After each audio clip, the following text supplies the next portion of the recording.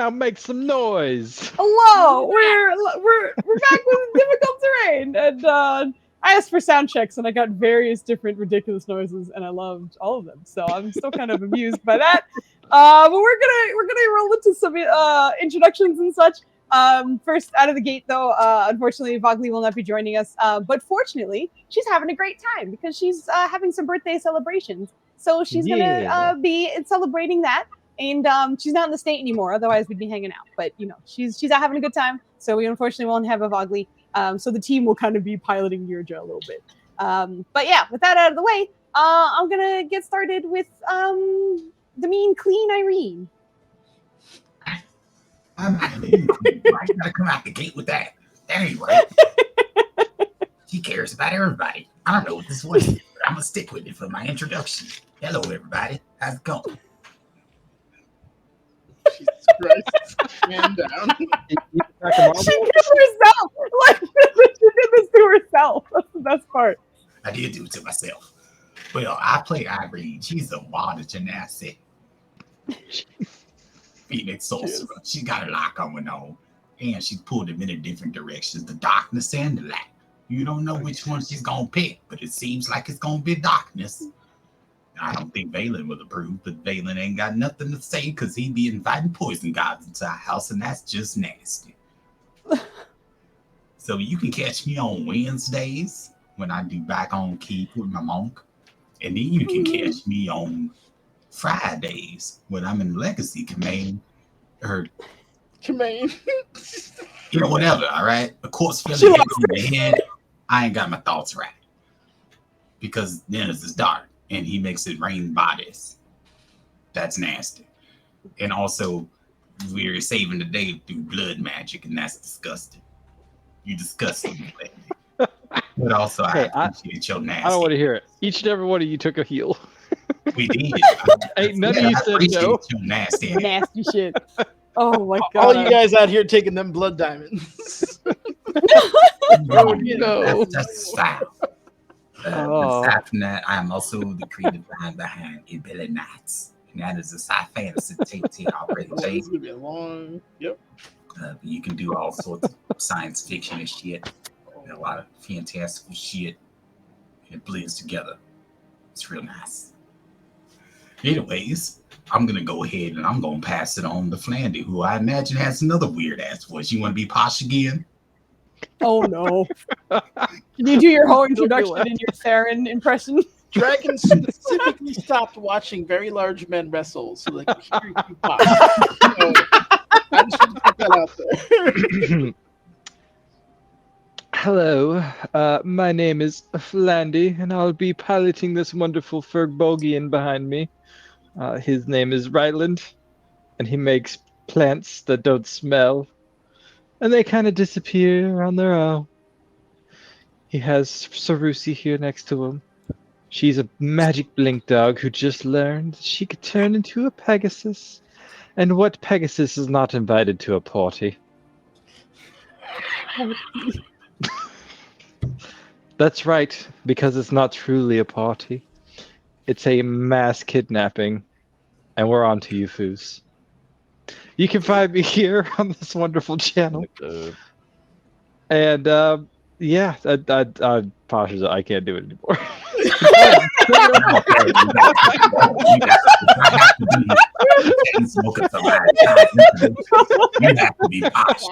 Oh my god. Your dog apparently does not approve of your introduction according to Discord. Oh my god. Amazing. Did you pass it off, Lady? I couldn't hear you through the laughter. I did to kids. Or not kids, to dubs. To kids. Okay, to dubs. I was reading a message and I saw kids today. You're good, don't worry. I'm the dubs. Other nubs. Husband to the Foos. I play Padrono, the half-orc cleric here. He helps keep the team alive. Who hasn't gone yet? Manners. Drop some fire. Drops the Got a fire. weird voice in it. What else, sweetie? All right. Weird voice. I don't really. I don't know. I mean, you have voice mod. There's with that all the 2 minutes. I could Oh, hit man, you we with the did. auto tune, We but used for to, the yeah. sake of Foozie's sanity, Yo, I'll try to keep it. that's gone, Letters. I don't have it anymore. My name is Nennis the Great, and I have quite a treasure in this Herodric cube. All right, so my name is Nenners, Nennerino, Don Denario sometimes. I DM here Wednesdays and Fridays. I'm a victim on Saturdays, which is today, so it's going to be a bad day for Nenners. I play a Githyanki Wizardo. He's Wizardo. he's very excited to be in the predicament he is in. So there's that. We're going to a mass kidnapping. I'm dressed up fine as hell for some reason, and I have a sci-fi leg, so I'm really happy about that.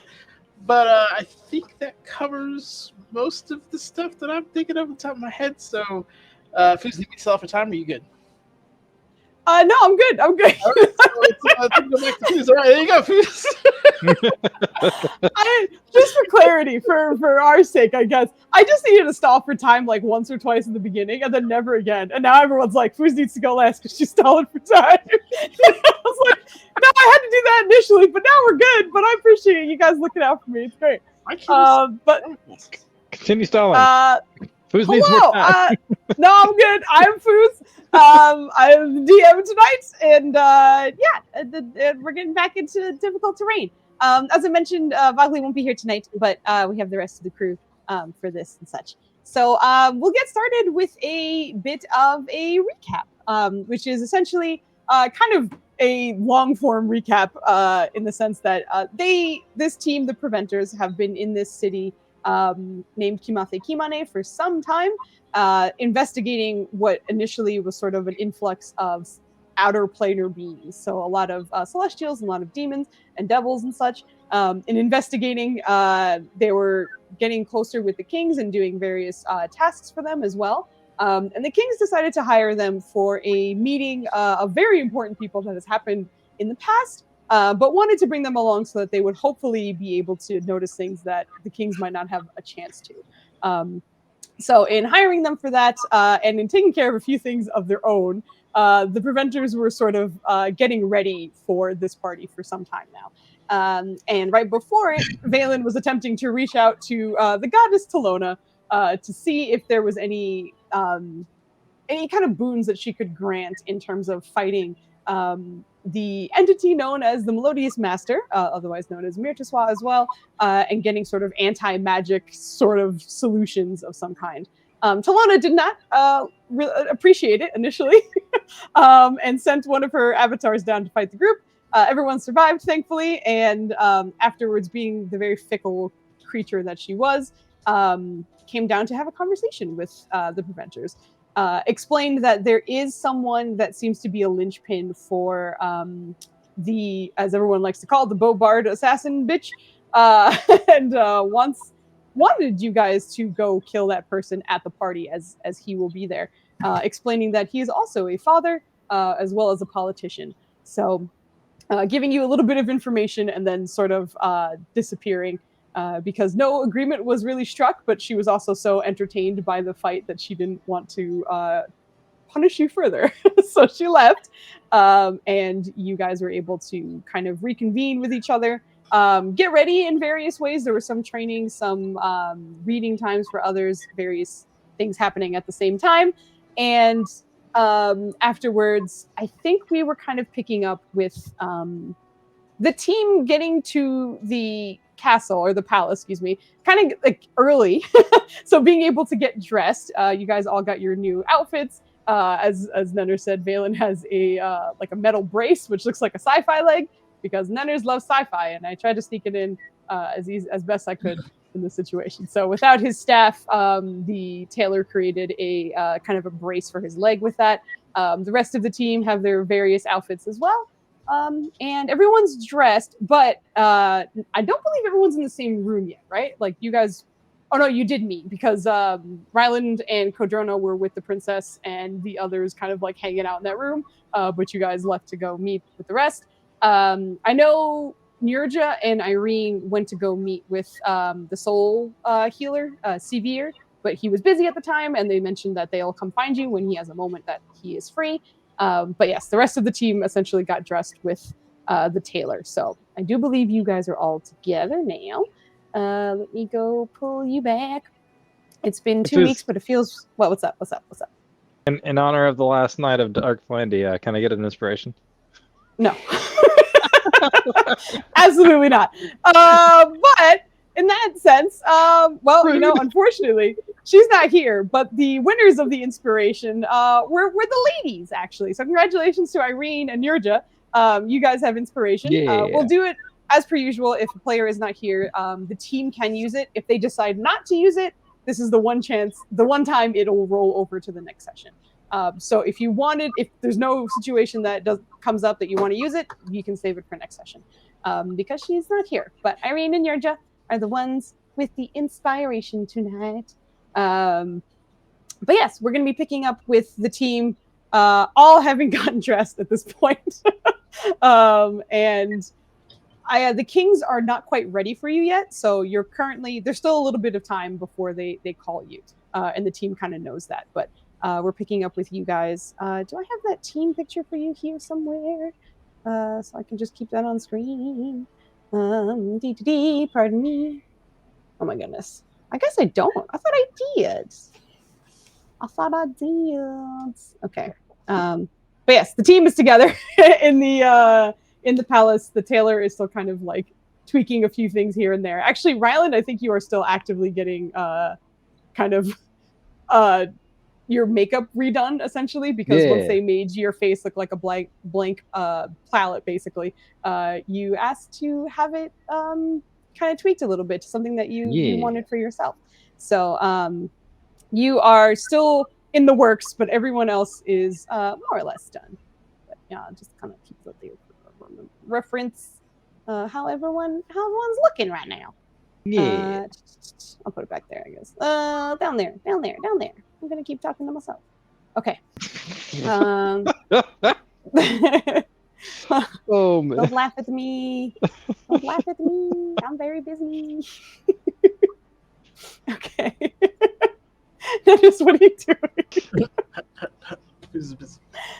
I see. I'm very busy that way. That works too. Diod. Yeah, Diod. We also have a dead emote now because that's how we play. Also, you do know that you will have to drop off Treebender and Rusi before you go. What the others say. Yes, you will. You guys have a little bit of time before you're called. What if we just act like an open bar cart kind of thing, and we just have them kind of in there? You know? Oh, listen, my goodness. Rusi is 100% Ryland service animal. Yeah, actually, that is accurate. But it's one of those times where it is actually accurate. But yeah, There's no PDA yeah. in this world. This party is the good guys, right? Yes, of course. These are all the good guys. But we're the goodest good guys. The goodest good guys. Joe's gonna make an argument that we don't prevent anything. We don't listen to him. Don't listen to Joe. This is why we don't invite. No, I'm just kidding. I'm kidding. But just there we go. Okay, so I just wanted to change the screen, so we're good with that. Okay. Anyway, ow, my heart. Oh, I'm sorry. I was just kidding.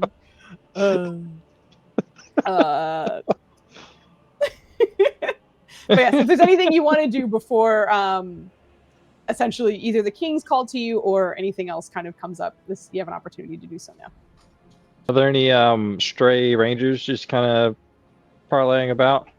You know, incredibly, there are no stray rangers hanging out in the tailor's room right now. Okay. Weird. Yeah. Sure you don't want a perception check? Yeah. I'm pretty sure I don't want a perception check from you. Thanks for asking. Oh my gosh. Oh goodness. Amazing. Oh my goodness. Yes. All right. If nobody has any plans, I can move along. I just want to make sure. No. Like, yeah. We're dressed and just waiting at this point. Okay. Good. Just making sure. It's all good. So just for your timeline's sake, essentially, you guys arrived about an hour or so early before you were supposed to get dressed. So now that you are dressed, you still have like roughly an hour and a half or so before you're likely supposed to leave. And probably about 20 minutes after everybody's dressed, Irene, you do recognize the guards who were in front of the Soul Healer's space coming up to you directly and just not in a hurry, but just sort of with purpose, clearly. Sevier does have time now if you wanted to come speak with him. Oh, sure. Wasn't expecting that. Yeah, he was aware you have a timeline, so he tried to make some time if you wanted to. Sure. Okay. She's gonna look to the crew and be like, any of you want to come along? More in the case that she knows, like, the Soul Healer has heard the music. Mm-hmm. And so just in case, it's just like, man, I wish we had spores. Yeah. No spores We here. did at one point. Nobody wanted them. Those weren't spores, Landy. was... Those were mushrooms. Oh. Everybody. That took a second. They weren't even Yeah. like they were like slices of a mushroom. Like Yup. it wasn't even They all were that simple. mushroom. Yeah. So you get arrested for because that. before streaming. You want to tell them? Oh, yes. Special mushroom. So this is actually what Claws of Cosmena kind of turned into for Girls Run These Worlds, but this was again before we started recording. But we had they were in the Cosmena arc. There were a lot of kind of weird mushrooms that were infesting things in various ways. And being the nature paladin that Ryland was, he was like, "Let me collect some samples."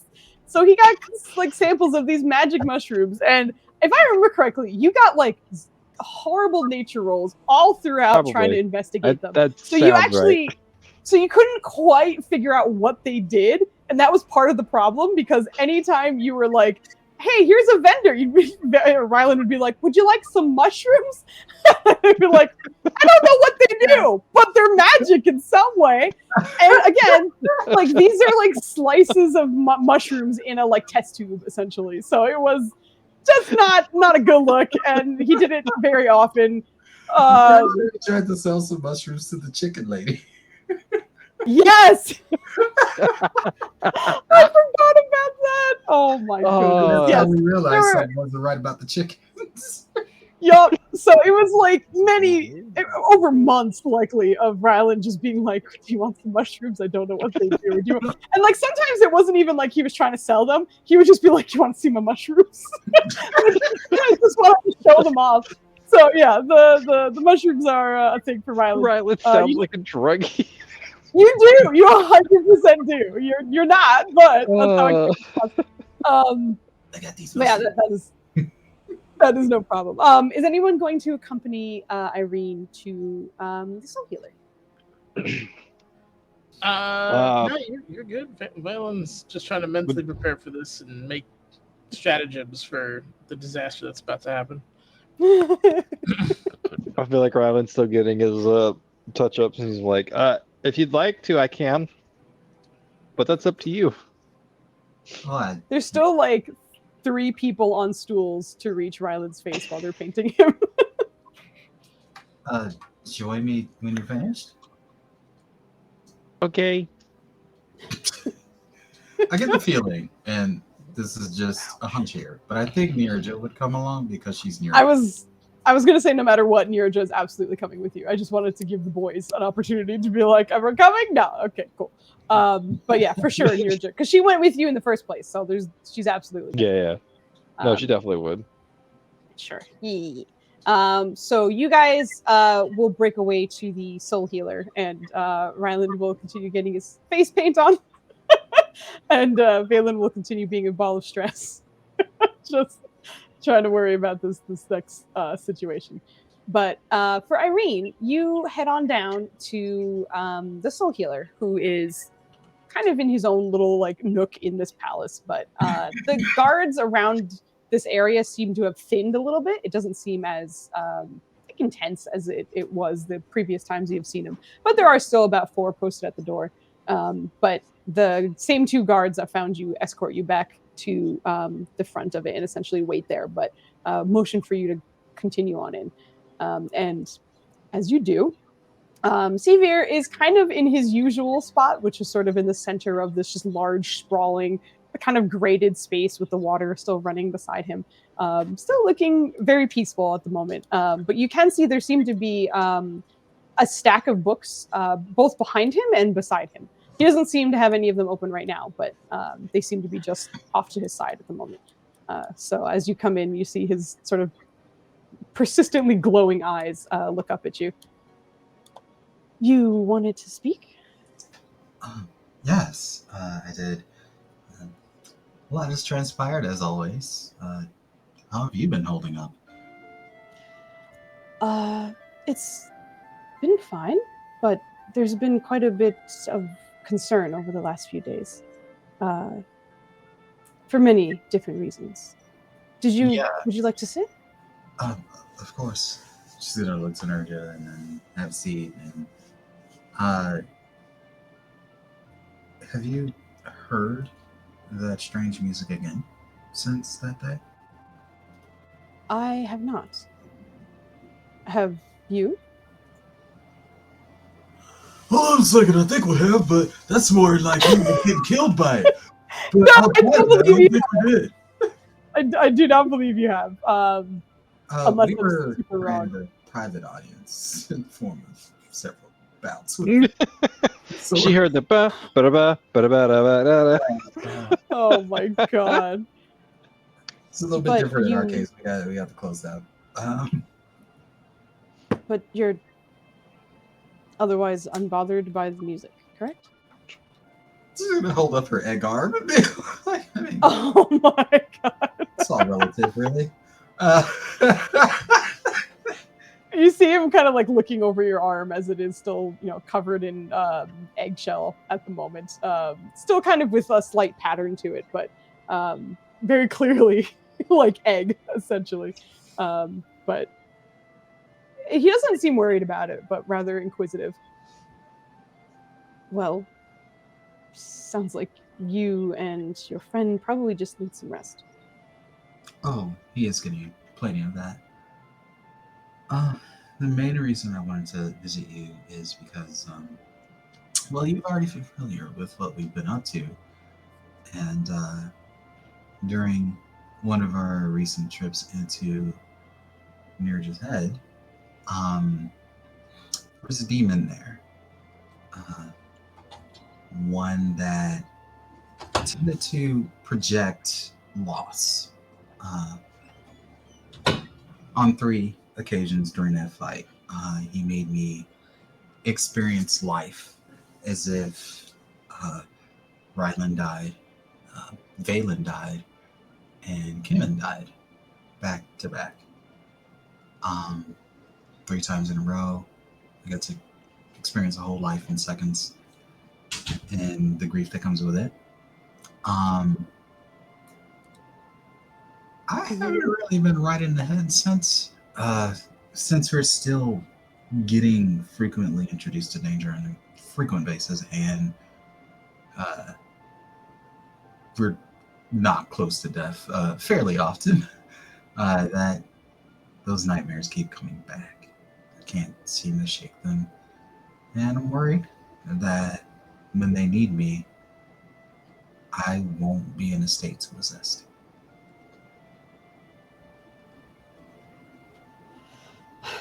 This is a unique case for many reasons. I guess I should start by asking, do you want to work through this, or would you rather this be erased? What was the first part of it? Do you want to work through this, or would you rather this be erased?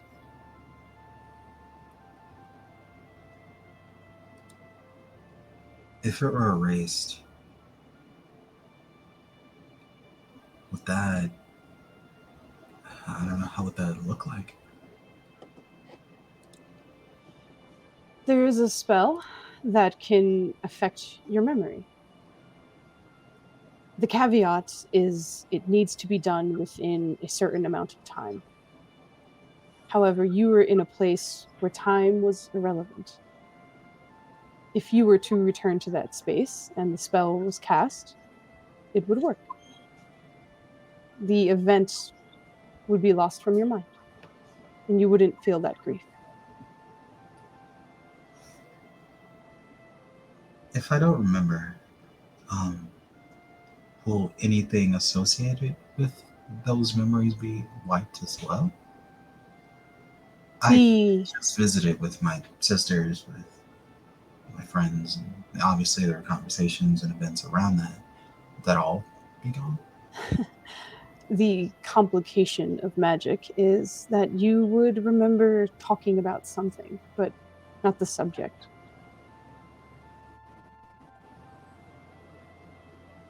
Yeah, I'm okay with that.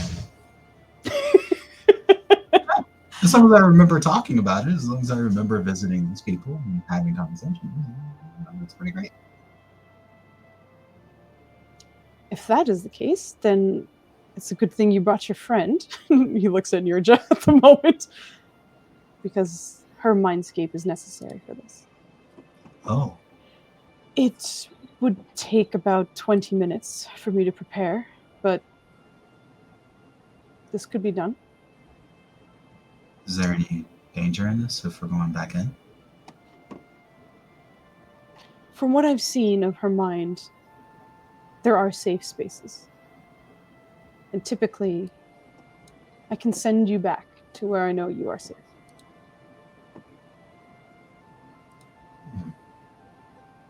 Okay. I did ask Ryland to come along. He might show up a little later. Sorry if he joins in. If he comes after the ritual starts, we will ask him to wait outside. I need all the concentration that I can muster. That's fair. I will see if he beats the clock. Excuse me, Flandy, with that sassy face, what you saying over there, huh? I said it was Foozca. I said, what do you mean? Why wouldn't he be able to concentrate? He needs to focus, and your dorky ass going in there with in clothing that you don't know how to function in is like the most distracting thing in the world. You're so shiny, you're so tall. That's just not the thing that he needs right now. He's gonna be like, I brought you this, and have one of the flowers right in the face. He's like mid-ritual. It's right here. Ryland's like, I got you a rose.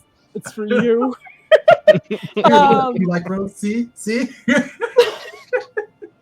But in regards to that, Ryland, I don't know.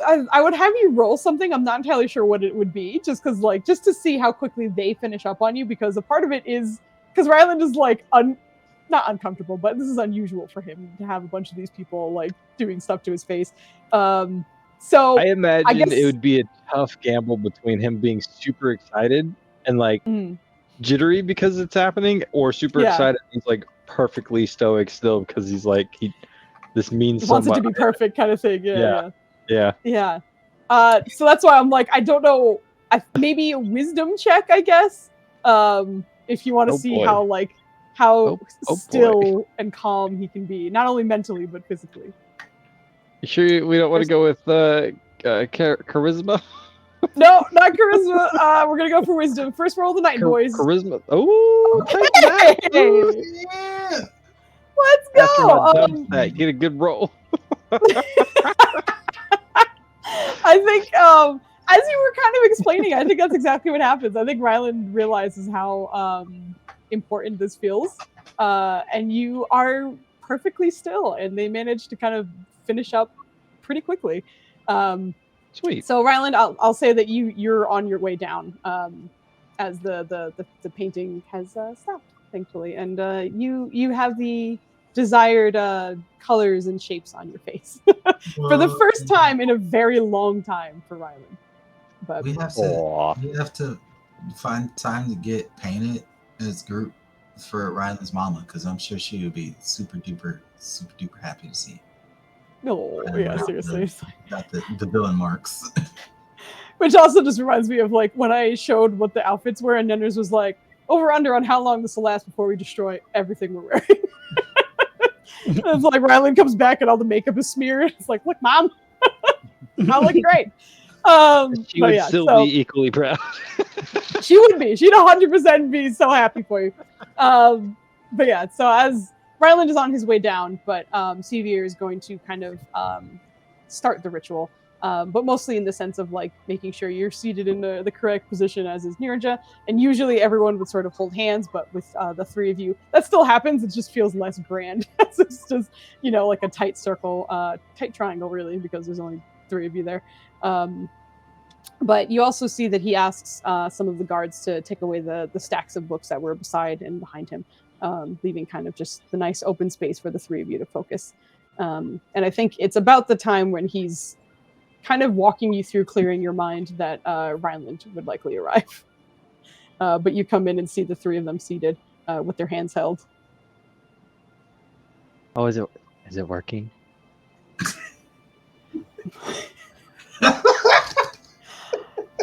Is what working? Irene needed to clean her mind or rest her mind, and she came to you for help. We were actually about to start that. Irene's just gonna reach up. Where do I sit? What are we doing? All right. Just sit here. You see him kind of like moving off to the side. Like, despite Fooz's amusement, there's no like frustration or anything in his face. Like, he's just like, oh, you're here. Have a seat. Everything's fine. No worries. Hold hands. Let's go. Start again. Like, Rylan, do we have to like? So she's got Nurja, and then.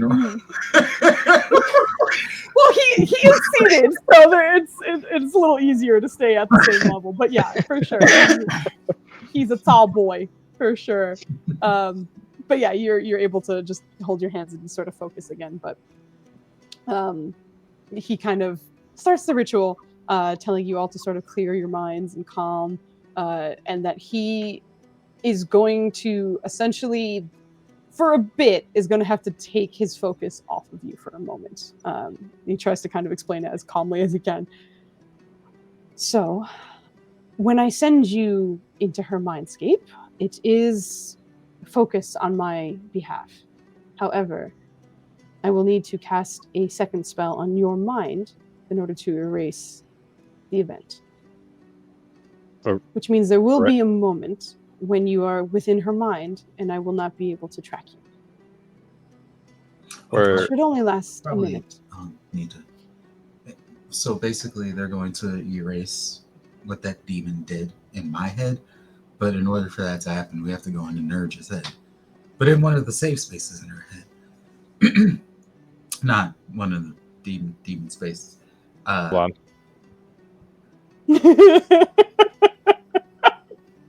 Yep. Are you wise? Are you wise? He said, are you sure that's wise? The alternative is me cracking on the battlefield and also being continuously tormented by visions of the past. That never happened. I have also witnessed you speaking with the inhabitants for quite some time without any foul play.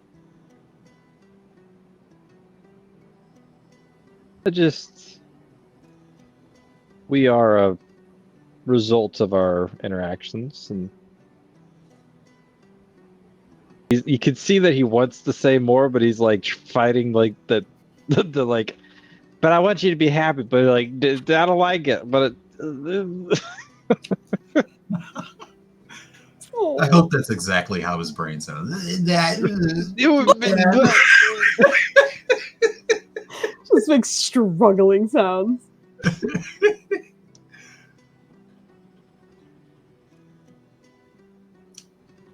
I mean, the alternative is I hold on to that, but we're going to be dealing with that bomb for a long time. I don't think this is something that's easily remedied. Got a lot of time, and I don't think that's a luxury we have. Have you seen our quest log lately? Believe me, I know very much about having to deal with the problem for a very long time. Right. And having this torture still in my head, I don't think it does me any favors, does any of us any favor. I mean, initially.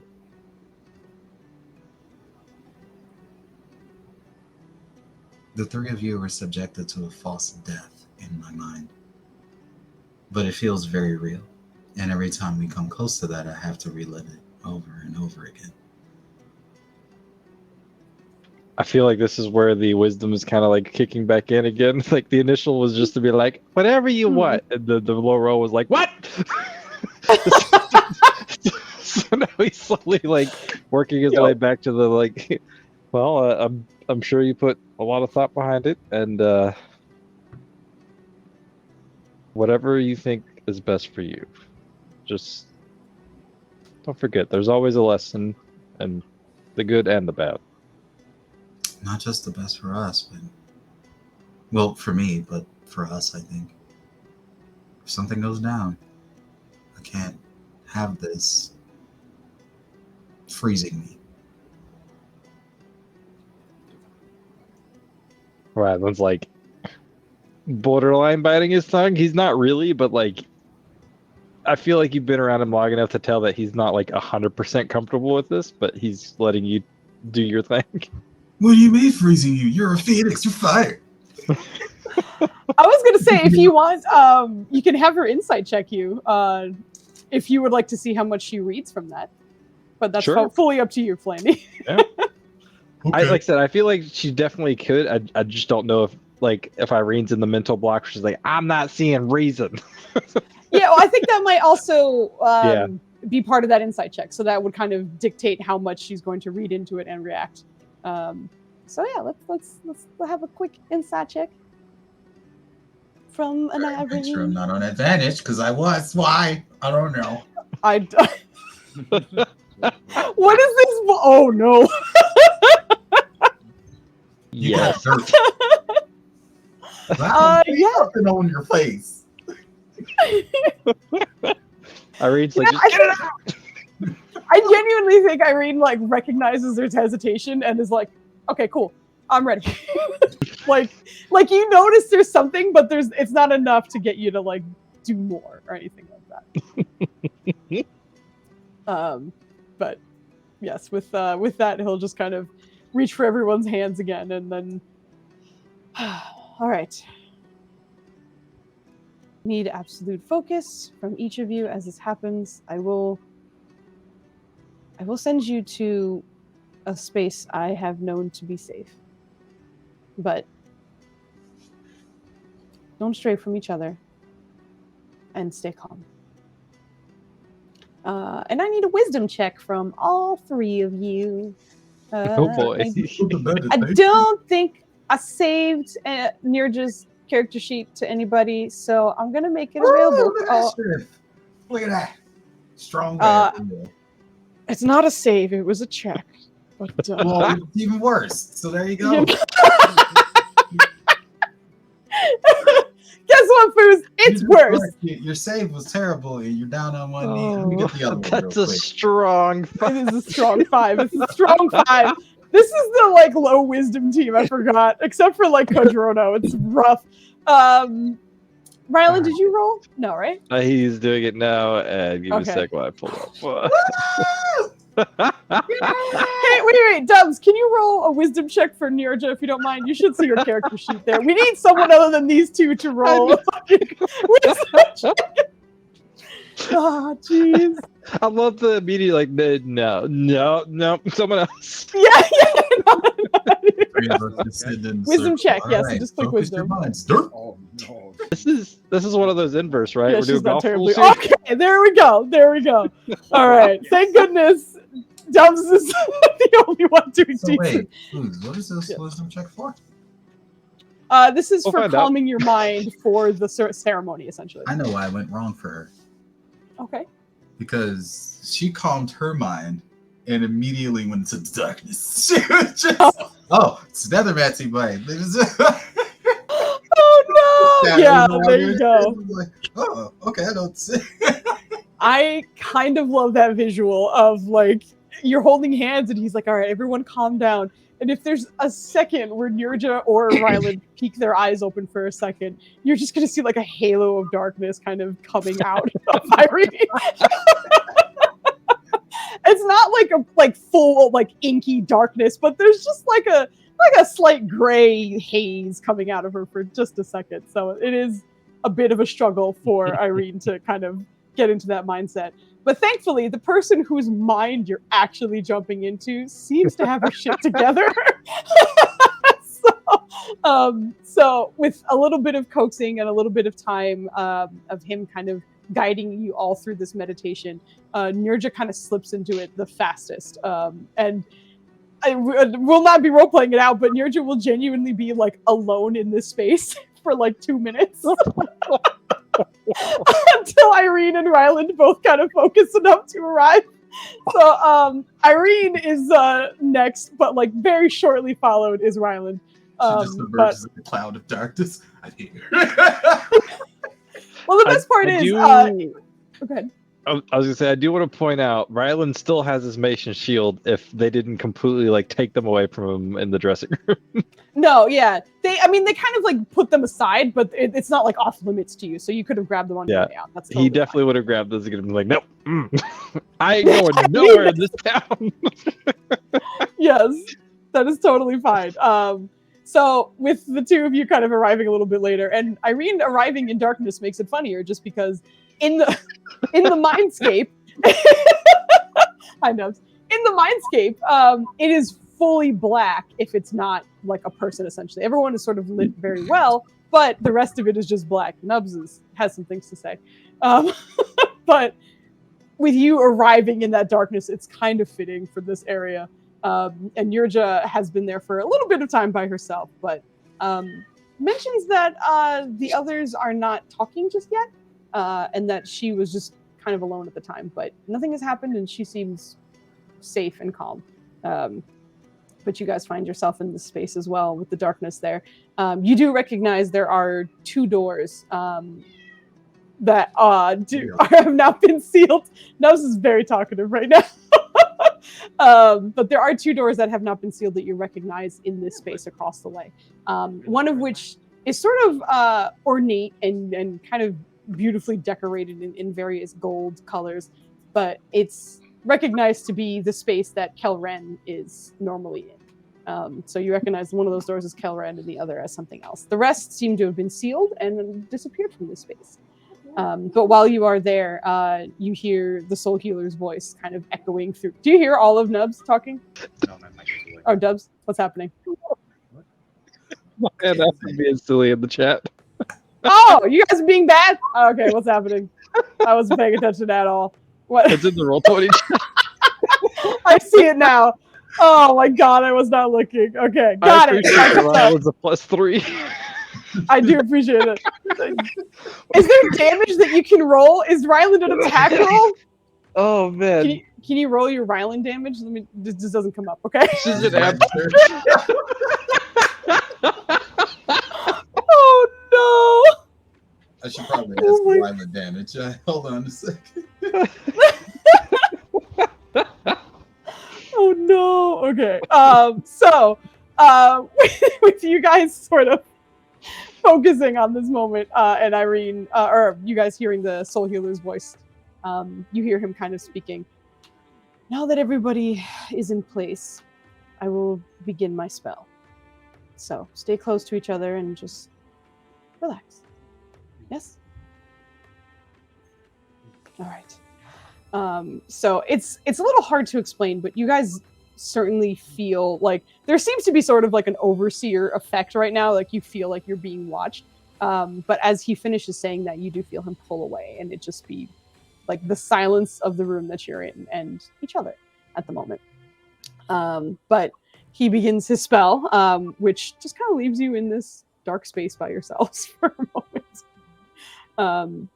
And you're a little surprised that it doesn't seem as though any of the other spirits are kind of speaking with you at the moment, just because before they all kind of seem to trail out one by one or kind of find Nirja in some way. But maybe that's because of where Severe put you or wherever you're placed is isolated. But thankfully, it seems to be quiet. During that time, let me just double check something really quickly. 42 demons pop out. 65 demons pop out.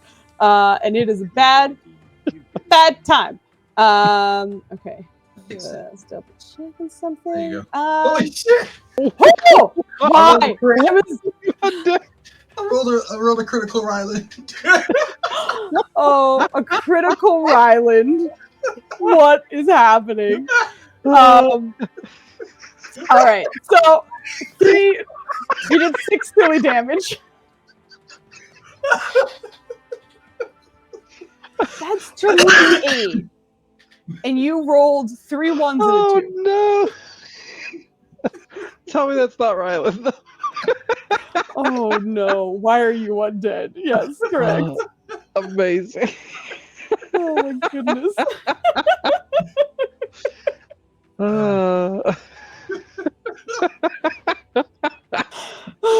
That's the whole thing too. The why are you undead? We could actually clip that from YouTube, but that was actually a recorded one. That was before. Anyway. Okay.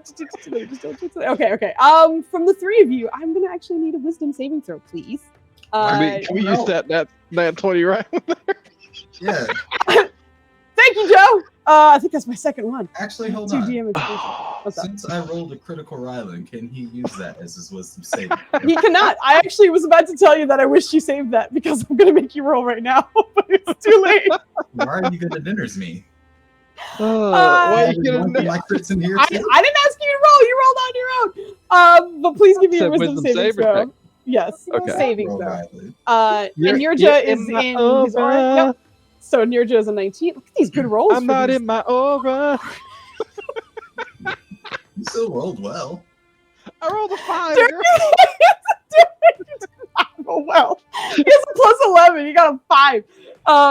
During this time where like the attention kind of pulls away from you for a second, there's no sound or like smell, no breeze, nothing. So being in this almost feels like a sensory deprivation chamber. And as you guys are not kind of having any kind of conversation or just sort of waiting in this tension, Nirja and Irene, for a moment, you kind of feel almost like a cold presence like brush by you in a way. And at that time, you guys the 2 of you watch as Ryland kind of, it almost looks like someone pushed pause on him. Like, it's almost as though he's paralyzed, but you've seen him paralyzed in fights where he's like struggling or something like that. It just looks like he's fully still at this moment. And Ryland, you kind of notice the women kind of reacting to something. And as soon as that seems to like dawn on you, you feel what seems to be like 3-foot long fingers kind of one at a time curling over your shoulder and across your chest. And a voice kind of in the corner in that same side of you, just kind of whispering in your ear. You're all back. Hello. Hi. And you are Do you seeing recognize the voice? You do not. And you actually see both Nirja and Irene kind of like noticing something between them, but they also, much like they see you, pause in place. It's as if time has sort of stopped in that situation. I'm sorry. Wait, how wide is their mouth? Nobody can see the mouth, so it doesn't seem to be as wide as Albach is ridiculously 9 foot or 90 foot wide mouth. Because those fingers they do terrible things. They do. They do terrible things. Accurate. Just going after the other brother. But with the fingers. Yeah, Khalid Ma. It wasn't Albach Ray. I was like, I don't think that was Albach Ray, right? That was Khalid Ma. Because I got those two mixed up. It was different. Legacy. Fogley's not here, kid.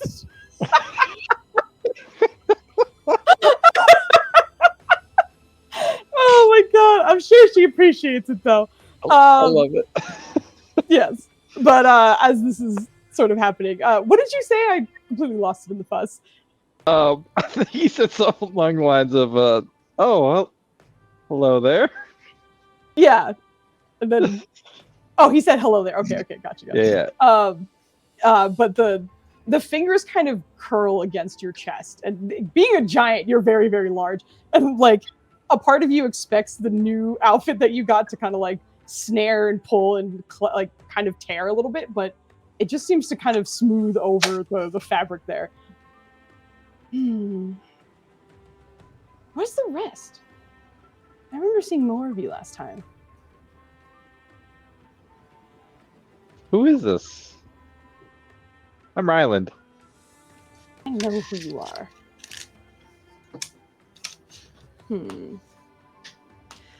Hold still. Give you another wisdom saving throw at disadvantage. Oh no.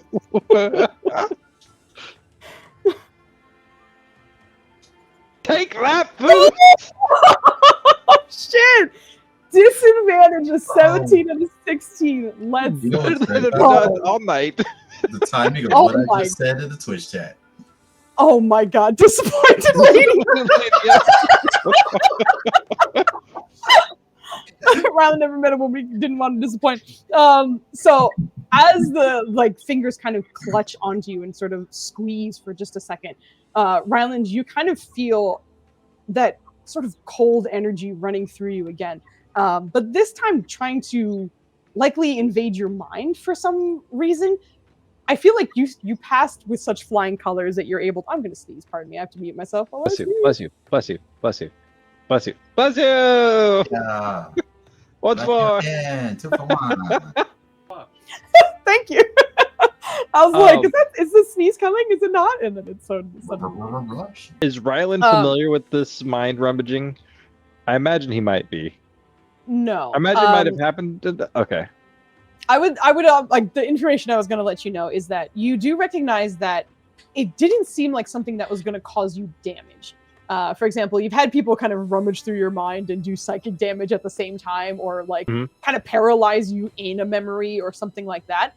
I think because you pass with such flying colors, you're able to tell that it wasn't either of those. You're not sure exactly what the purpose was, but that was a new, very different kind of mind probe that you saved out of. I feel like he's just gonna respond. He's like, we can just talk. I do share information sometimes. You feel the fingers kind of pull away from like the front of your chest and like to the back until it's like its hand is just against the center of your back. The voice still in your ear. Next time, then. Continue your stupid ritual. Like seems to kind of push you forward. And as time seems to unpause for everyone, Nirja and Irene, you watch as Ryland just gets like pushed forward for a second. It's not enough to like make you faceplant, but it's kind of like almost a playful like shove in a way. And Turn around. Well, that was rude. What was rude? I don't. Are you okay? What were you thinking about when you came in here? What was I thinking about when I came in? In Irene's mind, he definitely rolled a 1. That's what that was.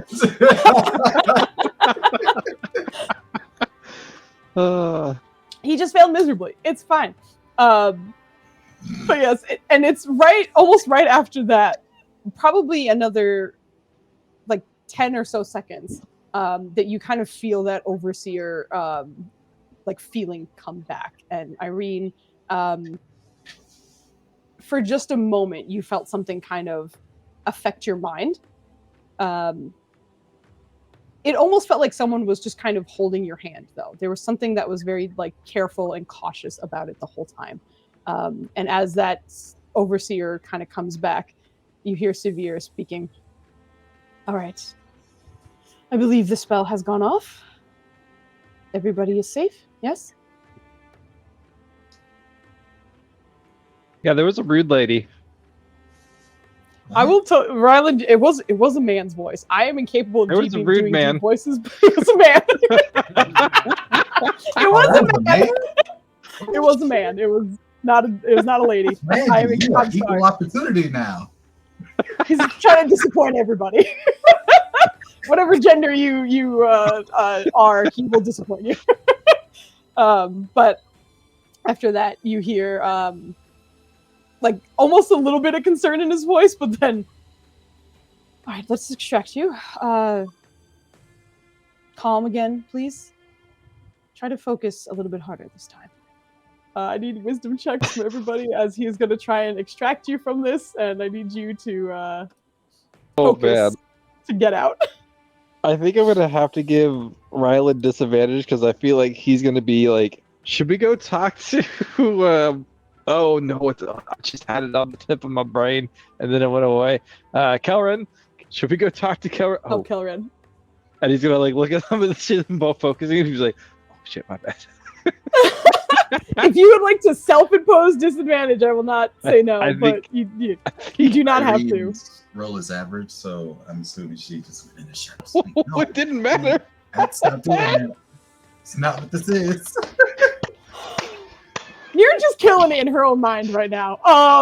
But like as you all like focus and kind of close your eyes again, despite the fact that Nirja seems to have gotten this meditation like down pretty much, she doesn't pull out first, and instead Irene seems to kind of vanish from her spot.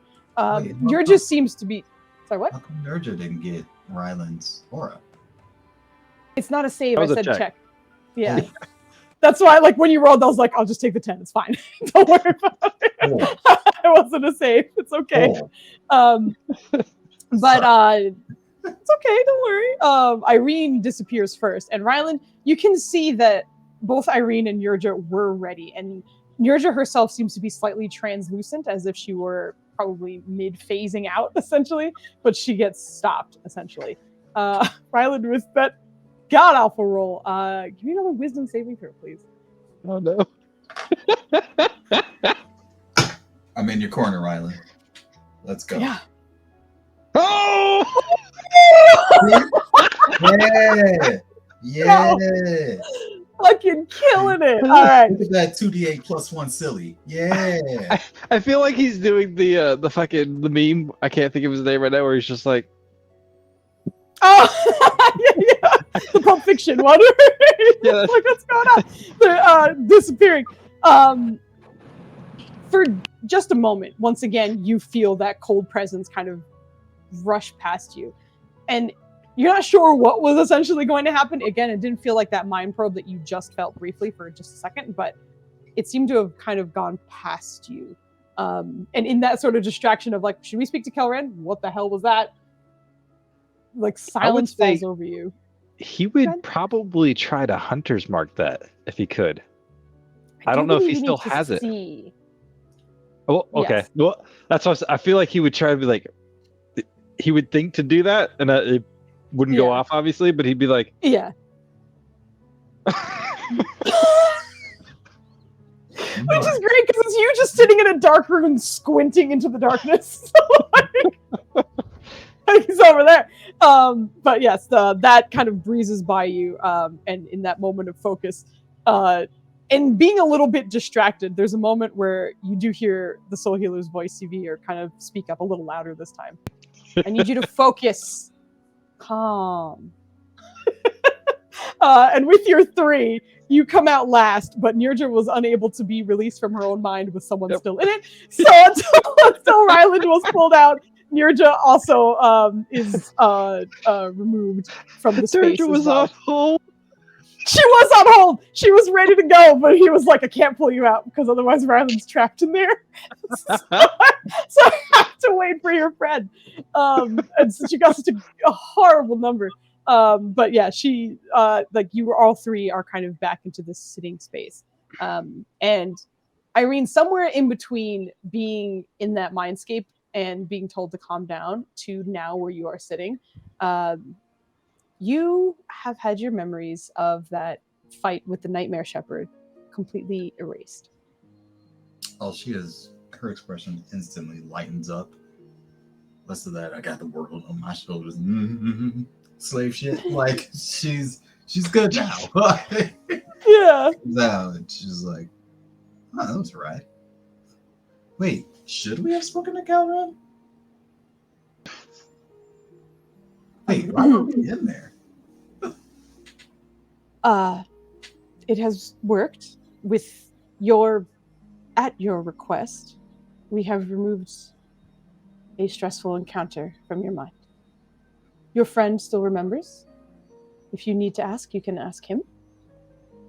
I, Stressful encounter. unfortunately, am limited on time and will have to ask you to leave soon. But do you have any questions for me? She just like remove the stressful encounter. She tries to think about stressful encounters. It is like kind of swiping on Over them. and eventually gets her parents on fire. Nope. Not that one. Irene would also, you would remember asking to have something removed. You just don't remember the thing that was removed. Seems I was really down about something and got into arguments with you guys. I'm sorry. Thank you for whatever you done. I think I feel better. I feel better, kind right? of smiling. You look better. Yes. All right, great. So it worked. Also, I love this outfit. Can't wait to see what you wear. She's just like, Nirja, are you okay? Because we went back into your space. Did you hear anything from Calorin or anything? Like, Nubs, can you roll me an insight check for her? Oh, Nubs is in your lap. When did he get there? I looked over and I just saw the black ears from behind, and I was like, oh. Also, did all of it's us feel Nubs. that cold presence, or was it just Rylan? The three of you did. Oh, Jesus! Unfortunately, that is not unusual for poor Nirja. I feel like she's never rolled higher than like a 6 on insight. This poor girl. I think she would mention that it was weird that none of the other souls were there to speak with, and that something seemed to have reached out to them, but is kind of relieved that everyone's okay at least. Before we leave, one thing. There was a cold presence brushed by us when we were leaving. He was very rude. What? I imagine it might have been one of the inhabitants, but it must have happened when I was casting, and therefore unable to watch. I did not notice anything.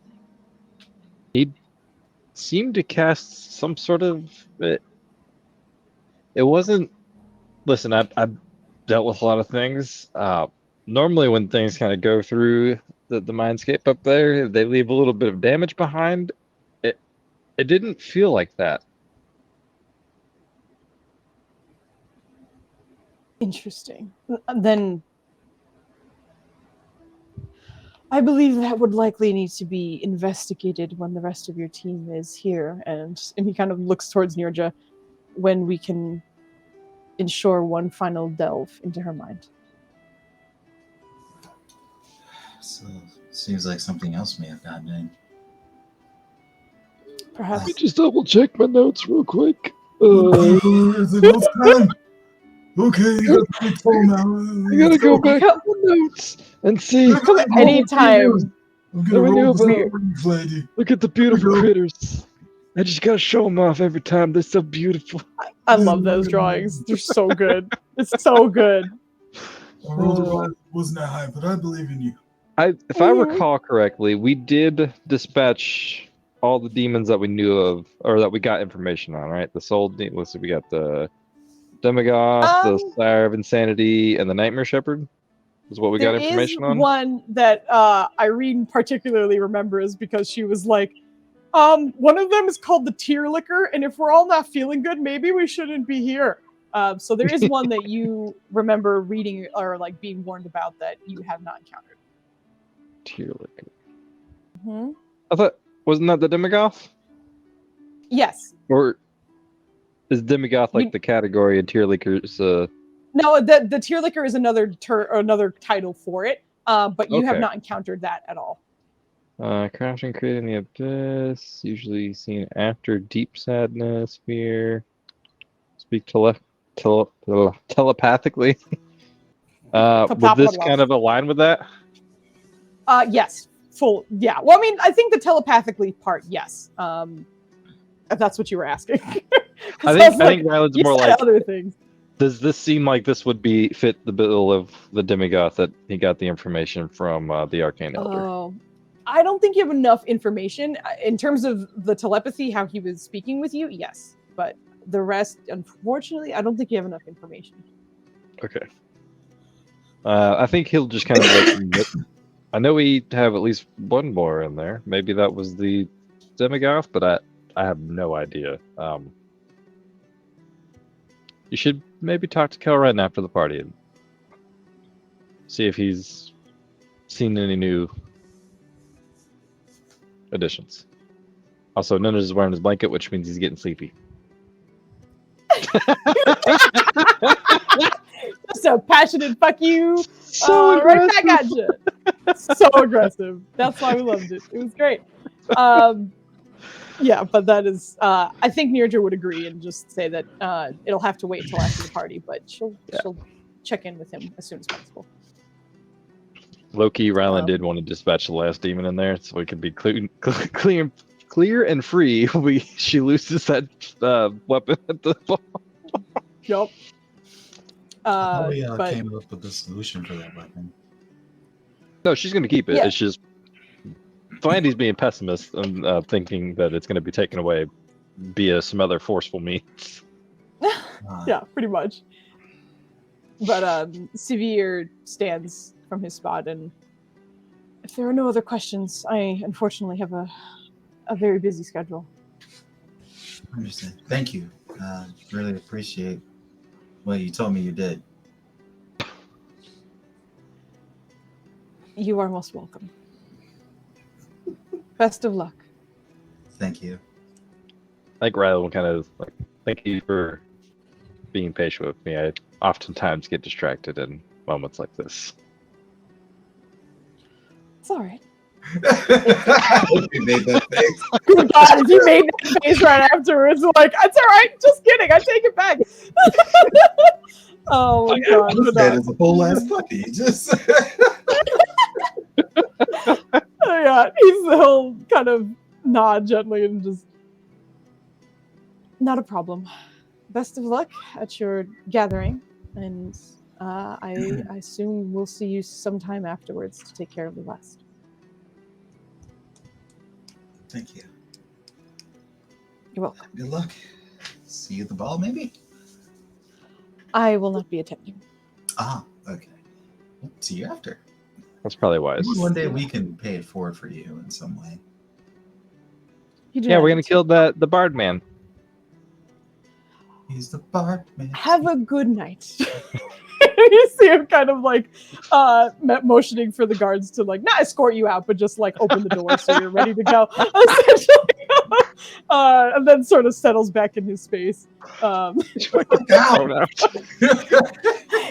imagine if he was like, "Could you get these clowns out of here, please?" Oh God. I can't keep up this ruse any longer. No. It is no problem. But if there's nothing else that you want to do, then you get to meet back with the rest of the team. So Valen, you were alone for a bit with Kodrono and Kemen, technically. I don't know if there was anything. It was with him, likely. They did not come to the Soul Healer with you for sure. yeah, I thought of a couple things. One, what are we doing with the gems? I don't think they're with you, are they? I thought you left them all. I think they're He wouldn't have left. There's no way he would have left Tamna at the house. Okay. The Kings definitely told you that they're quite sure they cannot get Tamna. Okay. So then he has are there couriers in here that can, I imagine, run errands and things like that? Yeah, absolutely. He's gonna find a courier. And okay, the Kings also have a stash for you prepared at the tailor, that you guys can leave your armor and such because you clearly changed out of that and such. So you could leave it there if you would like, but yeah, you can obviously have a courier. no, he's got a different idea for the courier. He is going to have like write a note and how much. Oh, I'm not broke. Look at that. Yeah, no one's really broke. You guys are doing pretty well. Rylan has no idea. No. I'm gonna whisper you the contents of this note, but Alrighty. He's being shady. Being shady. Is it written in GIF? So is Kevin leaning over your shoulder, being able to read it? no, this isn't common. Unfortunately, although I guess he could write it in GIF if he wanted to, and that wouldn't be an issue. No, you do what you're gonna do. I was just curious. That's a good call. Kevin Now that he leaned thinks over. about it, that's perfect. No, he's definitely doing it. Oh, there you Yeah, go. so he could do that. All right. Yeah, so he's reading it as you're writing. It's just your brother is just not so subtly, just like head over your shoulder. Yeah. What you doing? I'm procuring something we might need in the future. Is it something the rest of your team would not be happy with? Because Specifically, one of them. should I ask who?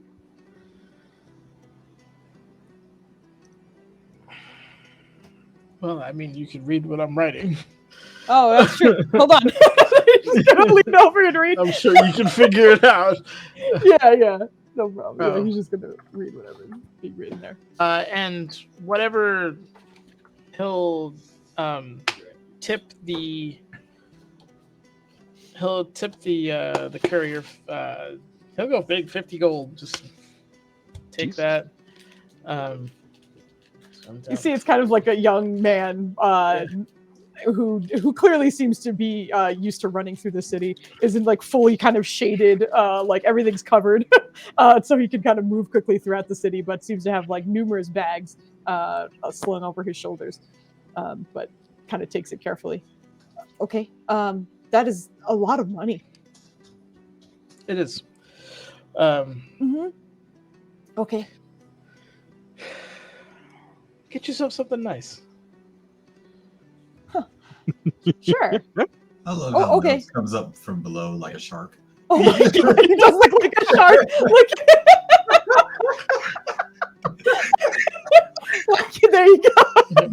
I love the little paw for support, just like Yeah. Oh my god. Nub shark is the best shark.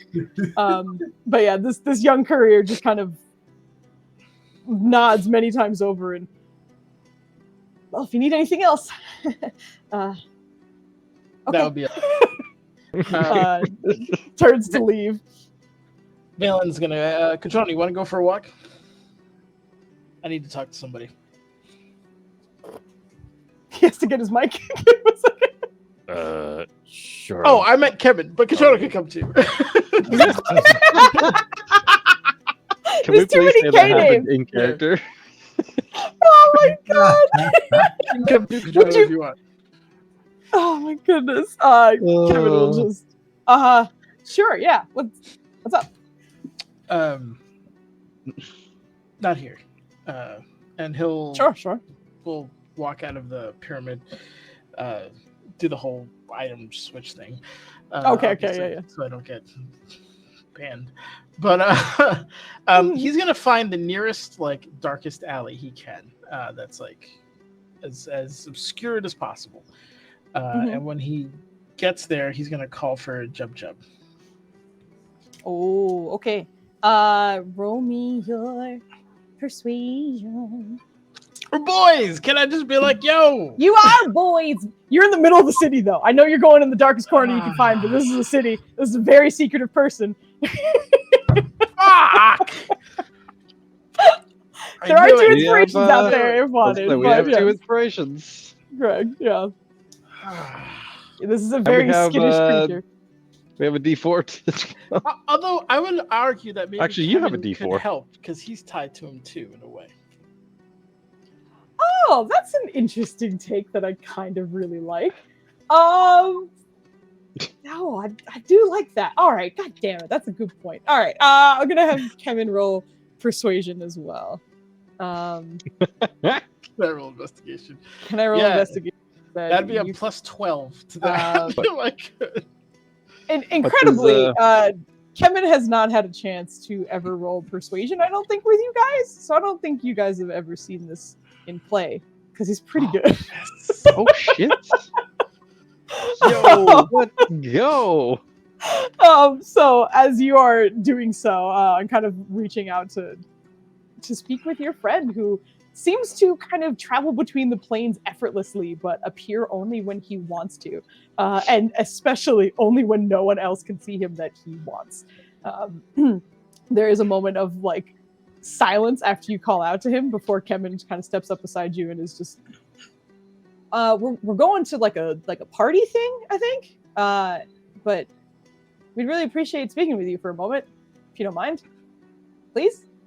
And like at the end of his pleas, in this sort of back alley that you guys are in, one of the kind of sort of bricks that are like along the side of this sort of housing that you're kind of between, you kind of see the dark fingers kind of curling over the edges of it. This is very large head and wings kind of pop out from the side and look over at you.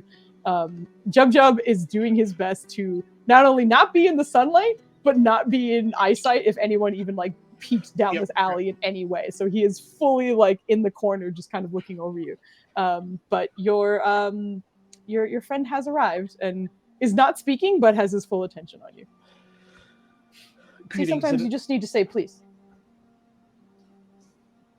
you know what? You're right. There's a lot I can learn from you. Jub Jub, I have a huge favor to ask of you, and it's in two parts. The first is, can you hold on to this? And he brings out Tamna.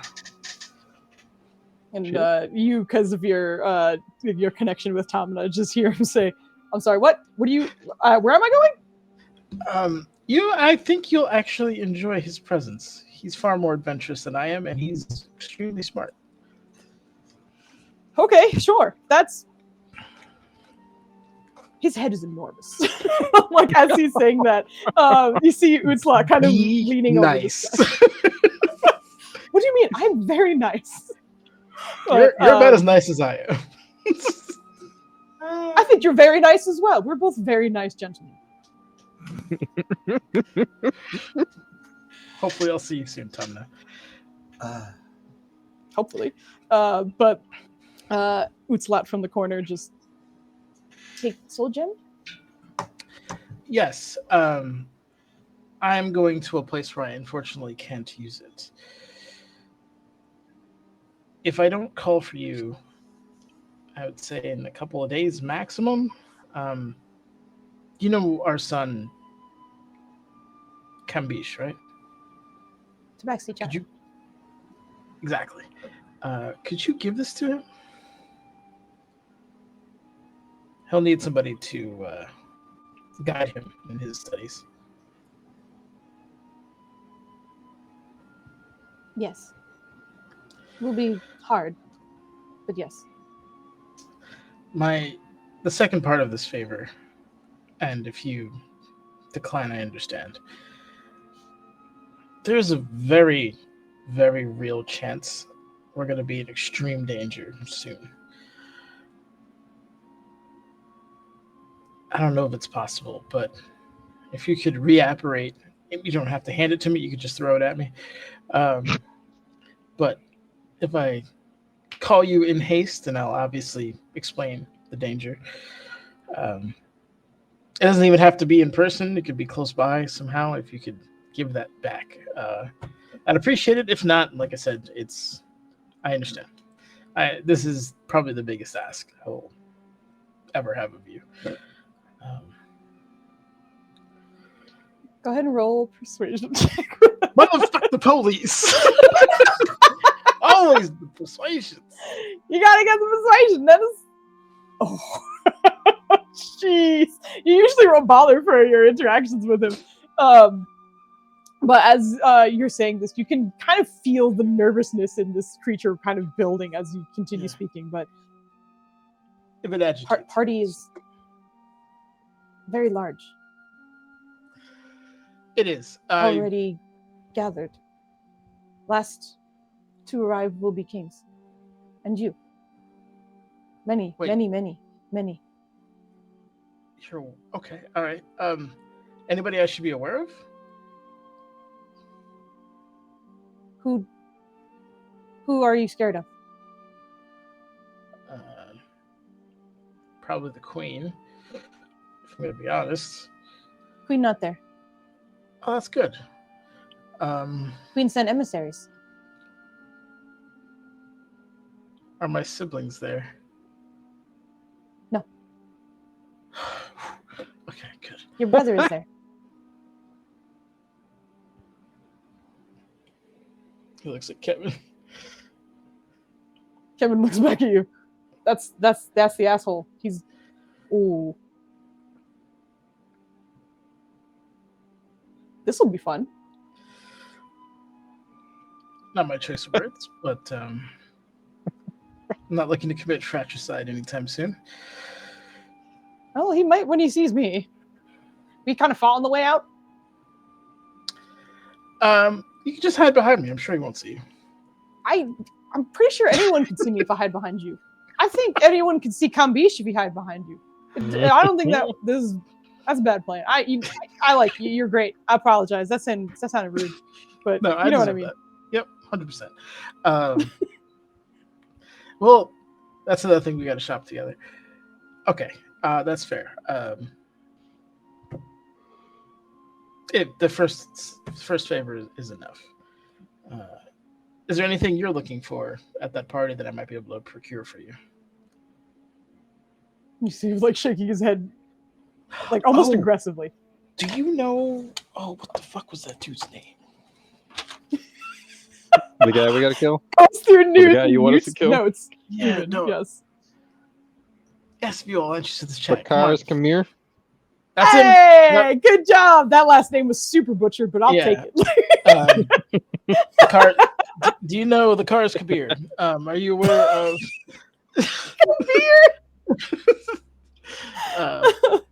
just obviously in character, not absolutely annihilate the name. Of course. Yeah. But yeah, does that ring any bells? From Waterdeep. Politician. Okay, that's one of the yes column. All right. We've been asked by Talona to kill him, and it's kind of becoming a bit of a moral quandary. Is he a good man, as far as you could tell? What do you mean good? One who uplifts the people around him, or at least tries to Yes. do good by others. That was too quick. Okay. Ask him about the deal that he made. The deal that he made. What deal did he? What are you talking about?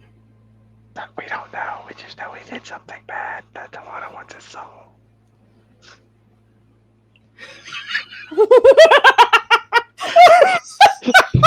Just getting shit advice from Whisper Flandy. That's the most Flandy whisper I could possibly get.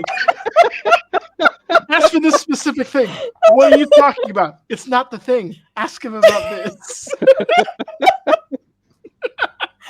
Such a helpful boy. Oh my God. No, we know that he I'm in the had same to have way. made a deal with someone or something like that. We just don't know what There it was is. some kind of exactly. Yeah, she alluded to it, but she wouldn't tell us Yeah. what it was. Do you know of any, like, I don't know, otherworldly or soul dealings he has?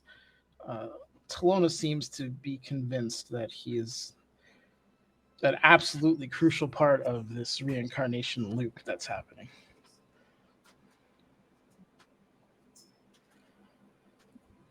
Not deal. Blood. Did you say blood? Blood. He's a tiefling, right? Yes. All right.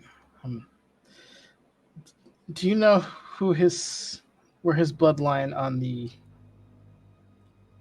abyssal or infernal side is on?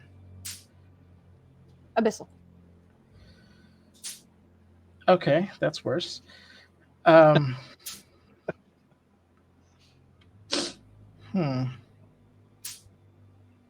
At least we have the option to deal with an infernal. Abyssal is a little. Is your husband killing flies in the background? He is. Dubs, can you take your mic off? He just walked into the other room, and I kept watching my mic flare each time I heard the zaps, and I was like, "They're super hearing that little like racket go off." As you're, It sounded like two like marbles just going. Yeah.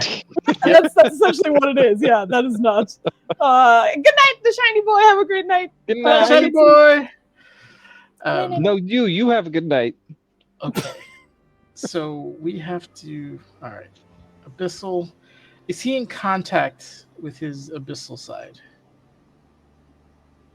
No. It's Oh. the human side. I don't know. You know a lot of Can't tell. things. So it's obscured maybe from you. Yes. Interesting. Okay. I imagine if he should tragically become unalive, you'd be interested in his bones? Yes. Okay. All right. Jub, you are as helpful as ever, and I really appreciate you. If I find anything of interest, you will have it. Is that a ladybug on your elbow, does. Flandy? I have no Oh. idea where the fuck it came. It's either a ladybug or an Asian beetle. It hasn't How bitten me yet, long? so I'm assuming ladybug.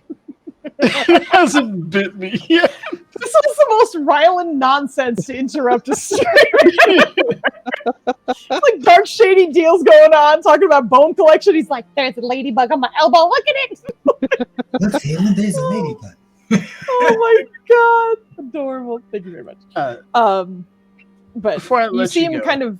Oh, sorry. He kind of like leans down to take the stone, but you Yeah. recognize that he is certainly not going to beat you out there, as he does not want to. Be No, seen by he's made anyone. all the way Yeah. to him. No problem. No, yeah, he takes it. Puts it away. Last thing, if you don't mind, my other brother, the giant, he has some kind of great threat by his home, and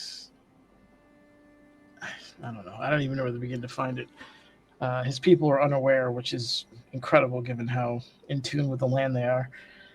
Have you heard anything about that or no? From Taluna? Unfortunately. Planning next plague. Maybe that. Don't know where. Yeah, that's at his home. Okay. Mm.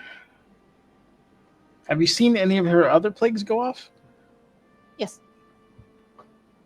In your professional opinion, is there a way to stop them? After start, no.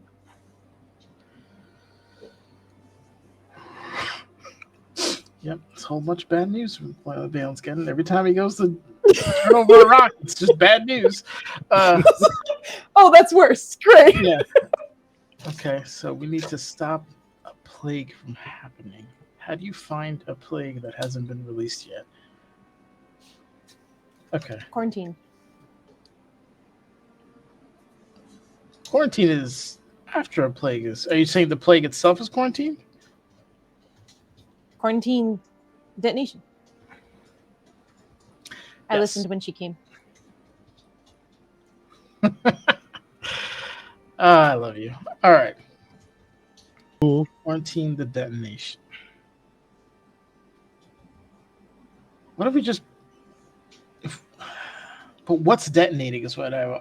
Is it a person? Is it an object? I don't know. Neither do I. God magic hard to find. If not wanting to be found. Agreed. Okay. You might like this mission a little bit. If you find anything, can you subtly let those people know? I don't think. Thank you. You're great. All right. I need to go watch the Kings go get kidnapped and possibly fight my brothers. So I'll see you soon, hopefully. Okay. Good luck. Likewise. And he'll try to body block as much as he can, as much as he so that he could like disappear in peace. Yeah, and you see him kind of like take 2 hops back, and like the 3rd hop seems to go through the building, but you actually do watch him kind of phase out with that particular one as he disappears with Kamna.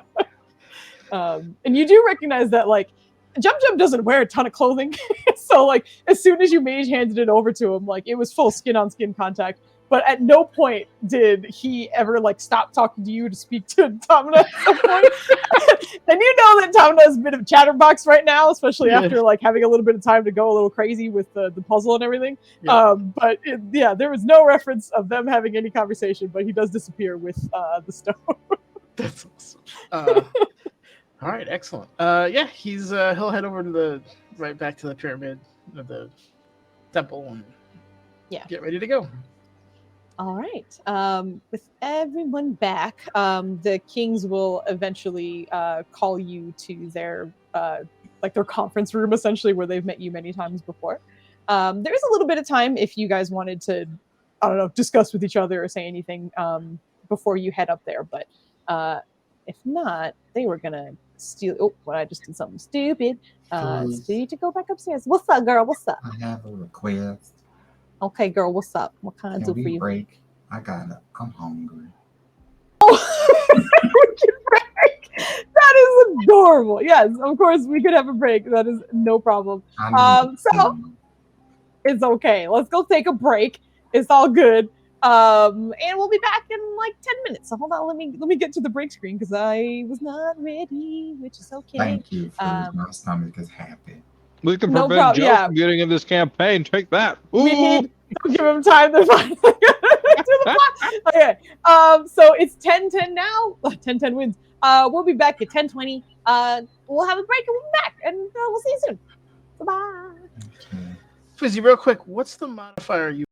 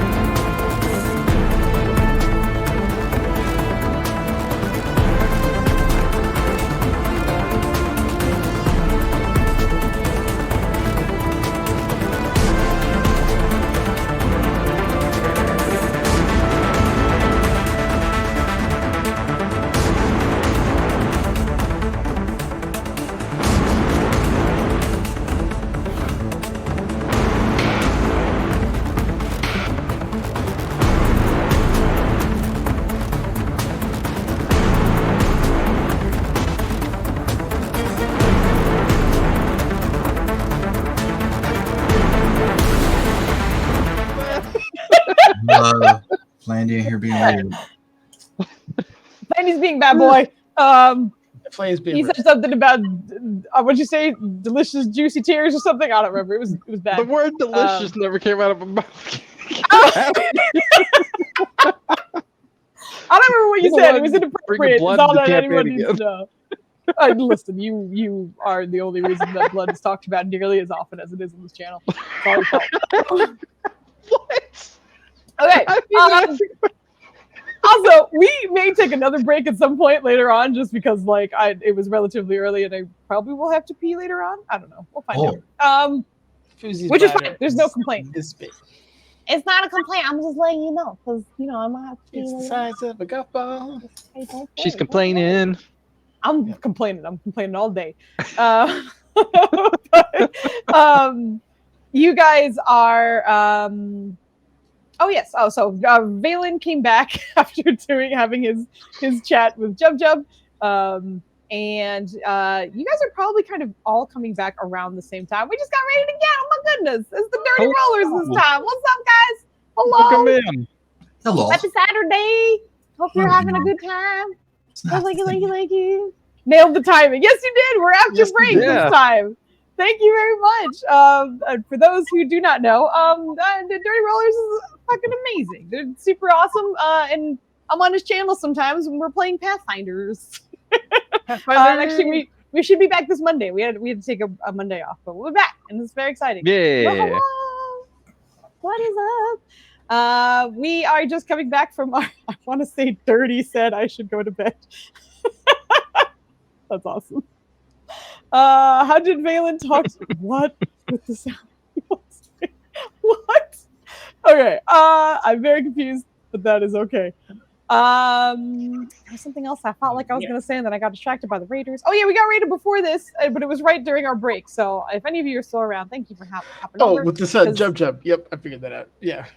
Yes. Jub isn't his real name. That's just his nickname.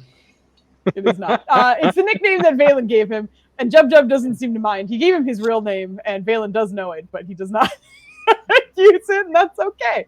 He's an extra creature. I'm not going to say his real name out loud. It's all good.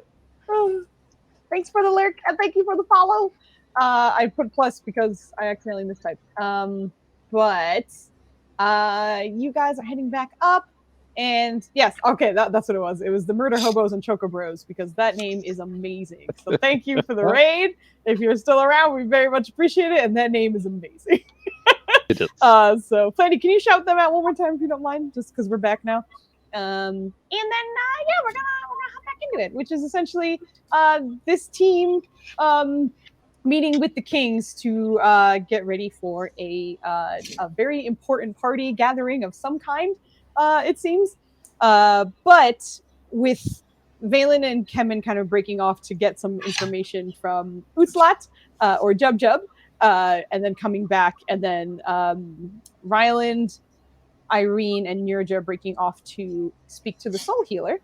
Basically, Kodrona was the first one called up to the Kings to meet with everybody before they headed out, but everyone else kind of comes shortly after.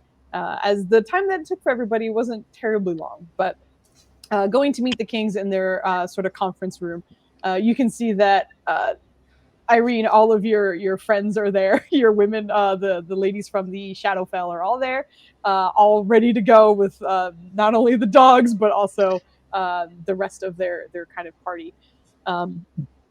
The Kings also look dressed even more elaborately than usual, but they also seem to be kind of wearing things that are very sort of like flowy and sort of covering a lot of their bodies. So there does seem to be sort of a purposeful like hiding to some of their outfits on purpose. But they look both ready and kind of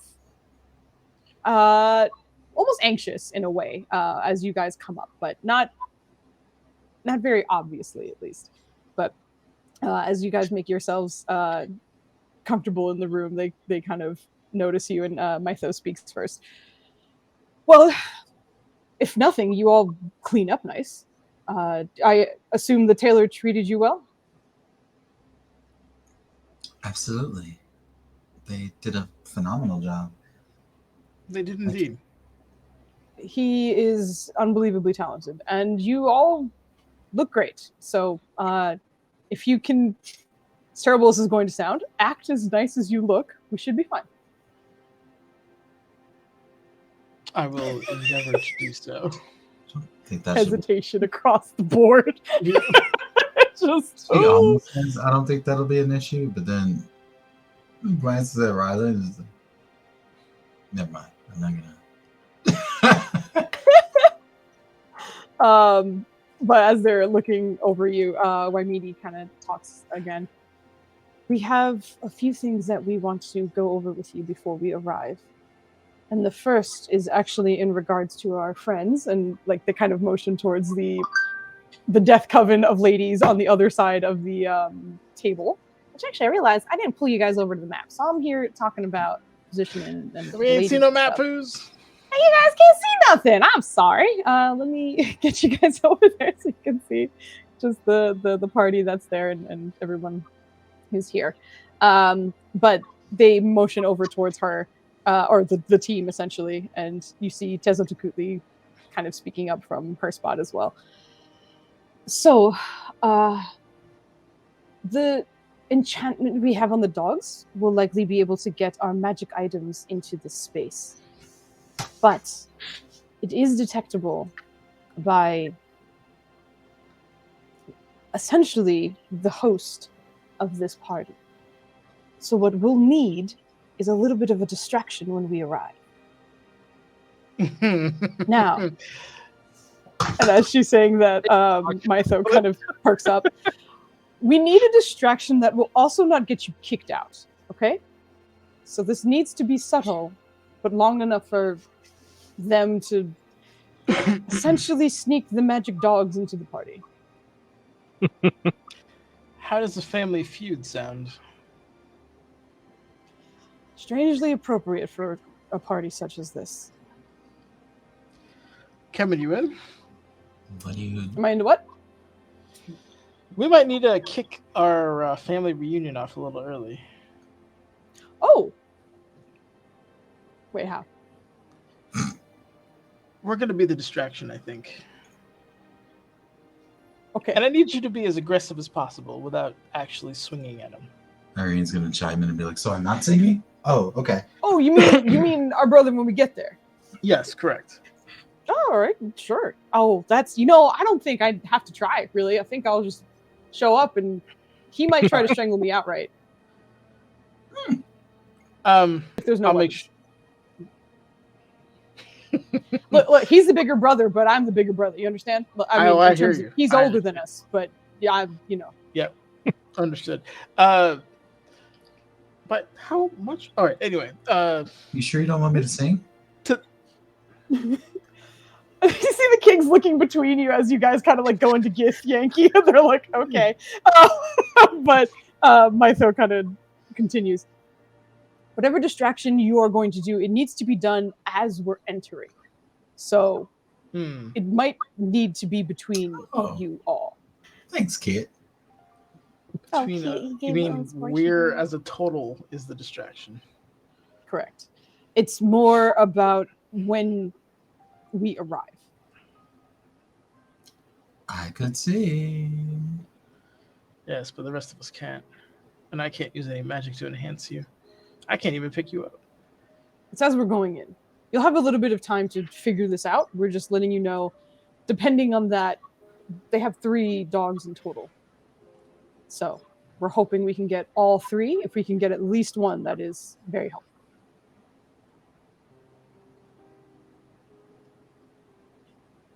Distraction upon entry that doesn't involve violence or magic.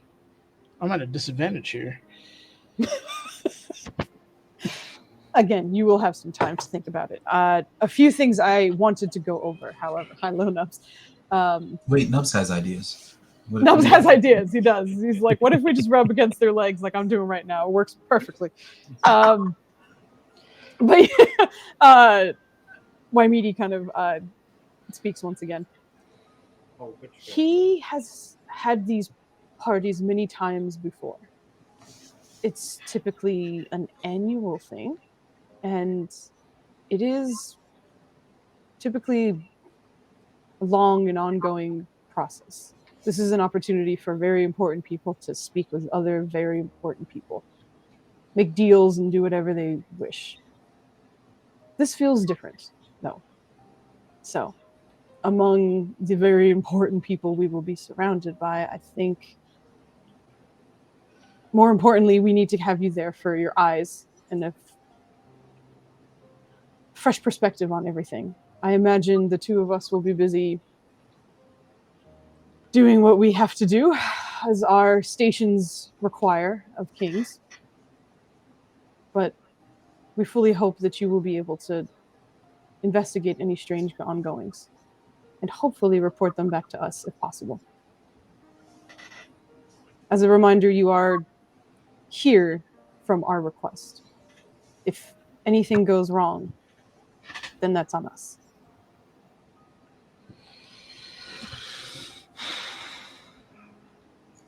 So, Foos, I have a question. Yes. Trophy song. Is that magic? Would that be Brophy song? Yeah. You can give me an Arcana check. Now I'm gonna check that Arcana real quick. Hold on now. You check that Arcana. Yeah, I'm gonna check on that. Oh my god. I just imagine us singing the song and all of us fucking getting the clover one. That would be the distraction. Oh my god, you just walk in just fucking billowing clovers. Where are all these clovers coming from? It would be a distraction. It would be a distraction. Look at that fucking Arcana roll. Okay. Irene, I think you know this simply because you are usually the catalyst of this song. You're usually the one who's like, let's do it, and everyone else is very, very nervous. But this seemingly magic song that your deceased friend left for you, every time you sing it, something happens to those who participate in the song. And kind of piecing those things together, it is magic, but it's very heavily some kind of divination magic. And you specifically aren't sure of like how it perfectly works, being a sorceress and being able to kind of feel its pull in the weave. But it's a very different kind of spell casting that's not tied to an item, and it's not tied to you casting a spell. It's almost as though someone else is casting the spell on you guys. So if you had to guess, this strange spell has a pretty good, or this strange song has a pretty good chance of bypassing whatever anti-magic might be there, just because of the unique quality of it. Okay. She's gonna look to the kings. There is a song that I can sing. It has interesting ties to the divine. Might actually bypass the field. The point is, the performance has a lot of amusing side effects. If people begin to participate, if you need a distraction, this will be very distracting. It's just gonna just like, in some cases, clovers may spill out of people's pockets. Person may get a phantasmal green hat over their head. But I suspect that might get us thrown out the more I say it. That is likely fine. As long as nothing bad happens to, I suppose, the ones who will be checking you in and anyone else around us. So it could work? It might. What is what it I was not expecting that. The numb space out of nowhere. I was expecting like the shark attack again, but he's just like, no, I got you this time. Ow! Nubs 3 o'clock. But I know I saw that he was like, give me treats. It was funny because I just saw the paw first. It was a good, like a good 5 seconds, just like, you know what I want. He was ready for treats. But Mytho will kind of speak up. It is as we are arriving. So there would be a moment where, if there is any magic effect or so, you would have time for that to take effect before we enter, essentially. We simply need you to distract them long enough for the dogs to get past. That might even work because the abundance of incoming magic might shield the dogs. That is a surprisingly good solution. Wait, what? You're okay with this? I endorse it. That's a good move. What? Bro brain. Yeah. I knew you'd come along eventually. I'm glad the soul healer worked. I haven't seen you smile like that in a while. Oh. All right, let's. I have some middling news. It appears that we're among the last to get to the party, according to my contact. In addition to that, the Queen has sent emissaries, one of which is my biological brother.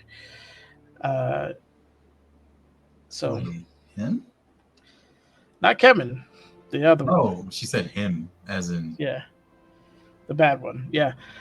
So that might be a point of contention later. I don't anticipate anything going wrong off the bat, but that's just an FYI for everyone there. Oh. That is a lot, I suppose. Have you seen your brother? I don't think so.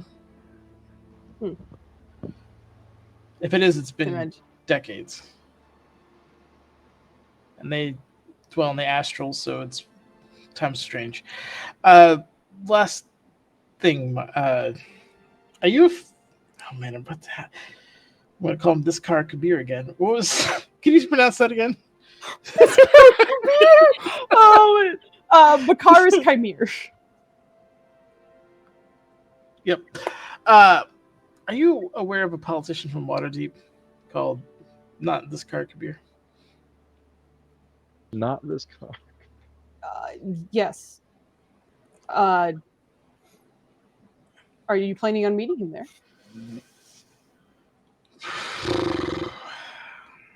That's a good Someone reaction. has talked to Talona recently. Yes. The goddess. and- You spoke to the goddess, Talona. After a brief confrontation with their avatar, yeah, it was unpleasant to say the least. This is a brief moment where both Waimidi and Mythos seem to kind of cast something very quickly, and both of their eyes kind of flash with like various colors. First kind of purple, and then blue, and then another sort of shade of red in between. But they're listening as you continue, and after the spell stops, you see them both relax a little bit, but continue listening. See, that's the funny part, right? I recall can you- being really upset about that, but I don't know why I was so upset. I'll Can let you- you know one day. Can you teach him how to do whatever that is? Because he needs to be able to like check for things like that more often. We'll put it on our to-do list. What were you saying? You spoke to Talona? We spoke to Talona in effort. All right, so let me pref. We were speaking to Talona because, unfortunately, my brother's face here has been marked, and the nature of the rebirth cycle that's now being mangled flies in the face of her plans. And not that I'm looking for an ally there, but the enemy of my enemy is my friend, and we can use some more friends. Long story short, she wants this man dead, at the point of giving us quite a great boon or boons. I have no plans on murdering him. I just wanted to know what your opinion of him was, because he, according to her, and I understand that she's a dubious source of information at best, is critically tied to this is promised kind of situation where people are being, their souls are being linked and intertwined and reincarnated. So it's a lot to hear. I understand. This is relatively new information to us. It is a lot. So, Bakaris is... They've been calling him the bringer of hope in Waterdeep. One of the first to ever be elected. They have elections that aren't based on oligarchy or anything like that. And he has been making strides along the people and changing things for the better, most of those being those in poverty. Interestingly enough, he carries a lot of the sentiments we do, and that no one should starve. And everyone should be taken care of in some way. It's a bit harder for him in that city, and he doesn't rule over all of it, but the interactions we've had have always been positive. And if he kind of like, you see Mytho kind of like drift off for a second, where Meaty picks up after that. He is a rare breed of tiefling, however. And one that seemingly doesn't unnerve people as much as it should. Here's my theory out the window. So my contact says that his influence is through his blood. We don't know much more than that. He is one of the stranger ones that I've seen. His, there's something about, I suppose, the horns. It's unusual. Are they large and good for headbutting, Foos? He's shaped like a goat. No, but no. I mean, he continues. It's almost like a trick on the eyes, I suppose. But there are times where it feels as though they're not there at all, and you blink or look in a different direction, and they're back.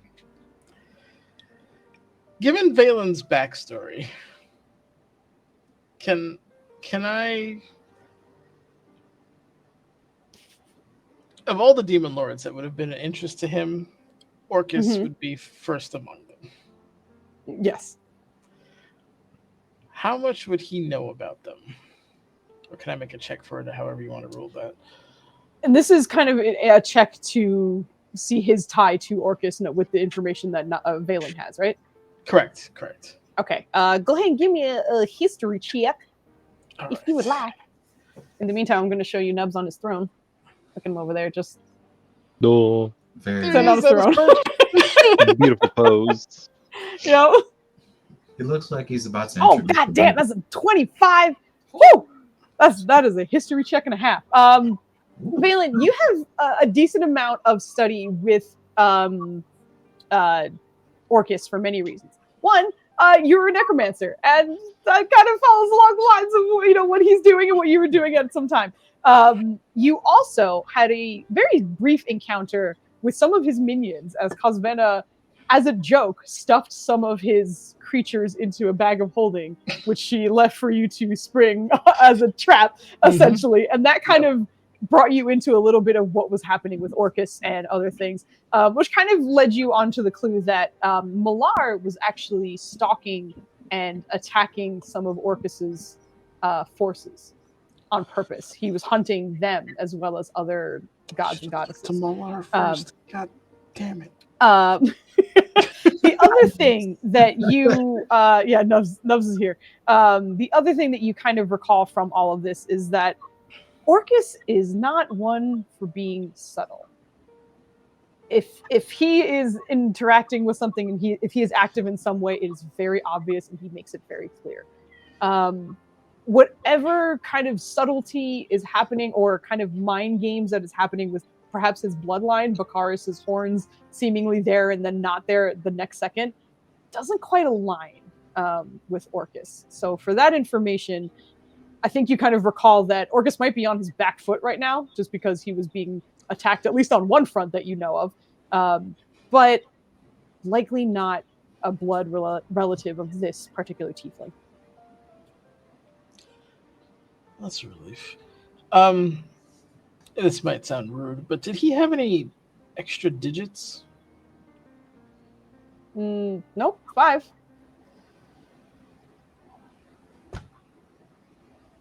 You will probably see him when you're there. Sounds like for many different reasons, but he's a green-skinned tiefling with often shaved face, clean cut most of the time. Darker green hair and Have they? Charming and charismatic. That is checking no boxes on the Demon Lord list. Is he? Did they make him a masked lord?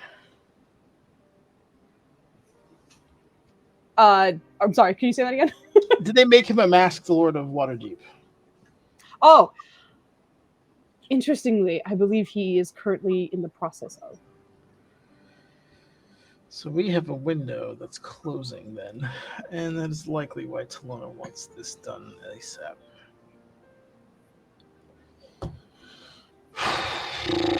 What are your plans with him exactly? I don't have any. I'll be honest with you. I was kind of hoping he was a villain and needed to be taken care of. But the more I look at it, and with your endorsement, people I trust, I don't. If I don't he's know. a villain, he's fooled us all. There's a lot at stake. A lot at stake. Yes. Beyond just this. Joe, I gave you like 4 reasons to kill him. Yeah. Yeah, I plan on speaking with him.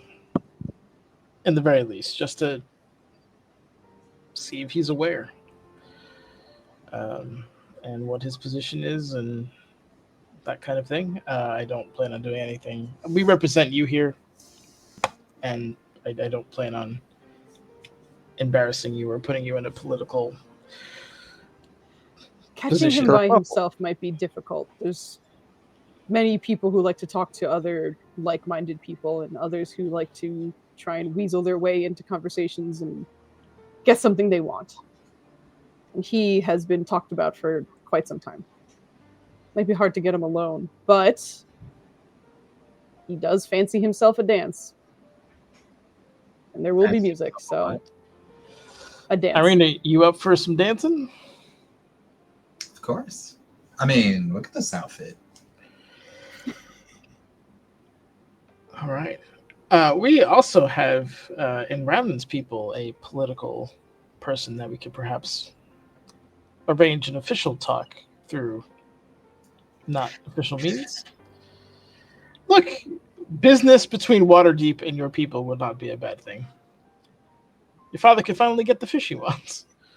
I'm just looking at for your father. He just wants some fish. I feel like Ryland was just purely like the whole like get my kid's name out of your mouth until the fish part, and then he's like, okay, okay, maybe.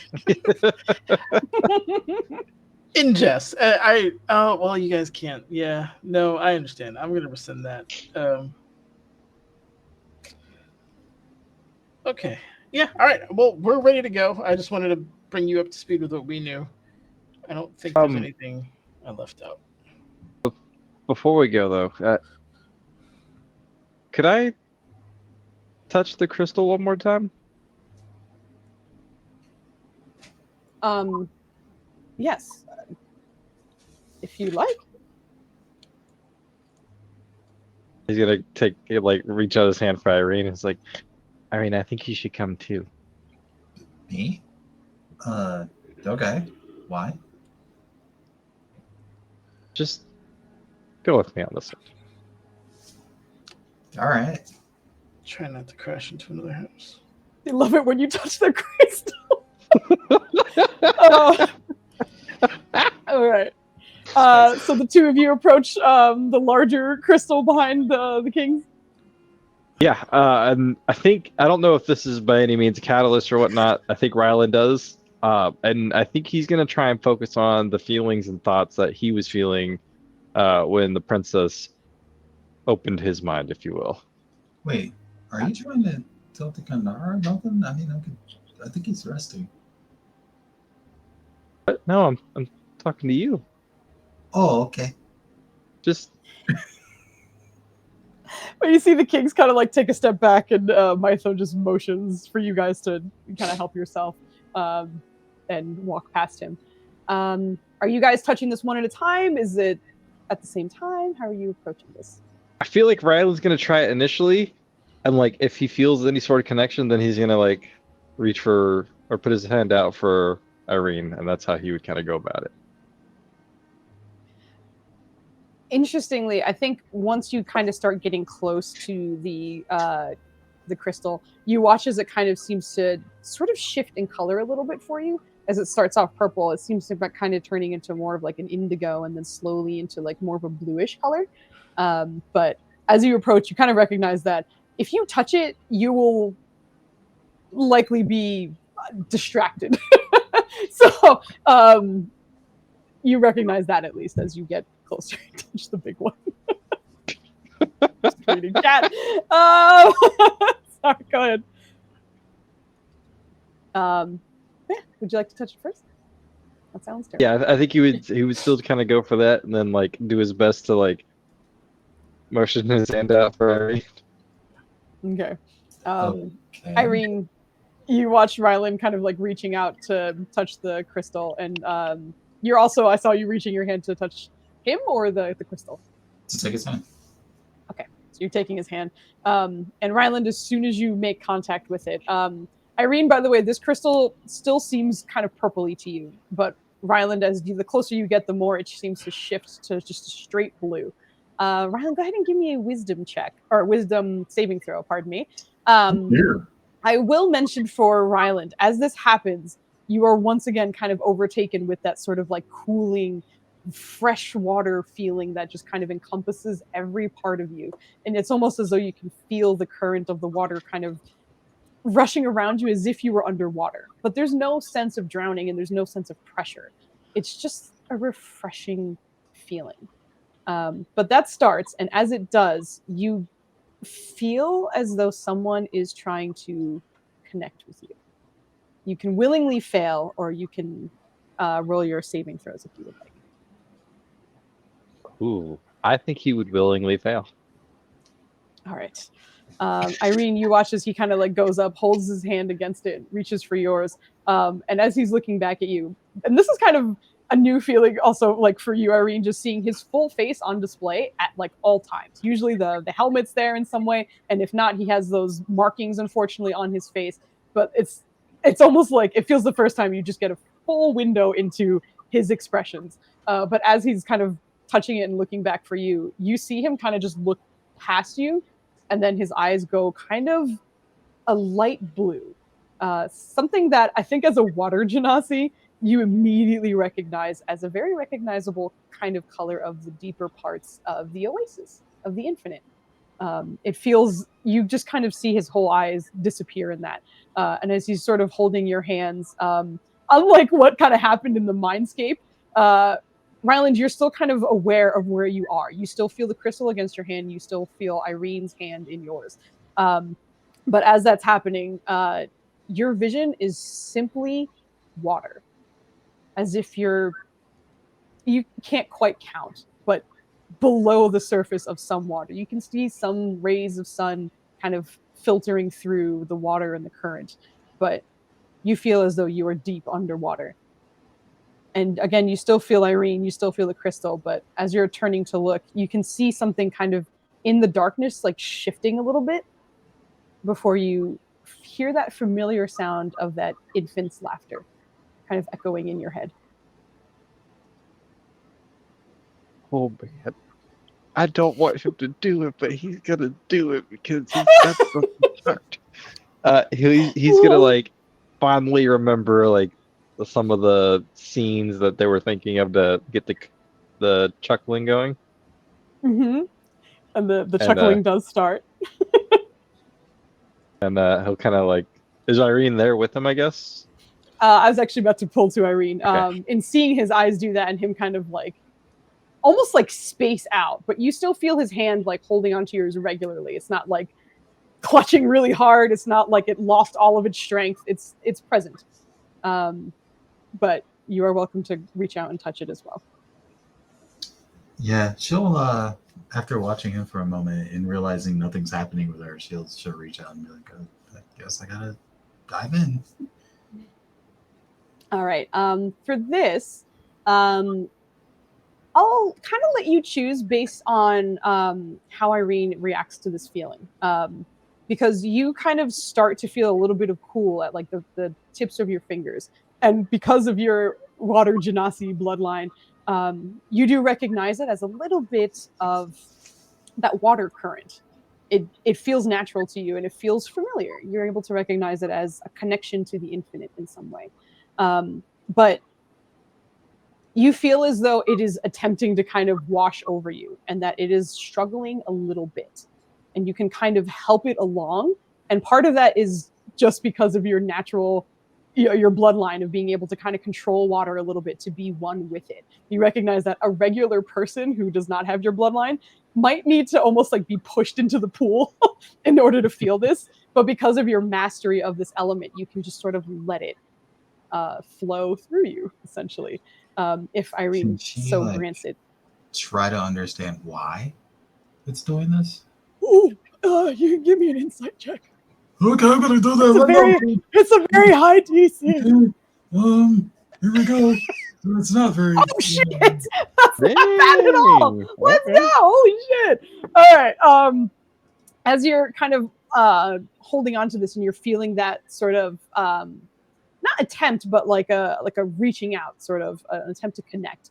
I think Irene recognizes this as it almost feels like someone is trying to let you in the front door, and it's not entirely sure how to.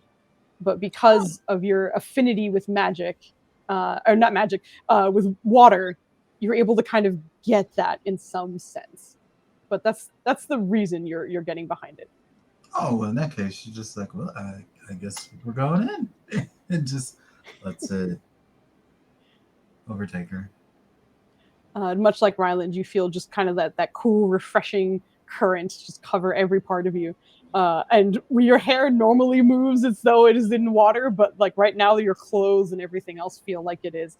And you find yourself in a vision that has you underwater with some rays of sunlight coming through this water that is way above your head, and your familiar friend Ryland behind you, seemingly kind of treading water in this space, even though Ryland, you are making no effort to. Irene fully sees you kind of like just like staying in space. Ryland, you see Irene just standing, just in her natural element at this moment, as if nothing has changed about the room. She is simply there. But Irene, you also start to hear the familiar laughter of the infant as well. Looking in the... Huh? Oh, go ahead. She's gonna like reach back into her memories of what Ryland told her about this place and their encounter, because she sure as hell don't remember. And just forgot about that. Yeah. Oh yeah, I forgot that too. No, yeah. Good job. That's such a Ryland move. Oh, absolutely. So for her, it's just like there is a baby giggling. I don't know why, but you know what? Might as well make it giggle more. It's just kind of in her head, giggles too, and is like, "Hi." Oh, the two of you, please roll me persuasion checks, or you can give one person advantage. We could roll. We both roll it. We roll it, Dookie. Oh, okay. Here's one. We still got inspirations. We're not do have that far. inspirations. This is for Ryland. Oh, it's a D4. I'm sorry. Rude. Look, I have 2 points. I gotta use them, all right? So you go down by 1 instead. Joe, that's for you, man. I didn't roll very well on it, but see, there you go. See, She already did. Get out of here. Now. That's all he wanted. We have regular inspirations too. Yes, you do have the D20 inspirations, yes, but the D4s have been played. Yep. But as the two of you are kind of reaching out and like playing these sort of fun moments for this child to react to in some kind of way, it seems to continue like laughing and just kind of enjoying your presence, and it still remains kind of that like calming, pleasant environment to be in. but you don't recognize much happening past that. It almost feels like you guys have like hit a wall in a way. Does anybody in the room have one of the fancy critter faces going on? Critter faces? You guys like don't an see the room anglerfish? currently. If you like, you just see the underwater. Okay. If you recognize that if you detach from the crystal, you will likely lose the vision. Gotcha. Ryan will kind of say to her in the waterscape, if you will. I think this means we're connected to the spirit of Kamatha Kamane. Oh. In that case, come out there. A method. Shut up. I mean, thank you. Both. You know what? Thank you. Come on. The two of you roll me another persuasion check with that, because I feel like you guys would say it. I fully imagine Irene said it correctly, Maya. I'm not going to hold that against you. You're good. That settles it. You make the rules. Holy shit! The same one for both of you. Yeah. All right. Aw. With that, you both kind of hear the laughter stop for just a second, and it's almost as though like you're concerned about something. Like, what has happened the last time Mom's you've back heard again. that's that connection sever, but instead in the darkness, as that sort of something seems to be shifting around in there, and it's very, very hard to make out. But as you both say Kwamethi, the laughter stops, and as you're looking down into the darkness, both of you have sort of like modified dark visions with magic items or whatever training you have gone through. But you recognize that whatever you're seeing is being revealed to you. It has nothing to do with your natural ability of sight. And you kind of get that just by seeing the sight that you see underwater. But you start to make out the vague shape of very large eyes kind of staring up at you. Very circular, very cherub-like, very infant-like. Hold on. And sort of larger cheeks. Go ahead. What are these eyelashes like? The eyelashes. I knew it. I have not once in the history of the bad guys described their eyelashes. but they're always like eyes. The eyes we saw. They have crazy eyelashes. On the scale of 1 to 10, how similar is this to Maybelline eyes? Oh, fucking exact opposite in almost every single way. As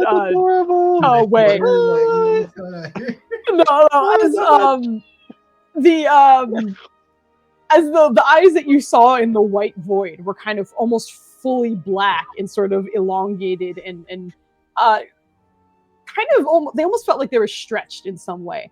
These feel just very round and childish, and you are seeing just kind of like a silhouette of these shapes, but you are able to make out the eyes. It's still very, very dark, and you can kind of make out the rest of its face. You can't really make out color, as you're almost like seeing outlines in the darkness. It is allowing you to see it, but you're not seeing like perfect detail, essentially. But go ahead and both of you give me an insight check as this giant infant face has made itself present to you. God damn! What? Look at you and your insight checks today. Not at disadvantage? No, regular insight check. Rylan, hit me. No! Rylan, I have 3 more of these, or 2 more, so I have to get rid of them. So that's 5. That is so rude. Hey, I know you're rolling like shit, but let's make it worse. Let's make it worse, because the end result is still the same. So there you go. And that is hilarious to me, because I don't know.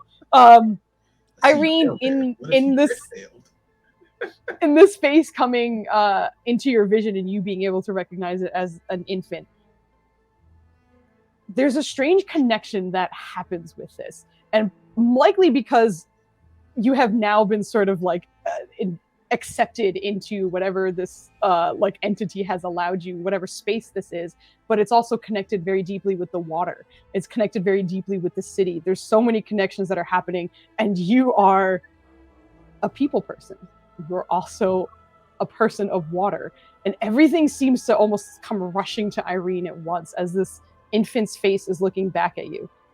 Kwamethi means a lot of things in this city, and it is a greeting, a goodbye. It roughly translates to "May you be reborn." But in this moment, in making direct eye contact with this infant, you recognize that this is probably that infant's name. Glad he put it together. Ryland did not. Ryland is just like, that's strange. That's an adorable baby. Shit. Yo. We've been I'm saying a this little kid's nervous, name though, right? the whole 'Cause I'm time. worried that this baby-faced infant thing has a Tarrasque body. There's a baby's face on a Tarrasque's body. Jesus. Oh my goodness. We do have to worry about the sleeper. And what sleeper in Quinette say? It's not sleeping, it's growing. Oh my god. It's in its adolescent phase. We woke it up, Flandy. Riley will kind of look to Irene and be like, he'll kind of look to you and be like, don't be alarmed, but I have a feeling when we return, you'll be able to see some of the inhabitants of the city in their true form. Is that so? It's beautiful.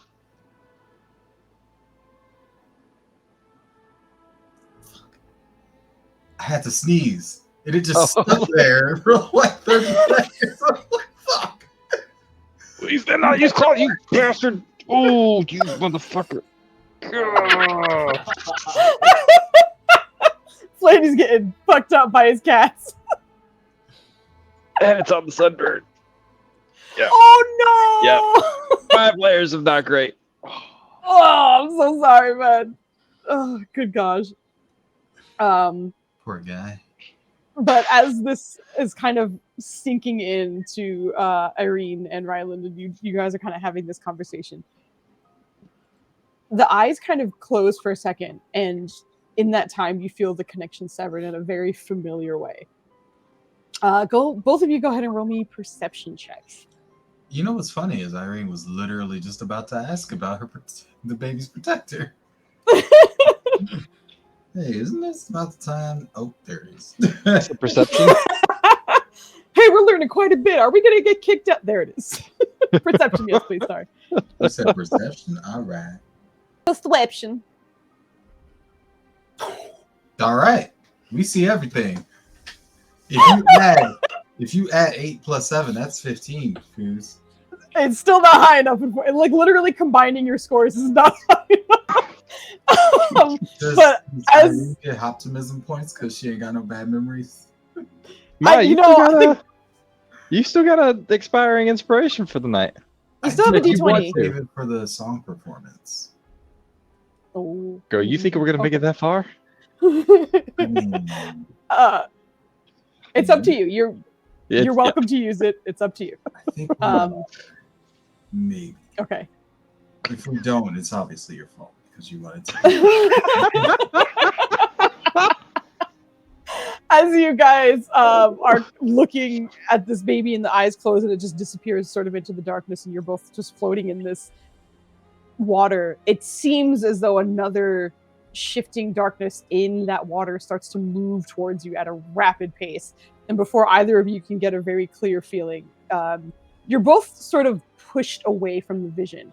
But unlike when you were underwater and you were either memory wiped or teleported very high above the city, this feels more of a almost like politely pushing you out of the front door and closing it behind you. It's not violent, but you feel as though you can't resist it as you are kind of jettisoned from this vision. And the two of you, your eyes kind of return and still holding your hands and the crystal, your senses all come back to you. Hold on a second. I'm talking about my inspiration, but I'm pretty sure Nerja has an inspiration. And if I know Nerja, she would use it. Vogley is violently trying to throw her inspiration die at every opportunity she can. So if the party would be okay with that, we can have that roll count towards these perception checks. So get after Joe. So to smooth. There we go. I got another D4. All right, back up to 2. We know Vogley would. Okay. I'm cool with it. Dubs, do you want to roll? Because you've been rolling for Nearja this whole night. So could you roll us a d20? I imagine we'll be adding it to Ryland because he rolled one higher. Oh. That's 10, Foos. If you put that together, that's 17. We're Oh, higher now. oh. Oh my god! I feel like maybe it's just not meant to be right now. Nope, definitely not. but Nope. no, unfortunately, nothing is retrieved from this vision. That is, well, Doesn't he besides get what has just a happened. husband bonus? I don't understand. Well, listen, he's rolling for Vogley, who is not my husband, so it just happens to be. Dubs is This rolling. just in, folks. Bagley is not Fooz's husband. Yeah, I know it's going to be a shock to many of you, but as you come to, Raimidi from across the room kind of looks over both of you. Looks like it went well. Are you okay? I think we were shoved out again. This keeps happening. But Sometimes that went happens. well before then. Flandy, what just happened? Not Flandy. What's that? Because again, she doesn't have her memories of like meeting the baby before. It's just like Ryland's more interested right now. Like, if is there anybody in the room now that he's out that has the like elephant face or tiger or whatever? You are not seeing anyone in this room with that. I feel like he's like trying to like, oh man, I can't. Okay, nobody right now, but maybe later. do we have any infant faces in here? Ryland, go ahead and give me a perception while you're here. This is going to be a very high DC because of what you're focusing on, but there's an opportunity. Wow, DC's so high. It's a high DC, unfortunately. That's a 14. That's not high enough. That's 13 Yeah, there's, higher than 1. That's pretty high. there's no one in this room. That's a different animal that you're getting right now. But Mytho, looking at the two of you is, so with that over, we have a few minutes before we have to be picked up, essentially. Is everyone ready? Is there anything else we need to discuss? Let me check the Flandy to-do list.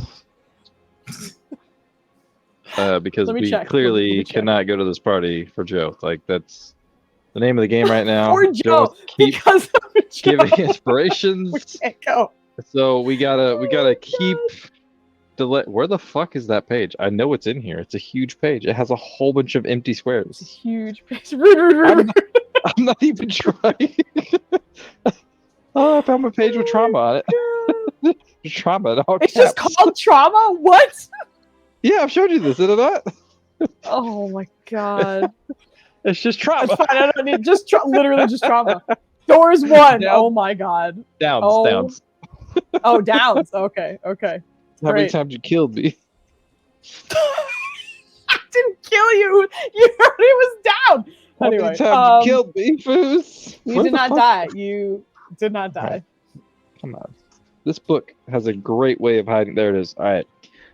To do Kings. Yep. Armor for Kimmin. Yep. Books on. Yep. We did that. Yep. Check up on adopt. Oh yeah. In the middle of the party. It's all good.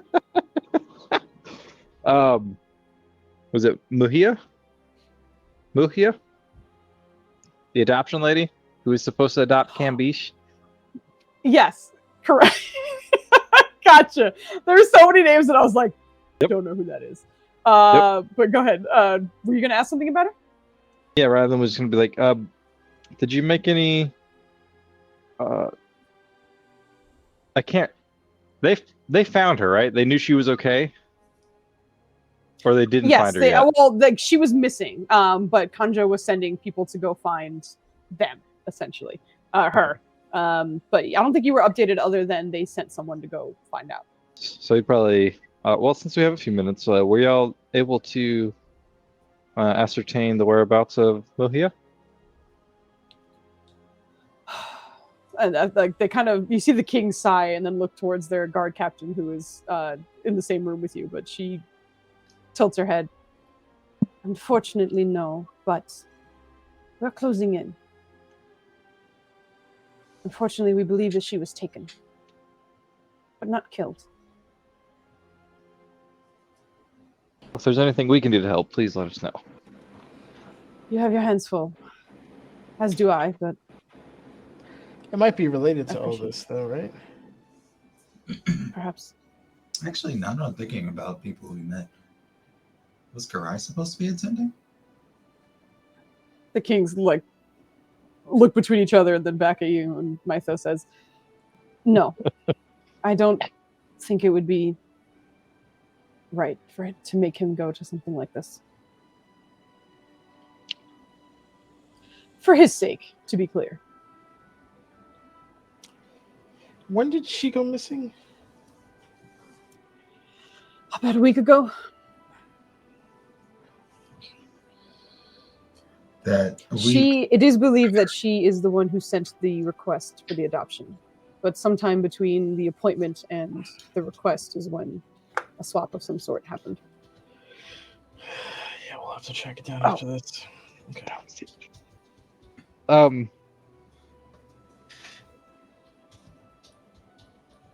This is I don't know how to ask this without sounding rude, and I don't intend to sound rude, so I'm just gonna ask it. Is there a way to ensure that other worldly beings can't just appear in our house? It is. It has many wards. If someone from the outside was trying to teleport themselves inside, it would be very difficult. It's easiest to walk in the front door if given access. But if the door is locked and you have locked it and you have your keys, should prove very troublesome to arrive without your permission. 100% out of character. Foos, did he only get in there because we didn't lock the door? Who? Mirror Man? No, he hitched a ride on Codrono's armor. Oh, that's right. Because he hides in reflection, so he didn't have to do nothing. He was just hiding in his armor. He just walked in, and then when you guys went to bed, he was like, "Wah!" and then stabbed Codrono. You turning a bus on us? He hopped out and was like, "Ta-da!" and then Oh man! my husband's character in his sleep. I feel like Riley will kind of have that recollection because I think it was explained that way. Yeah, Flandy forgot. you guys pieced it together, like the team did, because you saw sort of like after images of him in the armor when he took it off, and that's how you were able to, But no, it wasn't because like someone didn't lock the door. I would never do that to you. That is the meanest thing in the world. Where it's like you left the door unlocked, so an assassin came in. Jesus, got him. That would be hilarious. Well, that was just kind of like. Also, like I would tell you too. I wouldn't just be like, "Here's a mechanic that I'm never going to tell you about." And I'm not going to be like, "Do you lock the door tonight?" No, perfect. Like, there's so many reasons why I'm like, I would never do that. That's it. Okay, that's hilarious. I think as an aside to himself, he'll kind of like, I was like, we just need a way to tell if anybody's hitched a ride on us, and he'll kind of like break into a small chuckle as he's saying that. I've personally asked for more guard to be in the area. As you're like talking, Mytho is making direct eye contact with you, but you see Waimidi getting distracted and looking behind you for a second before sort of making a waving motion. And from the back of the stairs, you see Wangari, their daughter, kind of coming up with her pendant, and you can see in the reflection that Ayubu seems to be there. But from behind Wangari, there seems to be a different quadruped behind her, and not Ayubu, as you are recognizing that it is currently in her necklace currently. But you recognize a bearded creature with a lion's body and a man's face and wings kind of walking up behind her. And you all recognize it as the Lamassu coming up from the bottom of the stairs. But Waimidi just kind of looks over both of them and so we have friends, or a friend who has arrived just recently, but he will help look over the city while our daughter does her best to take care of it as well. You see Waimidi or Wangari just kind of smiling at you guys and like, isn't he cool? Just kind of like straightens up again and then walks past you as the Lamassu gives you all like the biggest grin. And while Wangari is very much kind of trying to act the part, especially in front of her fathers, and sort of walks over to her dad's, the Lamassu stops between all of you and sort of like for a moment wraps his giant wings around each of you in a sort of impromptu group hug for a moment, before pulling them back and just smiling brightly. It's a pleasure seeing you again. She remembers like how she was real serious about getting everybody to find him. A pleasure seeing all of you once again. I heard Is Sandy that. okay? I mean, well, Rylan, just Maya, let her finish the sentence. Oh, sorry.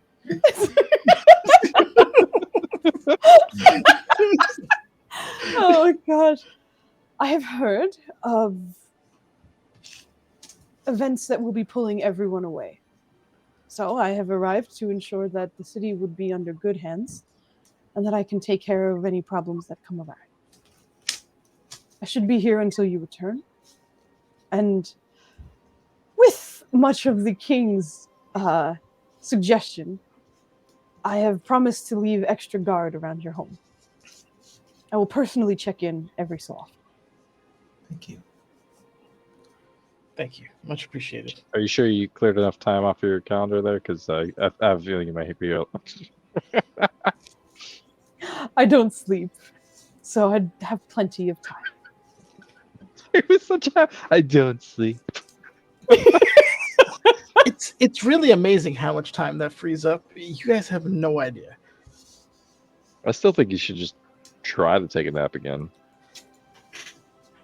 No, I'm not really interested in that. Oh, I had a well, question for you, but anyway. Yeah, all right. not a problem. But I pray that you are all successful in your endeavors. But know that the city is in good hands. Indeed. Mostly because of her, but I'll be here too. It's good to see you again. Likewise. And as he kind of smiles, he walks past the rest of you and meets with the kings and Wangari, who is in now kind of her full sort of like official attire, looking a little bit older because of it, just because she looks far more formal than as she normally is, going from druid class to druid class at this point. Very much looks the part of a young princess, ready to lead, essentially. But the two of them head back towards the others. And Waimini and Mytho continue speaking with you. But so we have our contingencies here, at the very least. This is going to be a strange gathering, but I think there's a lot of things that we'll have an opportunity to uncover. But I fully imagine it is the same for our opponents, I suppose. This is a chance for both to dig deep. So please be on your guard. I mean, we've been the subject of attacks since we got here. I don't know how much more they can get out of us. We've been defending ourselves pretty much 24/7. It'd be nice to flip the tables on them and have be on the offensive for once. Not all fights are physical. Watch what you say. Fair enough.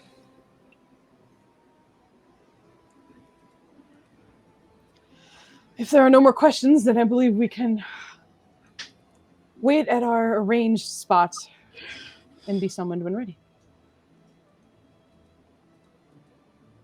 I don't like this at all. Is it Ryland or Flandy? Or both? Both. The only good thing about this in Ryland's eyes is the fact that his face somewhat looks normal now. Yeah, that's a positive you got going for you. But yeah, the rest is like, I'm uncomfortable. Oh, right. Before I forget also, there is a moment where Wangari kind of very playfully and happily accepts Treebender and Rusi to kind of take care of while they're there. She does mention that Treebender will probably stay in the palace just because of not only the stories you told of him being targeted at some point, but also because they have many pocket dimensions where he can run around in grass and kind of have a good time. So, yeah, I feel like she Rylan trains would ask. with. Go ahead. I feel like Rylan would ask Rusi if she wants to hang out with Treebender, if she wants to follow Wangati. I don't know either. I think I should do both because I can hang out with Treebender to make sure he's not lonely, and then I can hang out with Wangati to make sure she's not lonely. It's up to you, but I just want you to have fun. I can do both. Are you gonna have fun? Probably not as much fun as you're gonna have. No, not probably. Definitely not as much. You should try and have fun. Rusi, when have you ever seen me look like this? Never. Have fun. He wants to say he will try, but he does. He can't lie. Which I feel like just equates to like pain staring. It's just like, oh my god, that is hilarious. But yes, the two of them are in good hands. And it is kind of at this time that you realize that like Wangati's entourage is just furs, feathers, and scales, pretty much. It is just she's got Ayubu and Rusi and Treebender and the Lamasu, who is mostly covered in fur and feathers as well. But she looks as though she's in good hands, and she is taller than none of them. So it is quite an entertaining sight seeing her just surrounded by these enormous animals. But Mytho and Waimiti kind of get ready to lead you towards a. This room always felt like it was sort of at the top of the palace. There were many stairs to get there. And even though there's some dimensional spaces in this palace and nothing really seems to, be fully to scale from the outside at least, you recognize that they kind of pull a curtain back and reveal another set of stairs. This one being still wide enough, and that likely is on purpose due to Jabali's very large nature and tall nature, but you see that they kind of pull it back and sort of lead everybody up these stairs. And as they do, they're kind of they explain a bit that while Jabali is granted access because of their request for Nirja to be there and have her weapon. Jabali is unfortunately weaponless, and they will likely damper the rest of her abilities. They were very uncomfortable with having Jabali and Nirja with their weapons, so they kind of made the sacrifice and let Nirja keep hers, and Jabali kind of be less powered as she is, essentially. But they explain this as they're going upstairs. And as you are heading up to the top, they kind of lead you to what seems to be sort of a balcony on the side of this pyramid, but very, very large and very expansive to the point where you, the kings, Jabali, have plenty of space, as well as the Death Coven who come up with them. And for Irene, you are noticing that your sisters and the rest of the coven, they seem quite comfortable with the kings, all things considered. Like, you do recognize that, obviously, they don't love men, but the ones that they seem to be okay with often seem to be, obviously, they seem to be more close to those who have gifts in the arcane or sorceress origins or something like that. So because these two seem to be sort of magic users that are very capable, they seem to kind of gravitate towards that. You also do remember the story of them coming to help them in the Shadowfell, and the combination of those things have likely made a bond that seems impossible actually possible. So they seem to be very relatively close to them, but there is still like a slight space. Whereas, like, you recognize that if the king had been queens instead, they'd probably be besties. But right now, they're like, we're cool. It's fine. That's good enough. But they follow afterwards. And the Death Coven actually seems almost not excited, but like they're anticipating this. Mostly, you kind of equate it to their sort of curiosity as to what's going on. But in Tezo, especially, you kind of recognize like almost a rambunctiousness in knowing that they would have to kind of break the rules a little bit before they even got in. So like they are nothing if not rule breakers. So they're kind of excited that they're like, the second we get in, we immediately have to like have a distraction so we can get our magic dogs in there. This is how we start this encounter, and I'm excited for it. Speaking of, when it comes to that, how are we gonna go in, guys? I imagine it'll be. Are we just gonna start humming? Do they have any like fire barrels where we can just start humming like it's New Jack City? Break up the fools. But yeah. Well, you see, my meaty kind of speaking up. The party is always on a large traveling platform through the skies, rather high. They often send a plateau to ferry us to the larger party. So I imagine at some point while you are being loaded onto such platform will be the time your singing would need to begin. The wards don't seem to be in effect until we are on the larger platform where the party is taking place. So we start the song when we're floating in. Yes. So the Song wards as we are landing. The wards are localized to the platform? Seems to be, yes. Interesting. Okay, thank you. You're welcome. I thought there was. But I would out of his chair. Oh, sorry. I would begin your song as you approach. Okay. And wish us luck. And as you are all standing kind of on this platform on this lovely balcony with this beautiful view of the city and the infinite kind of twinkling with the sunlight against it in the distance, I think we're going to take a very quick break because I got to pee again. And we took a break earlier. Quick break. A very quick break because I got to pee. We ain't never making it to this party. I was excited. Quick, But yes. You see Baby Rask in the water? What happened? Baby Rask. Baby, oh no. Okay, we're gonna take a second break. I'll be back. Yeah, it's 11:35. Let's be back by 11:37. We'll take 5 minutes. We'll be back. Bye. Ain't going nowhere. I'm just yawning.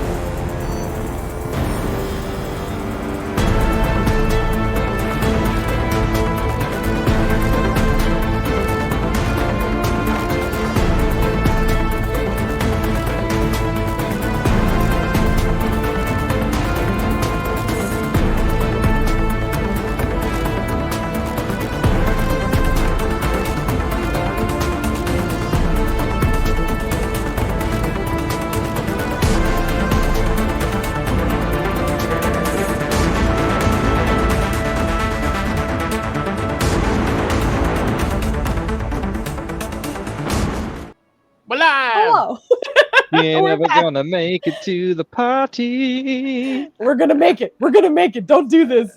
Everything's fine. Everything's fine. The strangest thing about it is, I think if we didn't make it to the party, I think Joe would be madder than me. And also, just for clarity, I'm not mad. Like, it is just very funny to me that he's like, get him to the party, folks. Just get him in there.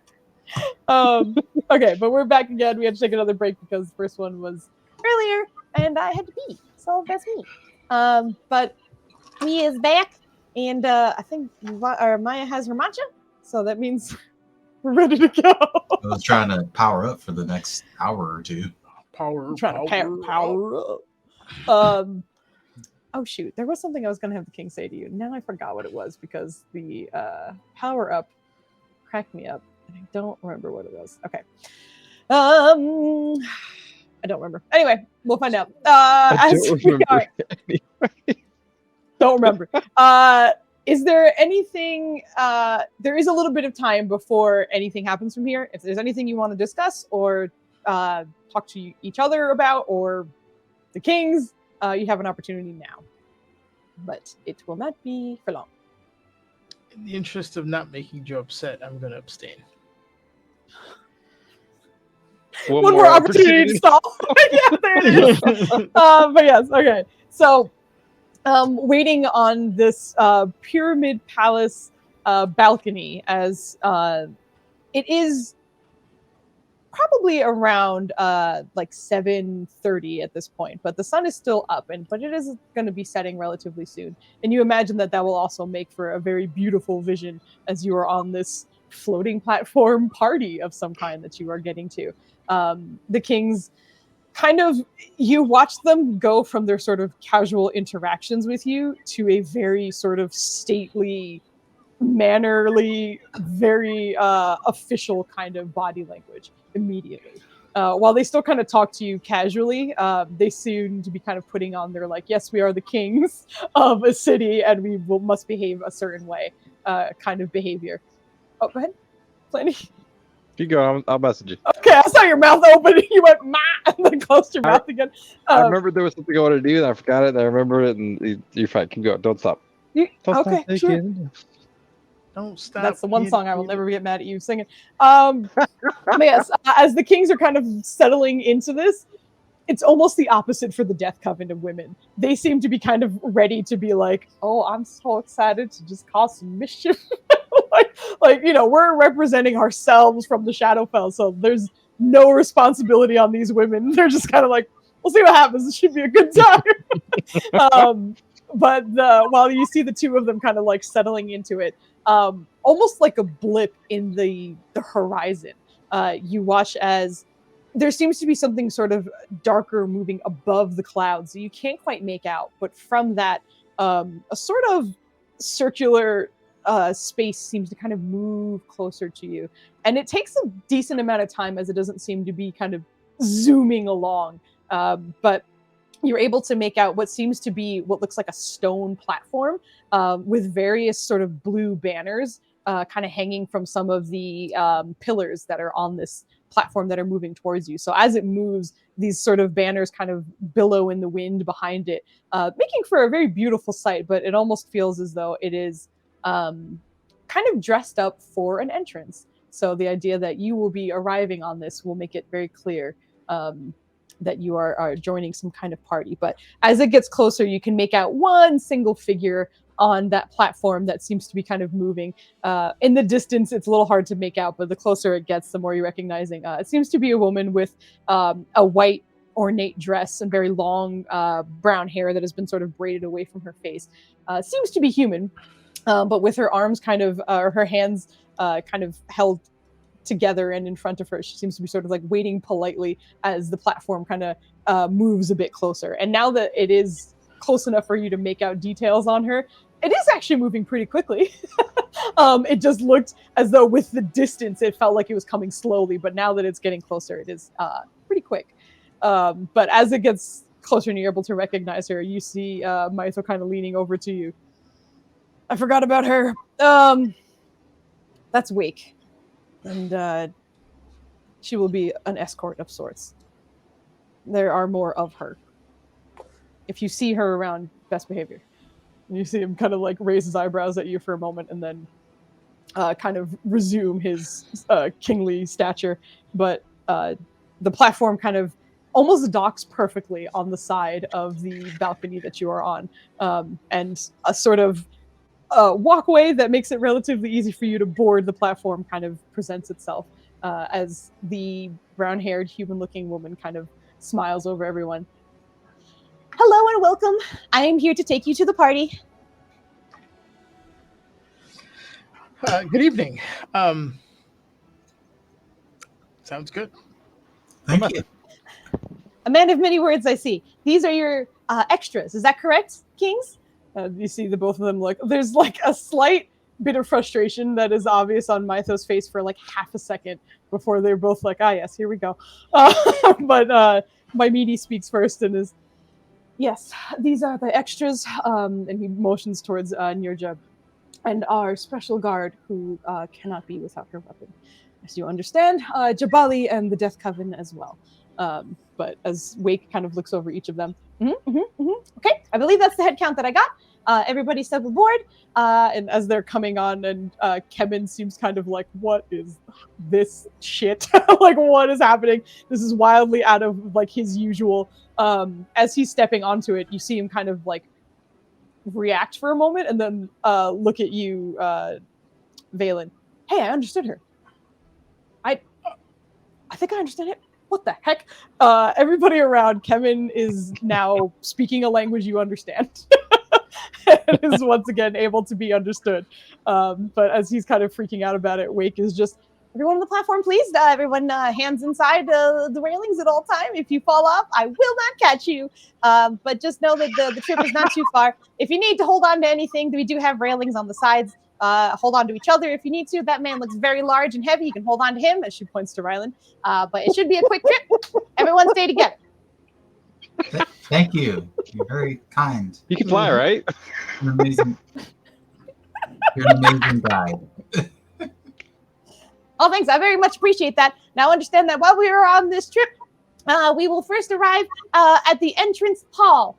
And while we are there, you'll have an opportunity to pick out some foods, and you can always return to this place whenever you'd like. But it is separate from the floating platform, so if you need some food, you get some here. You will also be subject to a search while you were there. So if you have anything you don't want, you can throw it off the platform now. I also will not catch that. But just know that that is going to be happening very shortly. You have a little bit of time, maybe a minute or two. I feel like Rylan really wants to just throw something off the platform, but he doesn't. He has nothing he can discard without like hurting someone beneath him or something. How often are things thrown off this platform? Not often. Most of the time, people know that they're not supposed to be bringing things that they're not supposed to bring. But I see a lot of new faces here, so I figure this is the opportunity to not incriminate yourself before you actually get there. Oh, well, thank you for looking out for us. Yeah, no problem. Indeed. That's fascinating. Mm-hmm.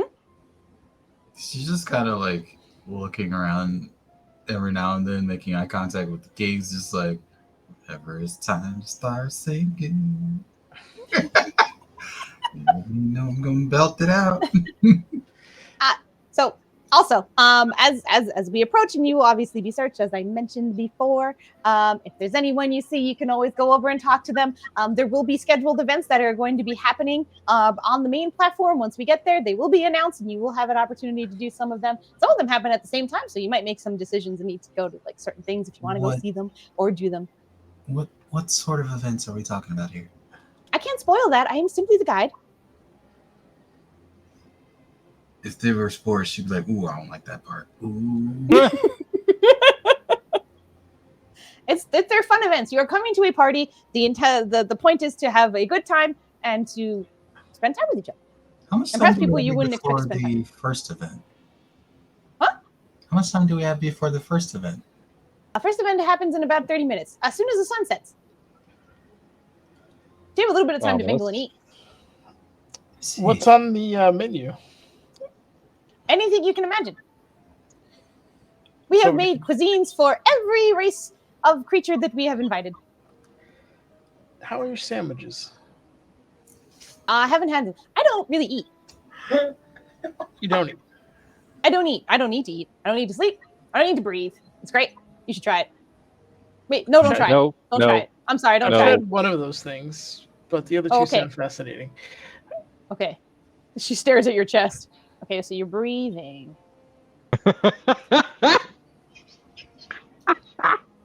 You'll Okay, figure it I out. got it. I got it. I did it. You can't sleep. Ha ha. I can't tell because you have bags under your eyes. Well, you kind of have bags under your eyes. You don't really have bags under your eyes. Is that racist? I'm sorry. Is this Bruce Lee in human form? Yeah, I was thinking the same thing. Right? Why Bruce Lee guiding us? Oh man. So what brings you to being in this position? You want my life story? That's quite a long time. I mean, we can chat. Do you want to chat? Hey, we might as well. We got a bit of a ride.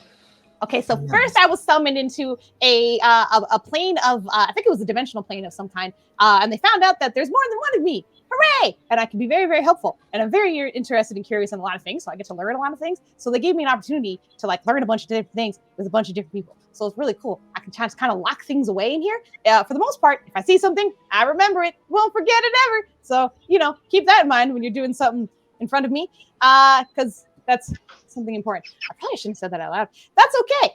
There's lots of me, like I said. So if I don't see it, one other me might see it, But anyway, I was asked if I wanted to go learn some more things and do some more things and be paid. And I was cool with all of those things. So here I am in this job, which is super fun.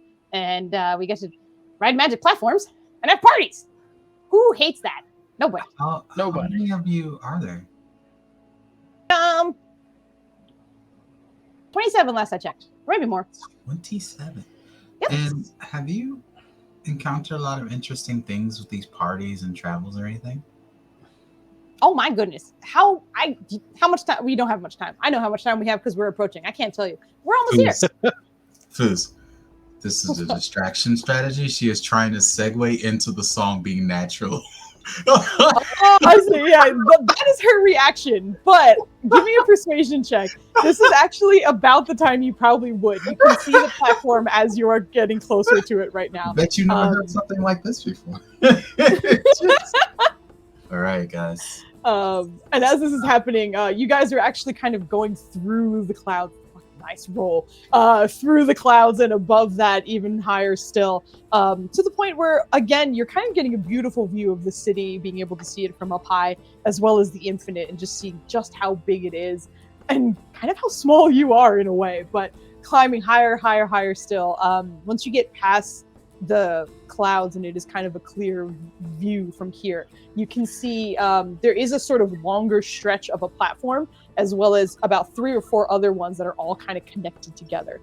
All which seem to be stonework similar to the platform that you are currently on, and all seem to also have those sort of blue banners kind of hanging from them that just drift in the breeze as these platforms kind of travel along the wind. But as you approach, and she's kind of looking up and like, we don't have time. We have a little bit of time. What were we talking about? You talking about a spell? I told you I got a steel trap up here. I'll remember the spell. Tell me the song. Tell me the song. Stop. See, you've encountered a lot of music out there, right? I bet you've never heard a song like this before. She's like, you guys ready? Might as well make it fun, right? It's been a great ride so far, so I figure we should share the love and entertain you too. Of course, the one time I sing, it's with somebody who will never forget the off-key singing. Who's real quick? How high are we? Gross. Do we have magical oxygen up here?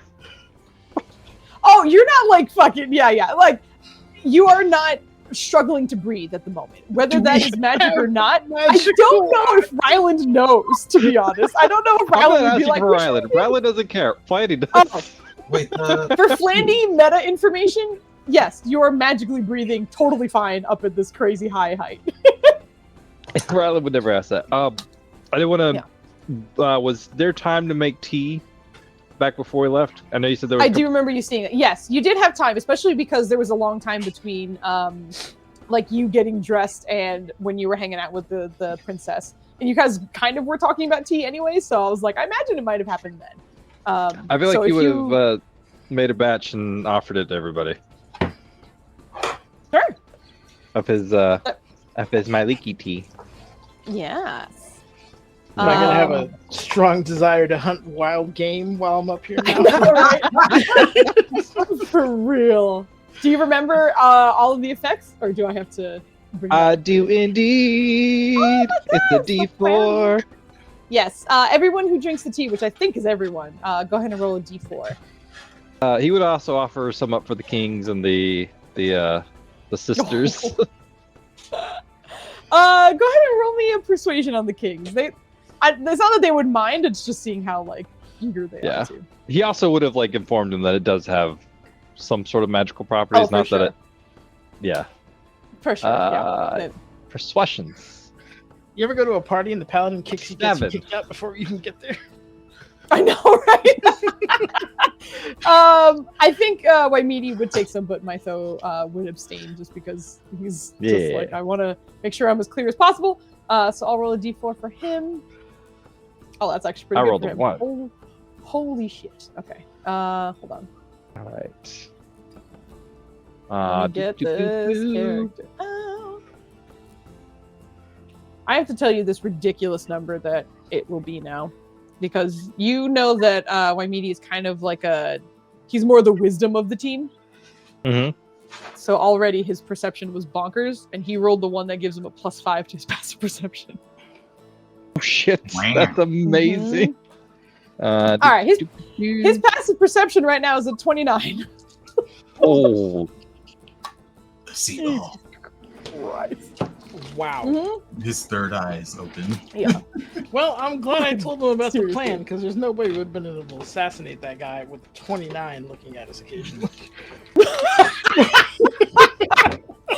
now and then, a man was like, you need to pass a stealth check of 29 or higher. No, it needs to be 30 because it meets and beats it. So it needs to be 30.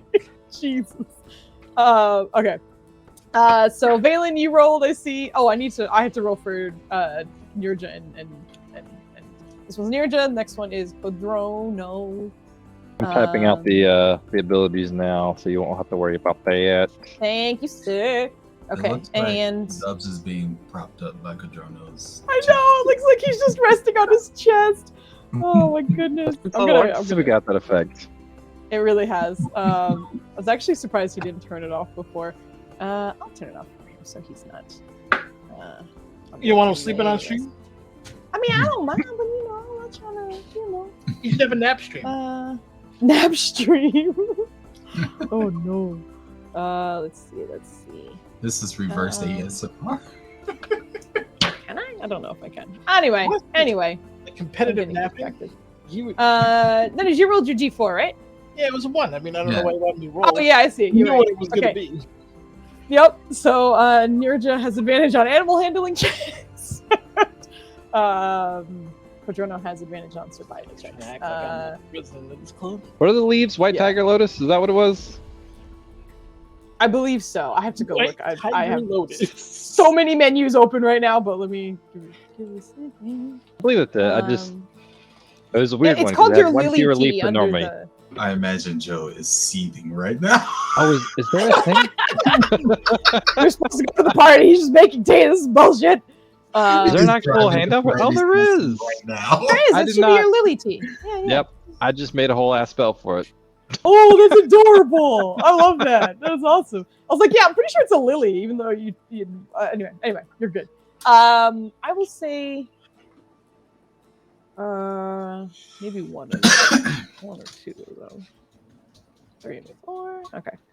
Okay, got it.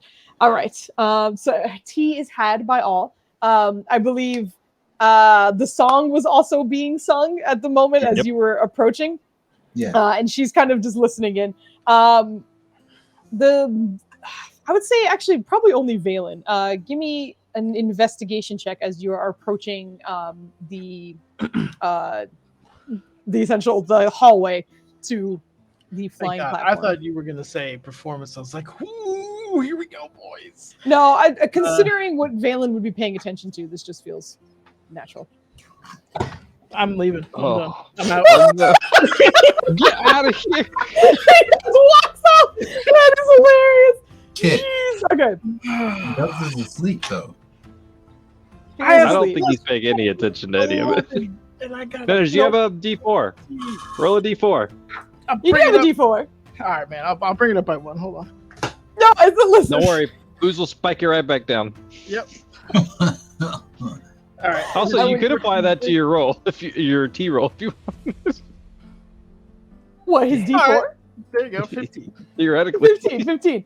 All right. Genuinely, I did have this DC lower because of what Balin pays attention to. Like, quite honestly, as you were approaching this magic floating platform, I see him looking ahead to be like, what is this even about? I have magic on the brain. I'm trying to figure something out, essentially. But as you're approaching, I think he would notice that there's like a shimmer around pretty much the whole platform, which as you're getting closer to is humongous.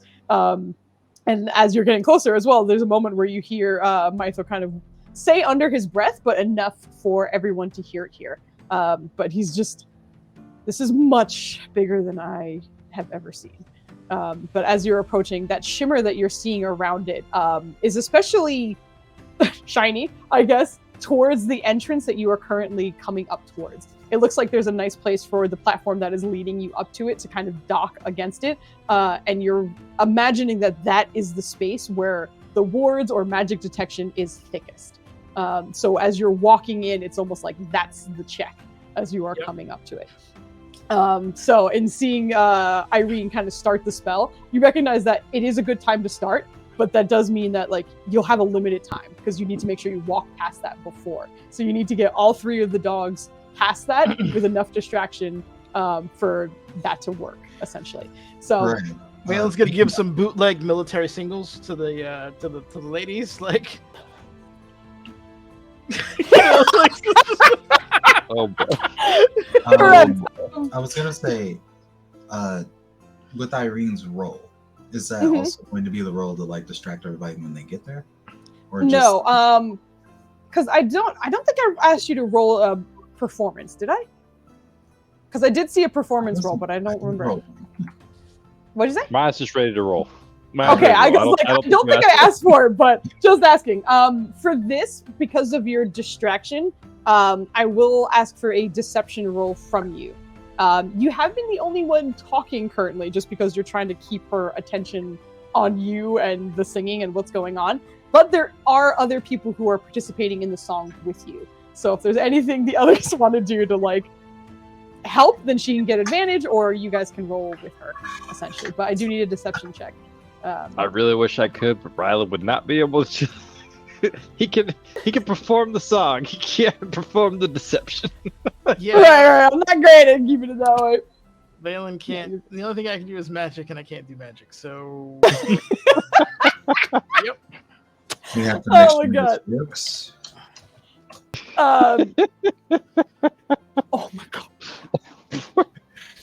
I also believe in my heart of hearts that Nurja would do her best to try and help. So I think for that, I would give you advantage in this case. I just wanted to make sure that like in character lead, the others would not help. Nice. So you can go ahead and roll again. We'll is that the same roll? Yes. Oh dear. We got a Dub's inspiration. And did we use the other D4 for? Oh, a D4. I see. Yeah. We should have okay. 2, right? I think there's 2 other D4s from like kids giving them out to folks and whatever. Dubs definitely has one. Don't worry, Joe. I'm gonna roll against them, but if I want to see all their rules first and what it turns out to be. Rude. Don't worry, she said. All right, I need Don't someone worry, I to will roll roll 2D4. against you. 2 4s. Get in there.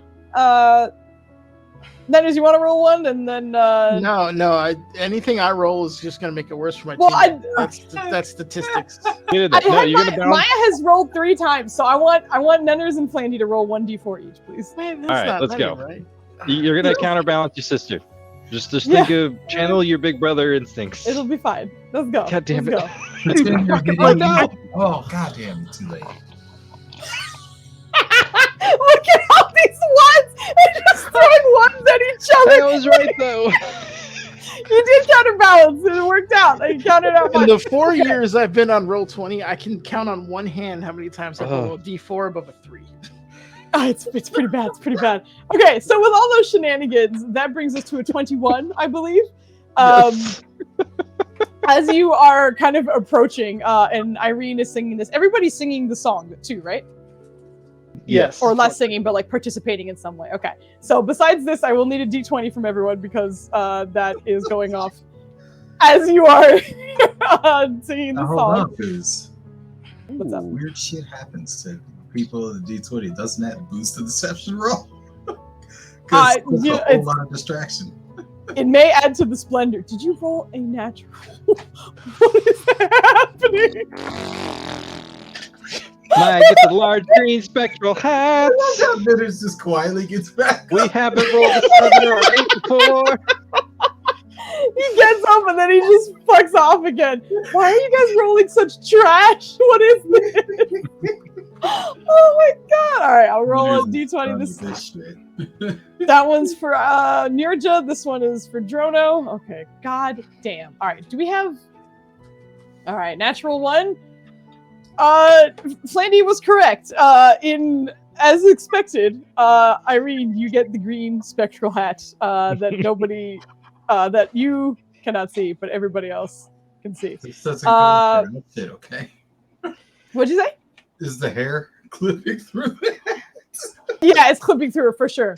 For sure. Ryland and Nirja, not the first time this has happened to Nirja. You both have an insatiable craving for whiskey. Ooh. It also takes twice as long for you to get drunk. Valen,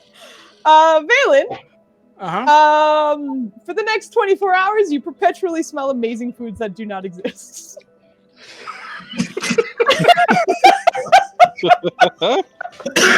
Now, for the audience, my sister insists there are multiple good things on here. Yep. There are. We've only gotten one. And this You've gotten more than one. Like 15 No, we've gotten 3. Y'all rolled terribly every time, and it's always the same shit. So But that is the what, good news is, 30% of the possible answers? the good news is, because of Kodrono singing, everybody on this platform has it. Well, I mean, if you're away from Flandy, this is the only time it's really going to help. Or Flandy, I mean Ryland. You have advantage against any saving throw that causes you to be feared. But if you're near Ryland, you don't need to make the save at all. But everybody else, you have advantage against any fear effect saving throws that you may have. Oh. So there's one positive. Don't forget Kevin. Because Kevin. Oh no. Okay. Wait, does Just close that the lady document. have to roll? Does she go into it? You don't need a document. You just need a d20. No, I need the document to see what he gets. Oh, gotcha. Okay. I'm also tracking these, but we've never done an 18 before. No, we have. 18? I don't have it written down. Yeah, he's got Because clovers all over the place. no, he does not. Kemen can no longer talk; he can only sing.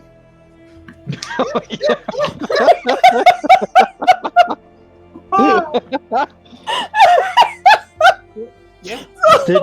Did she tap along with us at all? Or did she kind of like groove to the beat? I think she was like bobbing her head, but I don't think she was making noise with you guys. But I think she was. Tubbs is sleepy as asleep. This is the distraction, though. For sure. I think is Brophy's the big bad. I think I figured it out. Brophy's big bad. That's what it is. Oh my Lord. god! Which one was the clever Has one? been trolling us the whole time. Which one's what, Flandy? Which one's the clever one? Clover's. Oh, I thought you said Oh, fuck clever. No, Clover. 11 was insatiable hunger. I'm trying so hard. There's some fucking okay. Anyway, hungry. No, not that one. Where is it? Yeah. Bless you. Bless you. Thank you. Okay, hold on. I was skipping around because I was like, I know it's not that, but I'm just gonna go one by one. Now I have to find out because it's driving me nuts. I promise you there are good things on here that could have helped you as well. I feel like Oh my god, we just got rated. Thank you. Hello. Oh, there it is. Number 12. is your eyes are Hello, vibrant green and your Grim pockets are full of Quest. four-leaf clovers. Hello, and thank you so much for the raid. Everybody's rolling like Dookie right now. It's not good, but I hope you had a wonderful stream, and thank you so much, Grim Quest. Can you give him the shout out, lady? I am. Okay, yeah. Thank you. He just made noise just in time for the party, maybe. Yes. Our team is heading to a magic party in the sky. And like I said, they're rolling terribly. By But yes, party, thank she you means so much for the kidnapping. raid. It's a Mass party. kidnapping. It's not a kidnapping, I promise. Yet. Yeah, no, I'm kidding. But with that, with the distractions, the song going off, interestingly, there's not a lot of visual stuff that is happening with this like song that will happen. Suddenly, Kemen is singing every single word that is coming out of his mouth, and Irene does have a hat on, and you see her kind of like, oh, Actually. that's kind of weird. And you see her kind of like taking in the song, and also there was a moment where at the end of the song, as the effects were kind of taking hold, it almost looked as though her eyes were kind of flashing in a green that was very similar to Brophy. And as if she was like watching the magic kind of like take place in front of her. Even though for you, most of the time, certain numbers that you guys roll make it so that you can see a little bit of green happening around everybody. But for the most part, there wasn't any sign of that for most of you. But for her, it looked like there was like green fireworks going off in front just by looking at her eyes. And as she sort of like stares at it, and it's just, wow! And Valen's in the back giving the like army signals to like the Death Coven to like get in, essentially. In tension, you watch as the women kind of start walking in, but they're also trying to make sure that it does not look as though they are rushing. Yeah. Simply that they are just arriving to the party. But you watch as Tezo Takutli makes it in, a dog makes it in, two of the elders make it in, another woman makes it in, a second dog makes it in.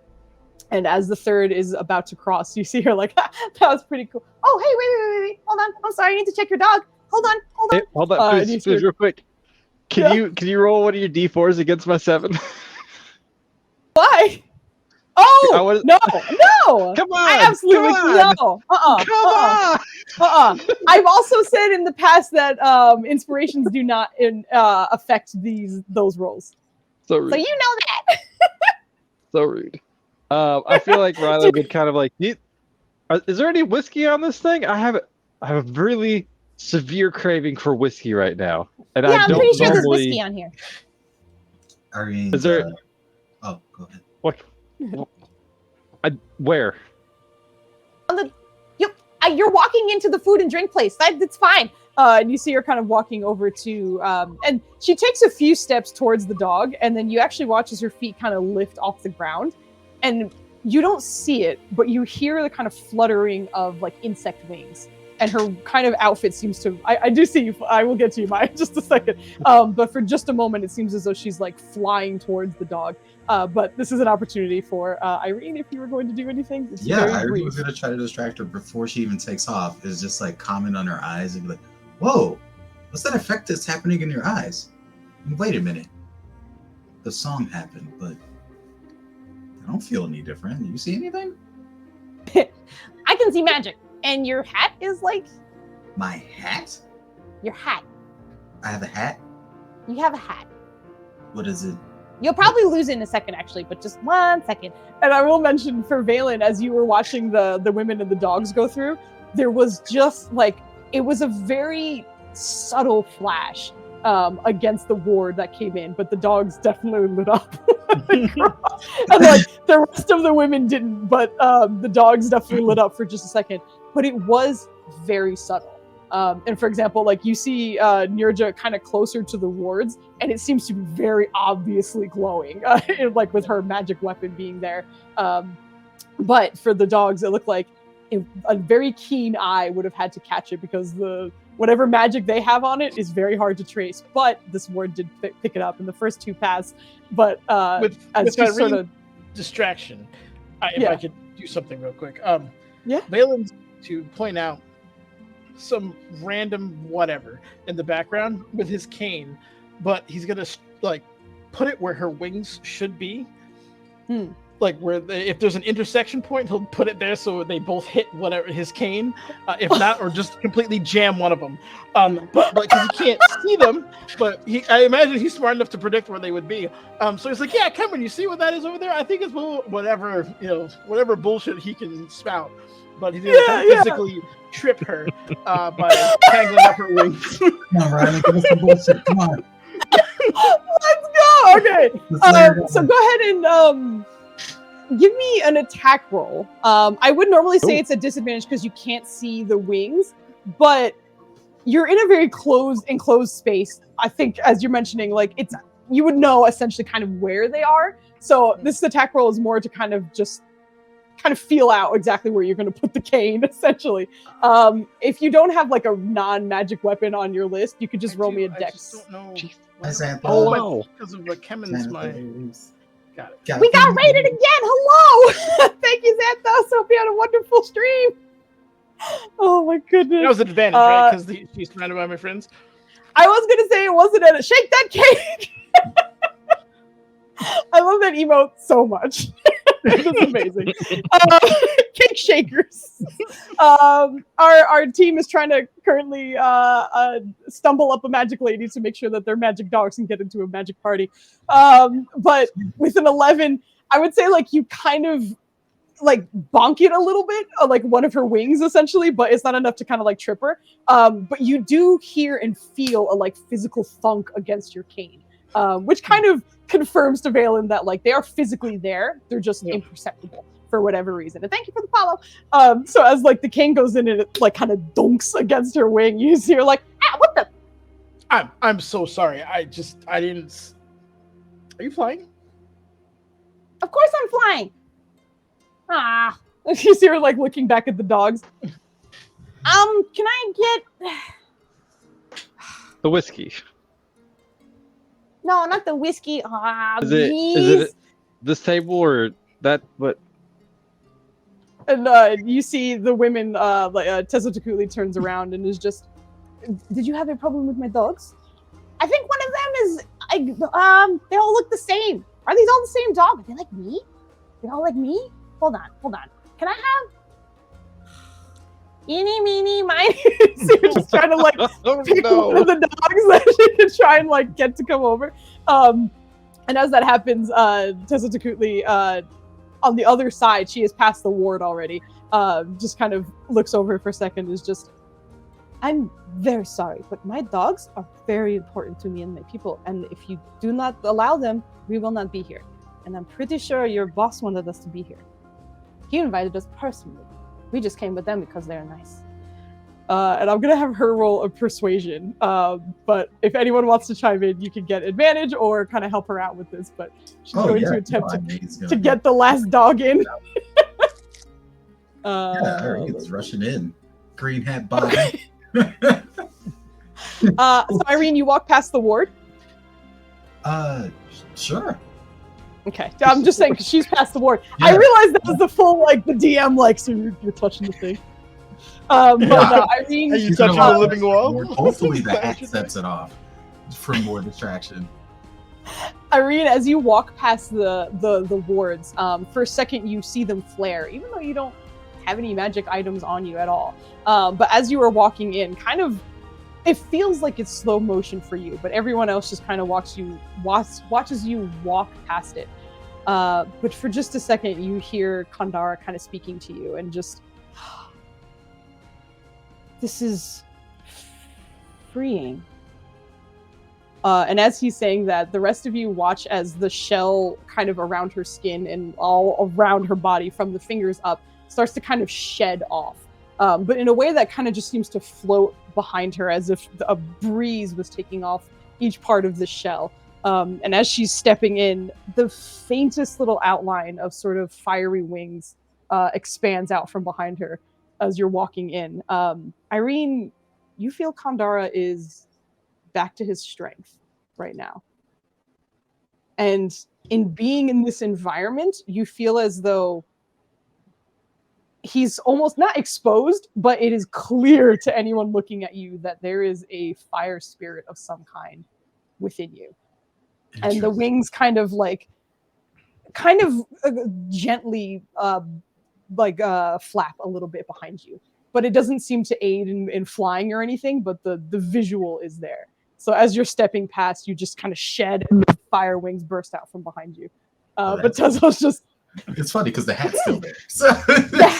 As you walk past, the hat does disappear, however. That was unexpected. The glowing spectral hat does disappear from you, so that does seem to leave. I know this is probably outside of Ryland's realm, but from a healing standpoint, can he deduce if that was some sort of curse that was removed or something like that? Oh, from Kandara? Ooh. Specifically because he's seeing the eggshells go, or right. That's why I'm like, this is a weird moment where you would actually maybe have some information on it. So I would say you can choose between nature or medicine because of the nature of this. I hated that that's how it came out, but I didn't stop myself. So. Oh, I want to. Medicine has one higher. I will. That's a good point. I will. That's a good point. I kind of forgot. I have two more. I offered you to use them, and you said no. I did, but it was a garbage reason. So go ahead and roll for me now. It was a garbage reason. Get out of here. I needed a better distraction. Question though, is it going to change the outcome based on which one it is? Like what you're getting from it? Yeah. Kind of. Or is it? What would nature? I guess. Well, like he'll go more naturey. Okay. I guess. I don't know. I don't know. Well, I don't want to game the system. That's why I'm trying to figure out which one he would go with a little bit more. Is more what I was trying to do. That was a really good roll. Even if I used a D4 and I got a 4, you would have hit the DC. So I'm not going to bother rolling because you outrolled my D4 rolls. But as you were watching this, and I think because you were approaching this from a nature perspective, that's the information that you're getting. You know about obviously hatchlings and eggs and things like that.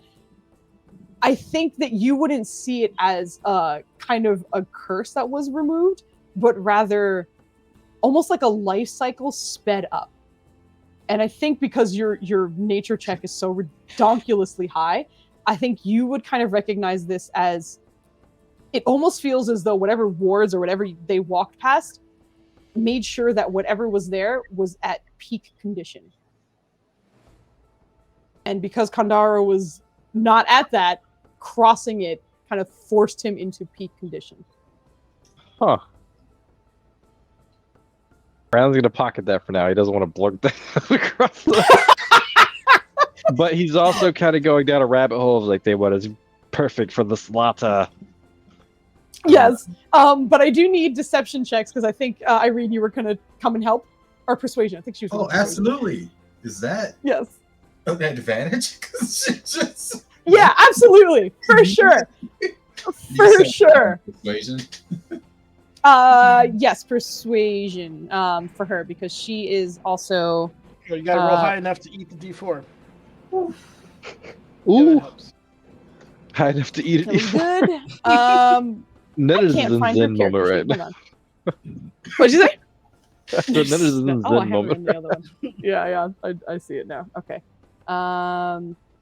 Where the heck is her? There it is. Okay. Yeah, she's pretty decent at persuasion. She doesn't get advantage just because you were here, but persuasion.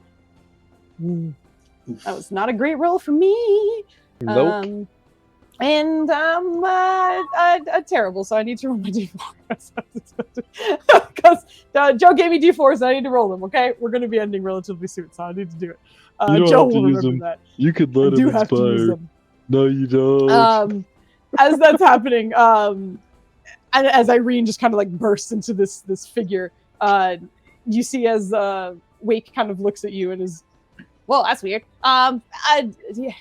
I know. The boss invited you specifically, but if you have something on you and I get in trouble, then it's a problem, and I gotta tell everyone else and whatever. So look, you can keep the dogs for now. But what I'm gonna do is I'm gonna have another one of me check you out at a different checkpoint. Okay? So we'll just check you out before you get to the main thing. When you connect to the mainland, the main. the main disc. We'll call it the main disc. When you get there, they'll check you again. Okay. So just keep going, get some food, enjoy, and don't get me in trouble. Please don't get me in trouble. Okay. You got it. Anyway, everyone else, get on this platform. Is just for this. Get over there. So hold on. Let me get you over to this new here maps that you guys are on. Assuming that the rest of you step on. Actually, I was kind of thinking more of the let's fall off and have her not catch me thing. I was hoping to like fall off if you like don't mind. Can I just Like, fall? Can I just fall? Can you fall off singing the Smallville song? Somebody Would you be mad if I like fell?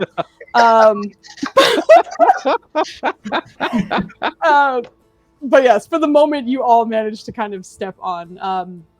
As each of you are stepping on, there is obviously Irene kind of had that moment of the phoenix kind of coming out from her. As Kemin and Valen kind of step through. Oh, sorry. Yes, I'm sorry. Yes. I couldn't help but notice the chonker red cap. Is that fuck you? No. I need you to relax. Not look at the map for just a second. I need you to calm down for just a second. Not look at the map. Hold up! I see the Donnie. This is the distraction I didn't need. I'm sorry. No, you're good. It's okay. It's okay. I know it's exciting.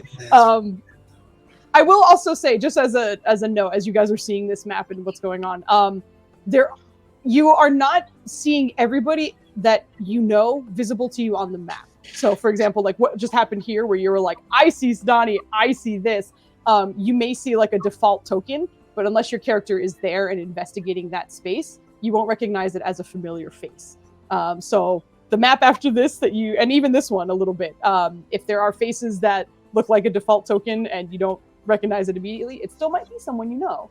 I'm just making sure that you can't, in meta terms, just look in a corner and be like, I know that guy, I'm going to walk over there and see them. So just keep that in mind. That is clearly Sedani. Get out of here.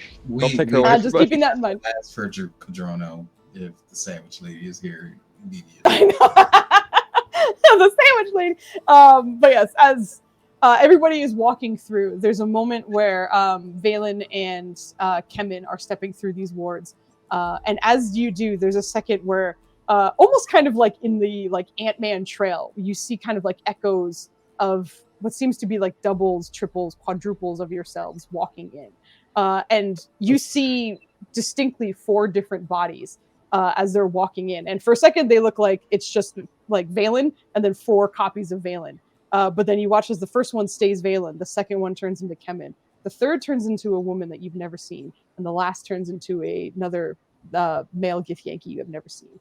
And as you're walking in, the same kind of happens with Kemin, as he has 4 echoes of himself. First one is himself, second is the same woman, third is Valen, and the last is the same male that you guys saw, the Githyanki.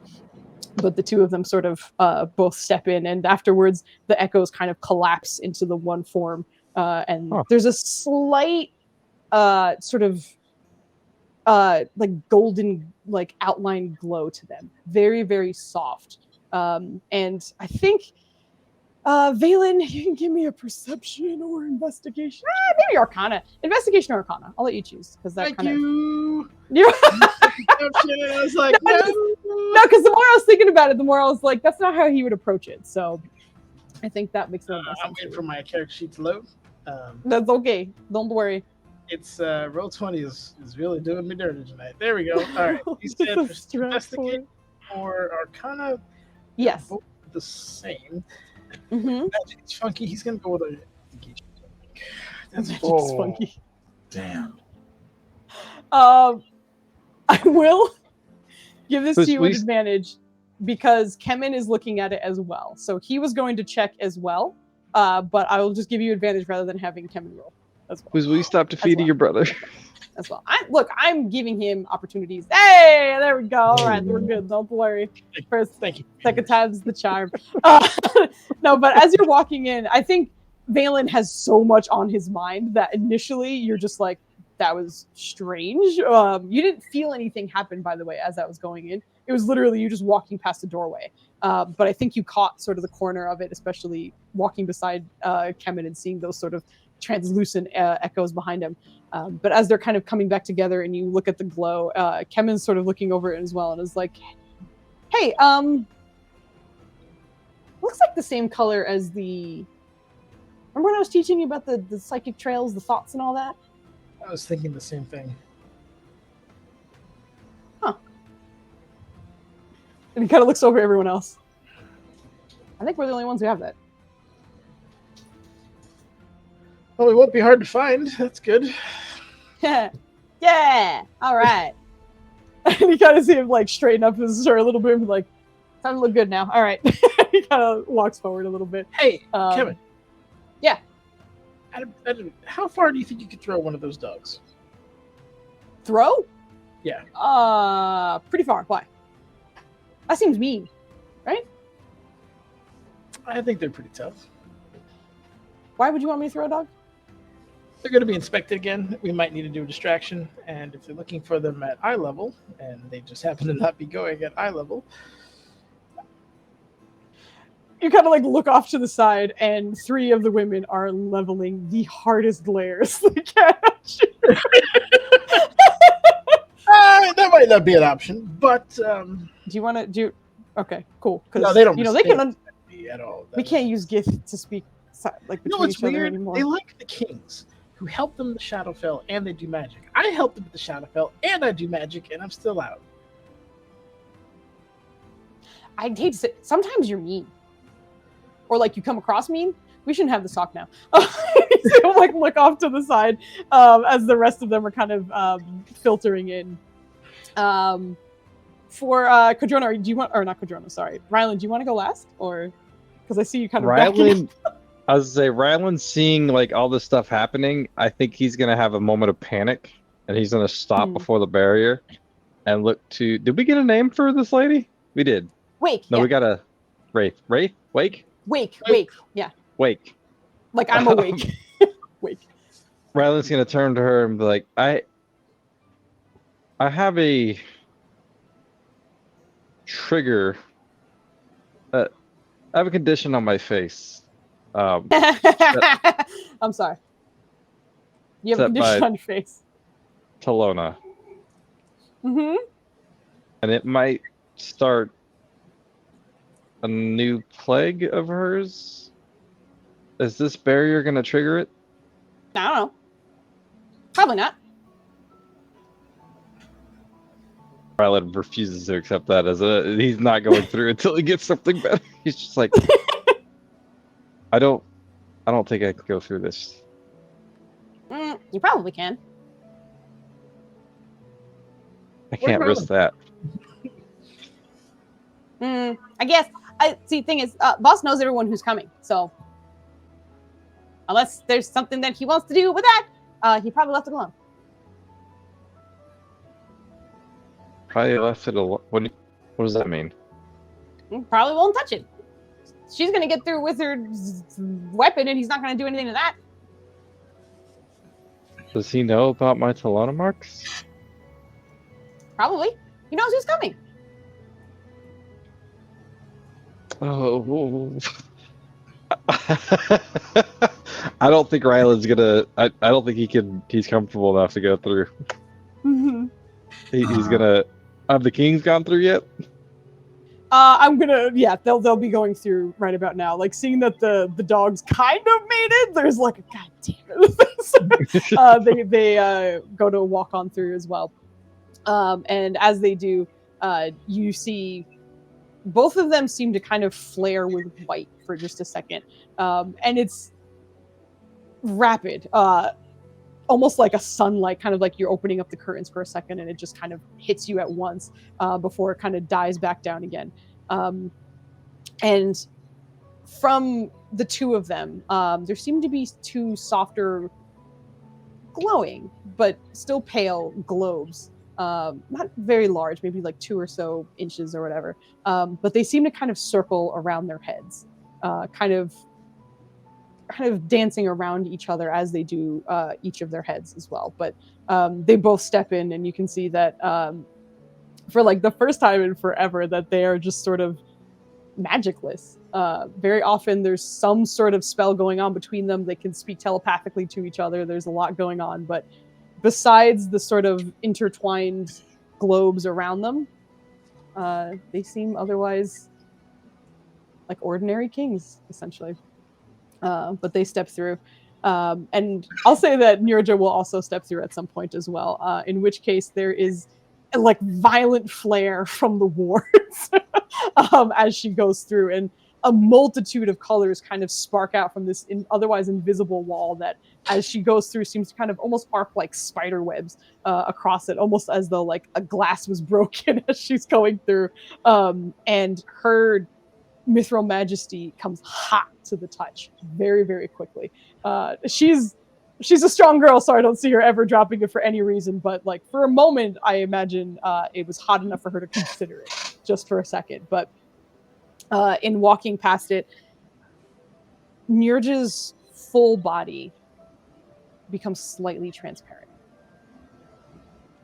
She steps through to the other side safely. Yes, Irene. Yeah, Irene is definitely like analyzing everybody as they walk through and trying to see if she can understand these magical effects that are occurring or the effects. But simultaneously, just like, so you're back, Kandara? To your full self? Yes. Have you ever seen anything like what's going on right now? And she's like, not pointing at them physically, but like kind of mentally nudging them towards like the effects going off when people step through. No, this is. How did you feel? Like I was forcibly hatched. But carefully? Alright, her theory is that whatever this gate is reveals the truth of people or some truth about them. Because it seemed like when Valen and Kitman walked through, it revealed like people closest to them or close to them in some way tied to them. And obviously with the kings, the magic, then they're huge magic users. With Cadrono, I believe he came through and was a sandwich. He just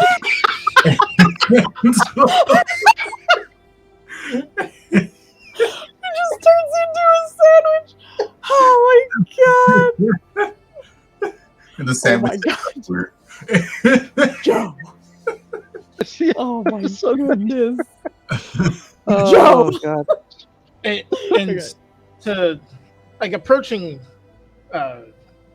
Rylan, but hearing her theories, I don't think that's it. This is clearly tied to souls, and it looks to the kings. Are your souls intertwined? That Yes. does it. Oh boy, that's interesting. Thank you for your honesty. Rylan, I understand if you don't want to go through.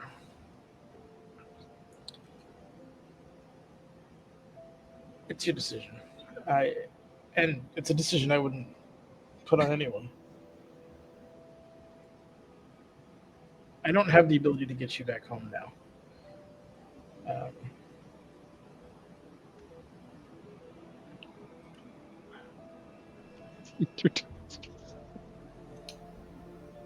Valen, if he walks through, who do you think his soul will be entwined with? I'm not worried about his soul. I'm worried about whatever magic barriers. I can't. It's too big of a risk. I completely agree. Our son is there. Oh, you Can't risk triggering it. Yeah, absolutely. And if she's not, Wake, can we get some guarantee that that won't trigger? All right, I guess. Wait here. Could you get your manager, please? You're turning me into a Karen. Get out of here, Joe.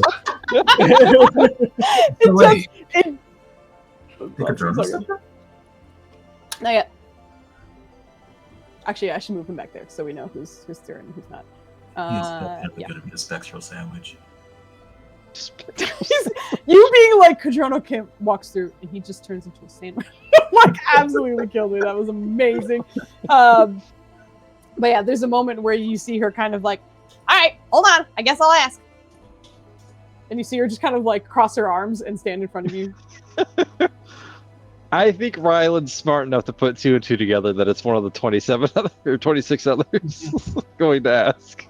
There's a good 5 minutes of her just staring at you before she kind of perks up again. Yeah, should be fine. I feel like Ryland's gonna look at Valen and be like, she keeps saying should be. I don't like should be. I agree.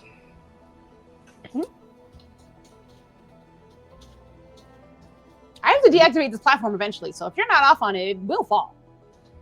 You can't bring him Just safely kidding. down to I'm the just ground. kidding. I would simply just no, it just goes under everything. You wouldn't fall to your death. I'm just kidding. But you should. Can he insight check that?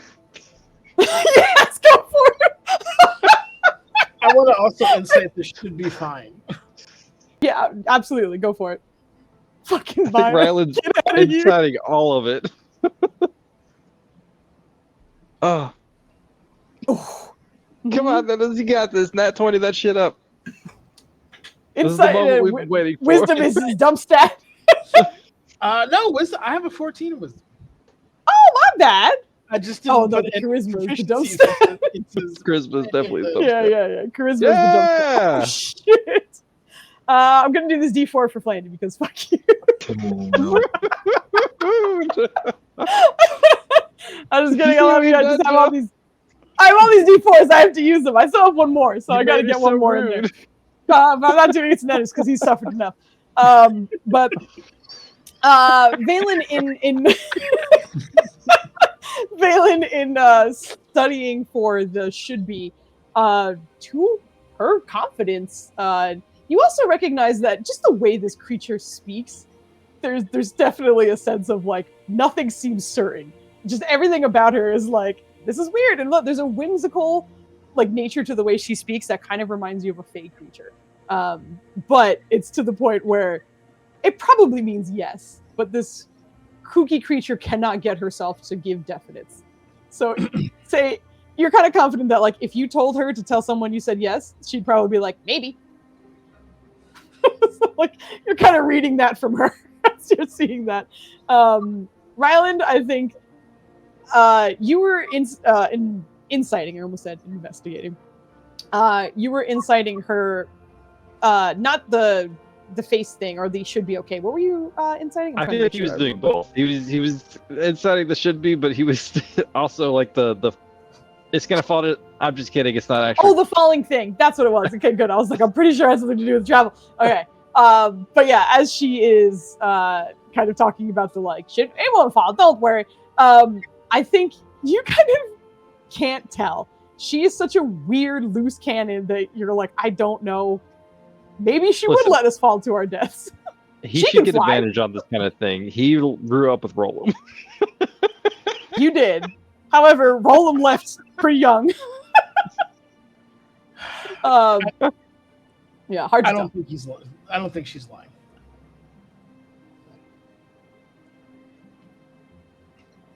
Ryland's just gonna like sheepishly, will you walk through with me? And he's just gonna close his eyes.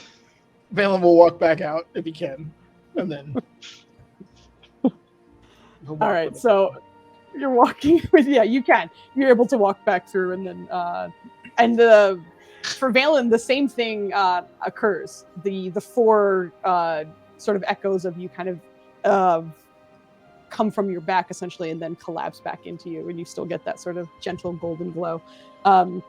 Ryland, as you walk in, there's a moment, a sort of flash of green across the sort of spectrum of the ward once again.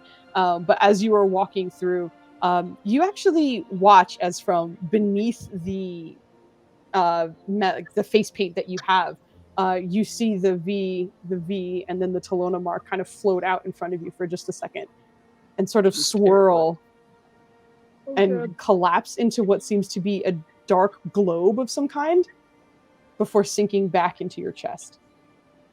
And as you're walking in, that soft kind of green glow remains for a bit before it just dims fully down. And you find yourself in this space. He wants to pull out his notebook to write to Mom, but he can't because he didn't bring it. Yeah. Aw, Thanks, Insomnia! that's dirty. Not now. I appreciate it. Thank you. No, that is awesome. Valen, in a very hushed tone, will say, "I have barely the power to do one more sending, but that's the highest I have." Can Irene make sense of what the hell just happened to those markings and what they transformed into? Arcana check. This is a high DC, but you can, you can certainly give it a go. Yeah, we're gonna do it. Ryland's gonna ask if she has the equivalent of an intergalactic telephone that he could use. Oh my goodness. Yo, you got a telephone? Oh, shit. No, you don't. No. No. Damn you, Kakarot. No. This is from Joe. This is from Joe. Kid, we need you, buddy. Kid, screaming. Kid. Look what you have done. Oh my goodness. Just screaming.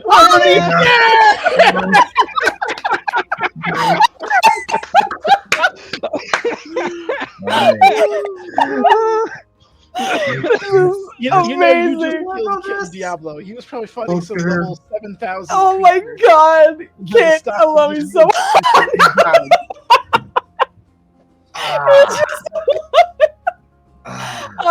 Still helpful, but unfortunately not quite high enough. Oh my god, Kid, Irene, I think you are struggling to kind of put all of this together. You're getting ideas of what it is, some kind of truth. Kandara was seemingly healed in a way, the healing process was cut down dramatically. You're seeing parts of what's important to people coming out. It almost feels as though an actual person is scanning them as opposed to a ward of some kind. And you're not entirely sure what that means, but because you watched whatever symbols those were kind of float back into Ryland, a part of you is kind of positive it hasn't deactivated anything. For you, in the simplest of terms, Maya, Irene probably thinks that they were stored in a different way. And I think that's kind of all Irene's going to pull from it, unfortunately. Yeah, she's going to Valen and Ryland and just be like, I think it pulled those from you, reassembled them, and put them back in. And then she explains what happened with Kandara and how he was woken up super fast. And then I think maybe this is along those same. It's possible that it might have reset. I have more ideas about Kandara, but we could talk about that later. And he's his voice is mildly quivering, which is incredibly rare for Ryland. And he's gonna look to her again and be like, "Is there any way that I can send a message on here? Or anybody that I can talk to who has the capability of sending or?" Not quite. We have a magical courier that can send the letter, but you have to get inside for that. What's the courier's name? You see her just thinking long and hard for a second before. Sakaros? I don't remember. He's very small. Get out of here! She said she remembers everything. You are recognizing that she's kind of weird and kind of fey and this sort of who knows? Sakaramos. Yep. Caramel. Okay, got it. Valen's gonna put a hand on Ryland's huge shoulder, which is gonna be comical because you're I'll go send a message. Do you want me to talk to your parents? If you're trying to cast a spell, you won't be able to do. I mean, you probably won't be able to do it. Oh, okay. You can use the courier service. Well, it's your call. We can. We can Hold use up. the courier. This courier service. Yeah. Can you tell me how it works? And she's just like, is this how the promise letters have been being dropped in? And she's trying to like wait for that explanation. Ooh. Go ahead and roll me a Ooh. persuasion check. This is keenly interesting. Can I help her out by being like, yeah, how quick is it? Is it quick? Are they gonna notice it? Fuck them. I'm out.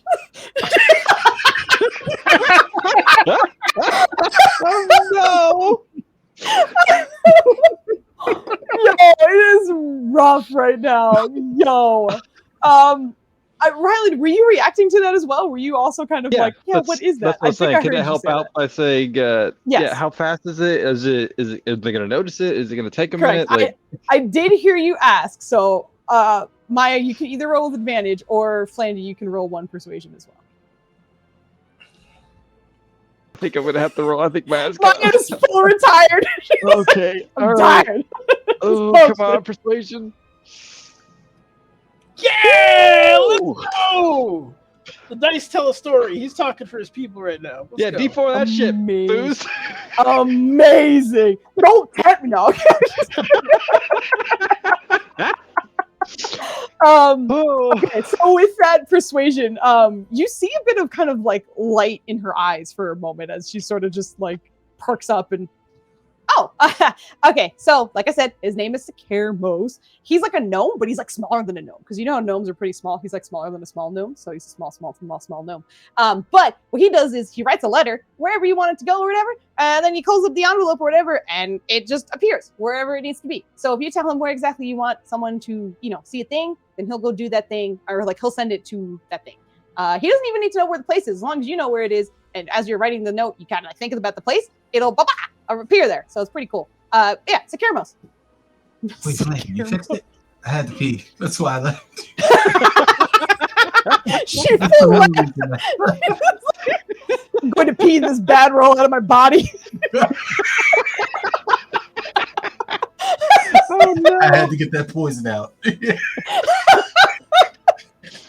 What's was that? a You want cleansing protection from pee. poison? I got you.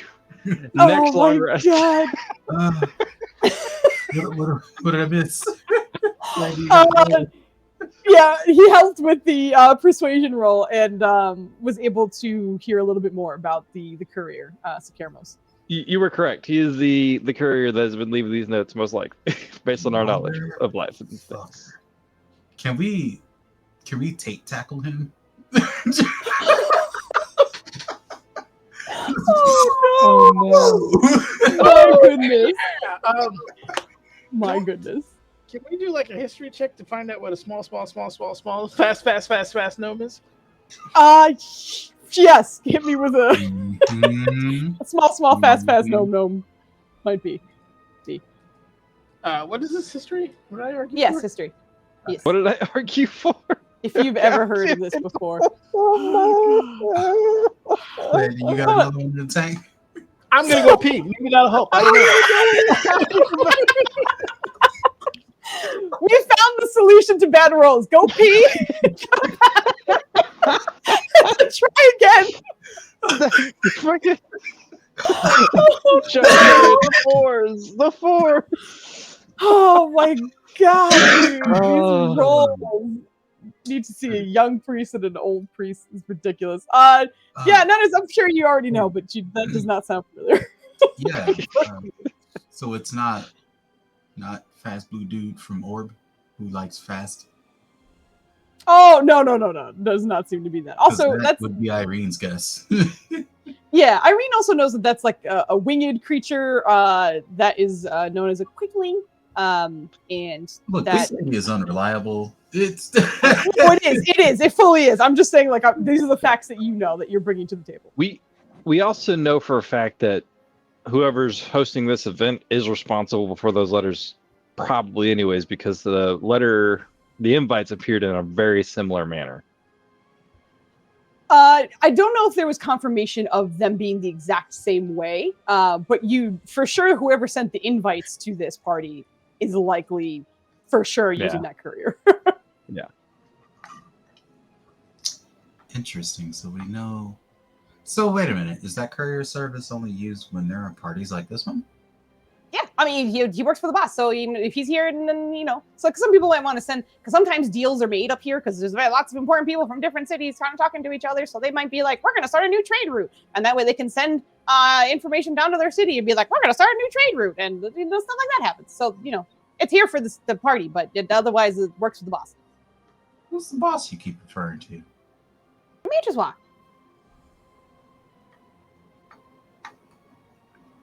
Oh, I feel like that's just like it's a wave of grossness that just goes across the party. The major swap. The silence. I'm just like, She said it. She said it. She said the Irene name. has this face. It's just...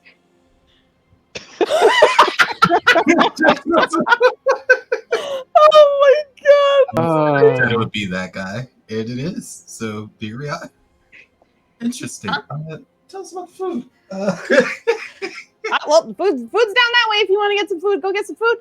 Then when you the food is here, but the tables and stuff to eat are on the platform. So you gotta get the food here and then get it over there. But you can come back and get more food if you want more food later on. Are you gonna stick with us?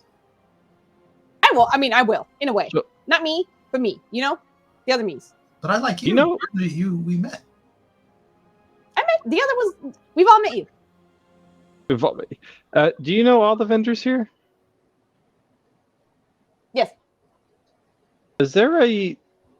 I'm afraid I don't know her full name. Is there a Sadani here? And he's like looking to I almost said Dubs. Kadrona? There's a moment where she's just like, yes. The boss gets as many vendors as he can. And Sadani's one of the ones he knows. So here she is. So she's here. She's here. Do you know what booth? Can you point us in the right direction? Yes. You see this long hallway? You go straight down the long hallway, and she's in the long hallway. Oh, you were hit. This is great. I left a gift for when Kadrona goes through. I feel like Ryland's never frustrated with people, and like this, he's like starting to visibly show signs of frustration. And I think it's like it's two-pronged thing, right? Because it's not that he's not getting the information, and he's used to being like upfront and like blunt with people, and this the complete opposite. He's just like, Irene's gonna move to the other side of Valen. And just kind of under her breath be like, we need to really talk to this courier, figure out how they're pulling that off. Among a lot of things, yes, I agree. or at least who's maybe not how, but who's You know who requesting this actually specific might letters. know? One of our gem friends. A really fast one. Yeah. Sock? holding up the whole ass line. Joe, they're the last ones to arrive to the party, so there's no line. They're literally the last people. So, can you imagine? They're just holding up dogs through this area. I don't know how we're doing that. Don't worry about that. I would just, all right. Yeah. I would just say, like, you guys being able to like look up and past it, you recognize that there is another wake at the opposite end of the food court, essentially. So when you walk through it and have to connect to the main platform with the rest of the party, that's where the other wake is, and that's where you imagine the next stop will be. Before we leave this wake, Wake, I hear you, May. do you have to answer all the questions people ask you? Why? I'm just curious the level of service you provide. I'm interested in perhaps hiring you. Hiring me. I get paid so good. I don't think you could even afford me, to be quite honest. But I do. All right.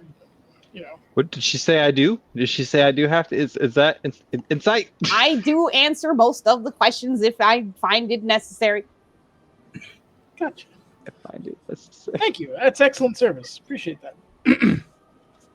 Like I said, you're the first wake we met and the favorite. No offense to the other wakes when we meet you. I'm sure you will grow in us just as much. You're fantastic. She was trying to distract from Valen being real shady and doing shit. I love that. Gotta give me a performance or deception. You're being no, just performance or deception, whatever you want, whichever you prefer. Oh, thank you. Oh, nice. Yay! Y'all gotta pee. I would say like, just go pee. You'll be cleansed afterwards. I think for a moment you genuinely see Wake being like, that was a weird reaction, and like about to vocalize that, but then you come up and you're like, you're so cool. So you're like, oh, okay, yeah. I know I'm pretty cool. By the way, the rest of them know that you're pretty cool too. So you know, from 1 week to for the rest of the weeks, it'll be a good time. But yes, the only place we can ever see you, unless you have business with the boss. He goes, I go. On the side, you never get to hang out. Of course, I get to hang out. The rest of me get. What one experiences the rest of us experience. One of me is getting drunk right now, and I'm having a good time. Oh, that's great. Well, what I'm saying is, like, if we wanted to hang out with you, like, outside of work, like. Oh. Maybe. Okay. Well, we should sometime. Are you trying to be friends? I thought that was obvious. Scheming Valen was trying to interpolate. If I throw a debilitating spell on them, would they all have to, and one of them fails, does that affect all of them? Oh no. Oh, you're trying to say I think by just the reaction you were getting from her right now, because she mentioned one of her is getting drunk right now, and you're seeing this one right in front of you does not seem drunk at all. So likely the intoxication doesn't spread through all of them, therefore spells would not bother all of them, essentially. But yes, I forgot, sorry. As Kodrono is the last to step through. I forgot for a second. There's a moment where the other colors that have sort of gone off have usually been colorful. There's been sort of like a spectrum of various reds, blues, pinks, and purples that have kind of come across the wards. But when he comes through, it is a very obvious silver. And as he's walking through, kind of as Kemen and Valen had those sort of like spectral figures behind him, there seems to be a sort of spectral, enormous hand kind of guiding him into it instead, and sort of stays behind the ward and pulls back. But as he steps in, and for a second that silver kind of envelops every part of him for a moment, there's a strange sort of like a hovering almost energy that kind of doesn't seem to fade very much. It's a soft sort of silver similar to the way he casts, but there's something that's slightly bluish silver about it. And much like Valen and Kemen kind of have that persistent glow around them, he has this silvery blue glow around him. That's strange. Okay. Can Rylan check that? What are you checking? Is it like, I don't know, is that religion to see what, like, is it oh shit, what's it? Symbol is a hand. What's his name? Ever have brain freeze in the middle of Thank you. I had it, and then my brain went to Irate Swami and then Murtaswad. I was like, no, these are all the wrong people. Just went down the wrong rabbit hole. Yeah. It did. And then the other half of my brain's like, it has a feminine name with an A on it somewhere because that's what Netters thinks. And yeah. Yep. Yep. All right. I guess it would be like, I guess he's more trying to figure out if there's a component of him like there, like watching over, like, here, this is my blessing, or something like that. So I feel like it would be religion, even though I don't want to roll religion. It's super religion. Religion. Super religion. Oh yeah. Okay, never mind. Carry on. Don't you dare turn that into a 1. I want to. I have 2. You're so rude. That ain't right. That ain't right at all. I want you to know, Joe, that like 76% of her rolls with these fucking D4s have been against me personally, and I feel personally attacked now. For real. Like, it just kind of works at root. But yeah, everyone has stepped through now. Wake seems distracted by Irene and possibly willing to be friends. It's a little hard to work out, but she's sort of motioning for you to find your way down the food aisle here and go on in. I would say for a moment the coven women are kind of looking at Irene for a moment, and they just kind of lean in. I'm not terribly hungry right now, so we will wait for you by the wards. Okay? I missed the second part of that. We will wait for you by the wards. Oh, The second step we have to cross. Speaking of wards, since there's a second ward on the way out, is there anybody going through? Or what's happening over there? Is there anything noteworthy happening at that second ward? That you can see from where you are? Yeah. There's slight flashes of lights, kind of similar to what you guys were experiencing, but nothing wildly obvious at the moment. We gonna be watching that.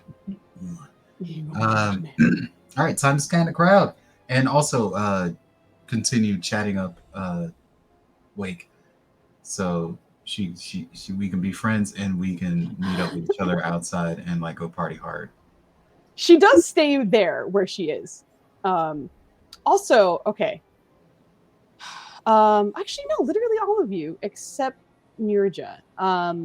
After speaking with her and seeing her in this space, everyone give me a history check. Okay. There was one thing she was gonna say as well. Just like, Sure. I'm gonna go get something to eat. You want me to bring you something back since you're kind of stationary here? You said the other you was getting drunk, so you're obviously indulging. Can I am, just but give Nenner's advantage? Advantage on his oh, you mean I would say no for this just because it's a recollection more than anything else. Yep. I called that shit. I called it. Oh, fuck, man. History. This is for Fine, go Codrono. pee, Oh, come back. garbage. Oh, God. We figured it out. Oh my God. Thank you, Dennis. Valen, as you are walking away and you're kind of like almost like getting your game face on and like, all right, here we go. We're getting into it. Let's get some food. We have to figure out how to get past these second wards. We're barely getting in and we're already having to do some shit. It kind of hits you in a flashback that you recall seeing Wake at the Astral Market when you guys were in the Astral Sea quite a long time ago and all those ships were strung together. She didn't interact with you guys directly, but she was certainly there and dressed and looked the exact same way you see her here.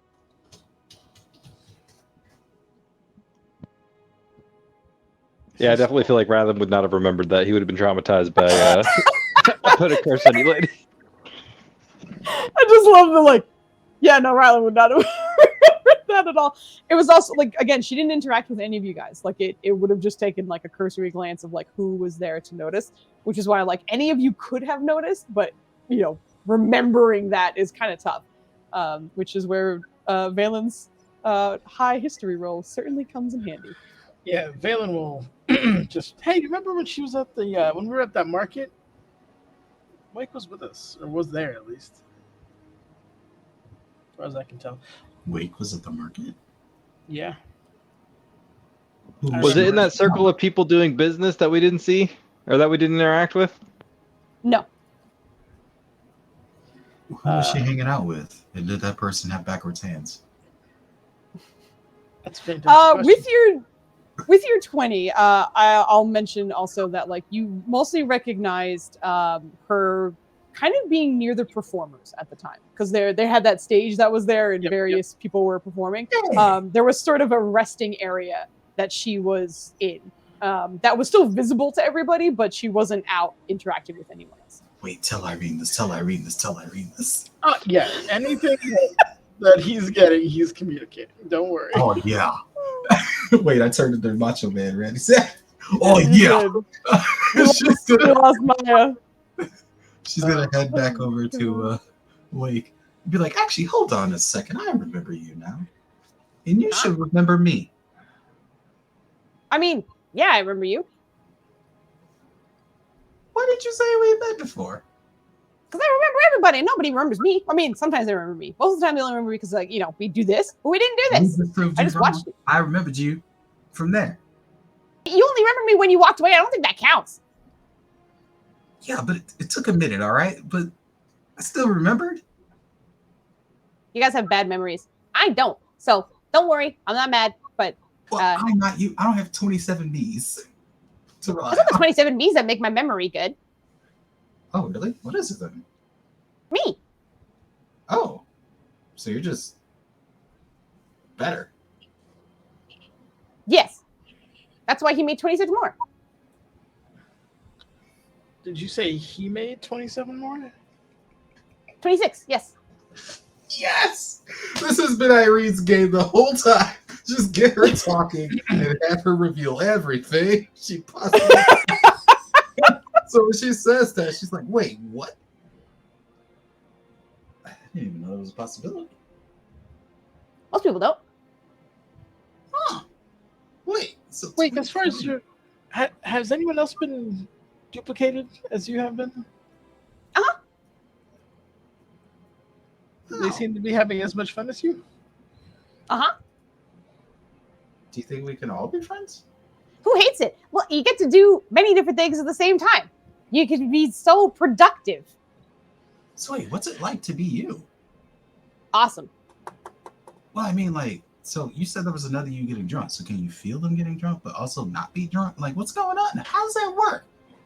I get the feelings.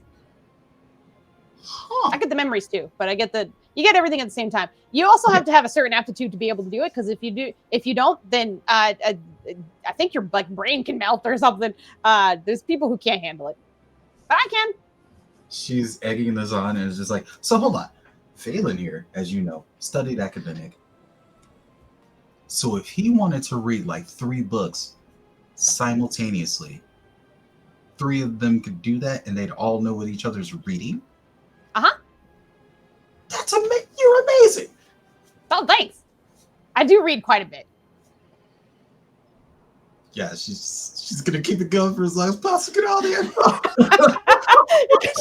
she's chatting away with you. There doesn't seem to be much problem there. Is there anyone with Kadronos or like a bluish glow around them in the crowd? You are in the kind of like sorry, go ahead. Okay, you in the dining area? In the dining area that is not as filled with people, but there are still plenty of people. So you can go ahead and give me a I'll give you investigation for this. Yay! Because you have time to stare at everybody. It takes Kodrono to find a sandwich lady. Oh my god, perfect. Oh shit! God. Wow. Okay, we figured it out. You gotta go pee. Yes. That's what it is. You got bad rolls, go pee. Come on back. As you are walking into this space, it is scattered. And it's strangely enough, as you're kind of walking in, even between the vendors, there almost seems to be no one who looks as themselves. There's something different about them in some way. There's a glow, there's things that might be floating around them. Kind of like Ryland, there's something that kind of like sank into their chest, so there might be a tiny little mote of glowing in that space. There's something with almost everyone. Finding someone without something visible is the rarity. But finding someone with a glow that you have an exact replica of right beside you is no problem for Valen. In this room alone, there's about 5 or 6 that share a similar glow. I would say, because you're amazing 29 roll, it's more similar in the blue. Kodrono seems to be tainted with a little bit of silver. It's a kind of a paler blue. But the rest are still within a blue kind of hue and same color glow, kind of. It's also in the way they move. Oh, they move different. Okay. Well, just the glow on them. So when they walk, there's a slight, like, a trail almost as they go. It's very subtle, but again, your 29 investigation, you would notice that the way Kodrono's glow moves is exactly the same as the others, even if their colors aren't exact. Right. Could Ryland go up to one of these similarly blue shaded folks and just ask their name. Hey, I'm Rylan. How are you? What do you got here? Okay. The first one that you, well, actually, I mean, this was Valen's investigation, so you would need to roll to see if you can, spot whoever. I think you would be able to. It's just to see who you spot first and where they are. All right. So go ahead and roll me an investigation. Oh boy, investigators. That's a 6. Go pee again. Get it gone. Valen would wave Irene over real quick. And just Actually, be like, before she's gonna let Valen half drag her, but then at the same time wait a minute, hold on. So wait, if you get too far away from each other, do you lose that, or does that just stick with you? Nope, I can be anywhere. I can even be between the planes. What? Mhm. She's totally what? She's like into it. Yeah. It's awesome. Right, so like if one of you is in the astral and the other one's in prime and the other one's in like the plane of what? All of you? Yep. You're awesome. We have to be friends. I know. We can be friends, but you can't forget me ever again. All right, let me see what you're talking about. Oh, I can't wait. Oh, you're so cool. Thanks. Denise, you're just kind of like grinning to herself on the platform as you guys head off. But Valen calls Irene over. all right, so kings, intertwined orbs, intertwined soul, blue outline, promised. Shit. Now she's looking around, but also still like, if she noticed like Wake looking at her, she's gonna be like, goes to Nirja, disembodied soul, transparent. okay. I'll working What- theory, because of obviously. the effect we saw on you. I think my soul is aggregate of 4 somehow. I don't know. He's a bootleg entwined. Quick question. So rude to your friend. Sorry, what? Did we see anything happen when Wake walked through? Yes, you did not see. She walked through and nothing happened. Interesting. Also, Irene, since you're so good at this, and on a very good basis, how many paradoxes do you know? I heard first half of that. Okay, since you are so since you're in such good graces with her, right? I'm hoping to keep her occupied with a paradox. If you could ask her one. This is the most Valen nonsense. Yes, like does a set of all sets contain itself? Something like that, where like it's an impossible thought loop, which would hopefully, distract her from the fact that we're smuggling that stuff. Big Jan. I know exactly what we need to do. Glad we had this talk. I knew And you're the she one. reaches in for nubs. Walks up to her and it does the butt flip. It does the butt. That would work. Or is this not the prettiest cat butt you've ever seen? That stuns anybody. This is a cat butt. Were you prepared for cat butt? I don't think so. We finally figured out how Kadrono's hammer works. It's just Dubs' butt. Okay. Anyway, yes, there's a conversation about paradoxes between the two I casters. really doesn't know how the fuck to even do that, but she is going to go back to her and try to distract her as best as possible.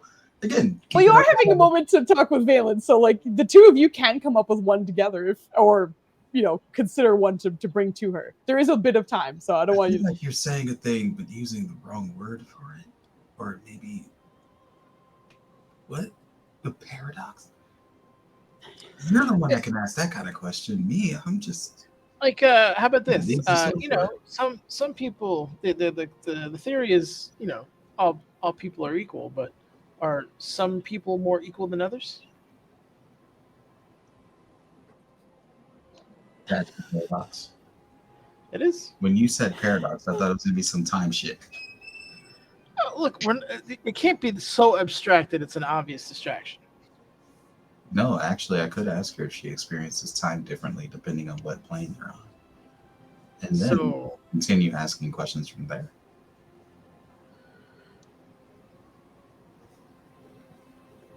Okay.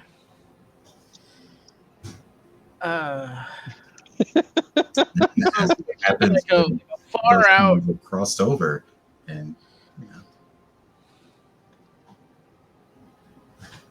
Well, you could get morbid and just ask if she knows what death feels like, and would she consider herself still being alive?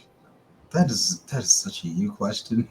Am I not supposed to be me? Huh? Am I not supposed to be me? No. It's great. It's great.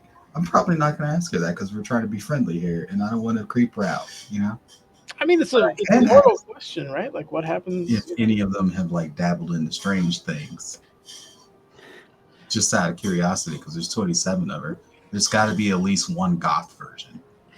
I know that wouldn't be a paradox. It's I don't think that's going to work. Instead, we just keep having conversations and conversation feedback loop, and then eventually, we gotta cap it off with some kind of bigger distraction. Or do you have some way of smuggling dogs? So hear me out here. Mhm. On a plane called Earth, Right. there's a cat. His name is Nubs. We grab him, and we hold his butt up in her face. So your plan is to go to a different plane, find a very specific cat. I feel like that is exactly Valen's response. Oh my goodness. And the paradox was wrong? All right. This is a real conversation that is happening. We need to think of something and fast because this thing is painted on me, so I can't smuggle anything. None of you ladies are wearing huge skirts, so we can't do that either. I need some help here. I'm gonna start asking her about what some of the craziest things she's ever seen walk through the thing were, the barriers. I'm sure she's got wild stories for days. How big is Wake? She's relatively tall. She's likely a good 5'10", 5'11". 5'10", 5'11". All right. Well, our boy Ryland's got 3 feet on her, so if we just trip him into her. Oh my goodness. I'm so glad Ryland's not here right now. Okay, I will also mention it is like 1:30, so we can Sorry, I'll back stop. to you guys. Okay. Yep. Because this is the only way we can get progress in this campaign. Hold We on. got to keep Wait. going. Yes, there it is. There's the plan right there.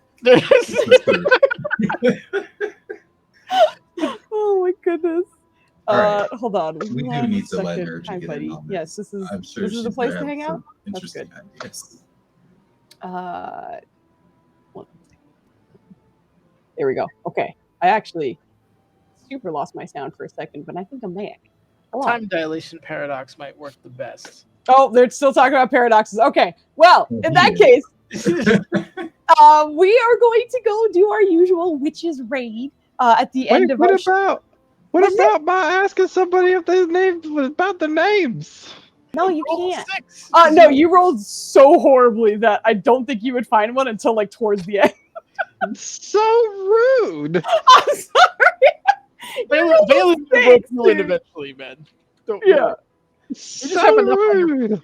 You're trying Oh to God. contemplating whether your whole village Can is I- dead, so he's can I not just trying to say- throw more on you. Yeah, which is why Rylan wants to come with some useful information for Valen, because he's done something. Oh my goodness, the stress. Okay, so yeah, you guys made it to the party. Woo! Okay, Yeah, nobody got kidnapped yet. no, nobody's kidnapped. Everything's fine. Lots of fun totally things. not kidnapped. Lots of fun things.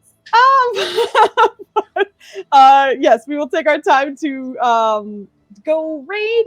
I think we're actually going to raid someone unusual for this channel because I don't think he's ever been on when we have been on. Oh yeah, And that is our buddy Mark Songs. yeah. So Yeah. let me double check that he is, because when I went to go back and check, yeah, he is. He's good. Okay. He is an awesome community member of like D&D and stuff. He supports so many different channels. He's introduced us to some of our really, really good friends. He streams music. And I think it's super cool because he always kind of like teaches you as he's, like composing the music, which is super, super cool. He's awesome. If you have a chance to kind of like hang out with him, I know it's so late. Please spend time with him. If not, give him a follow because he is super cool. I cannot say enough good things about him. He's the best. So we're gonna start the raid. So hang around for that, please. And we'll be back on Wednesday. I almost forgot what's going on. But please check out Dispel Logic tomorrow because they're all gonna maybe die. Hopefully not, but maybe. It's gonna be a great fight. I'm very excited for it. So Joe has 3 satchels that are the size of a dog that we could just have his new character just smuggle them across. Yeah, he'll be all good. All right. But we're gonna go head out to Mark, and you guys have a wonderful night. Thank you. Yeah. Bye. Good night. With the rain.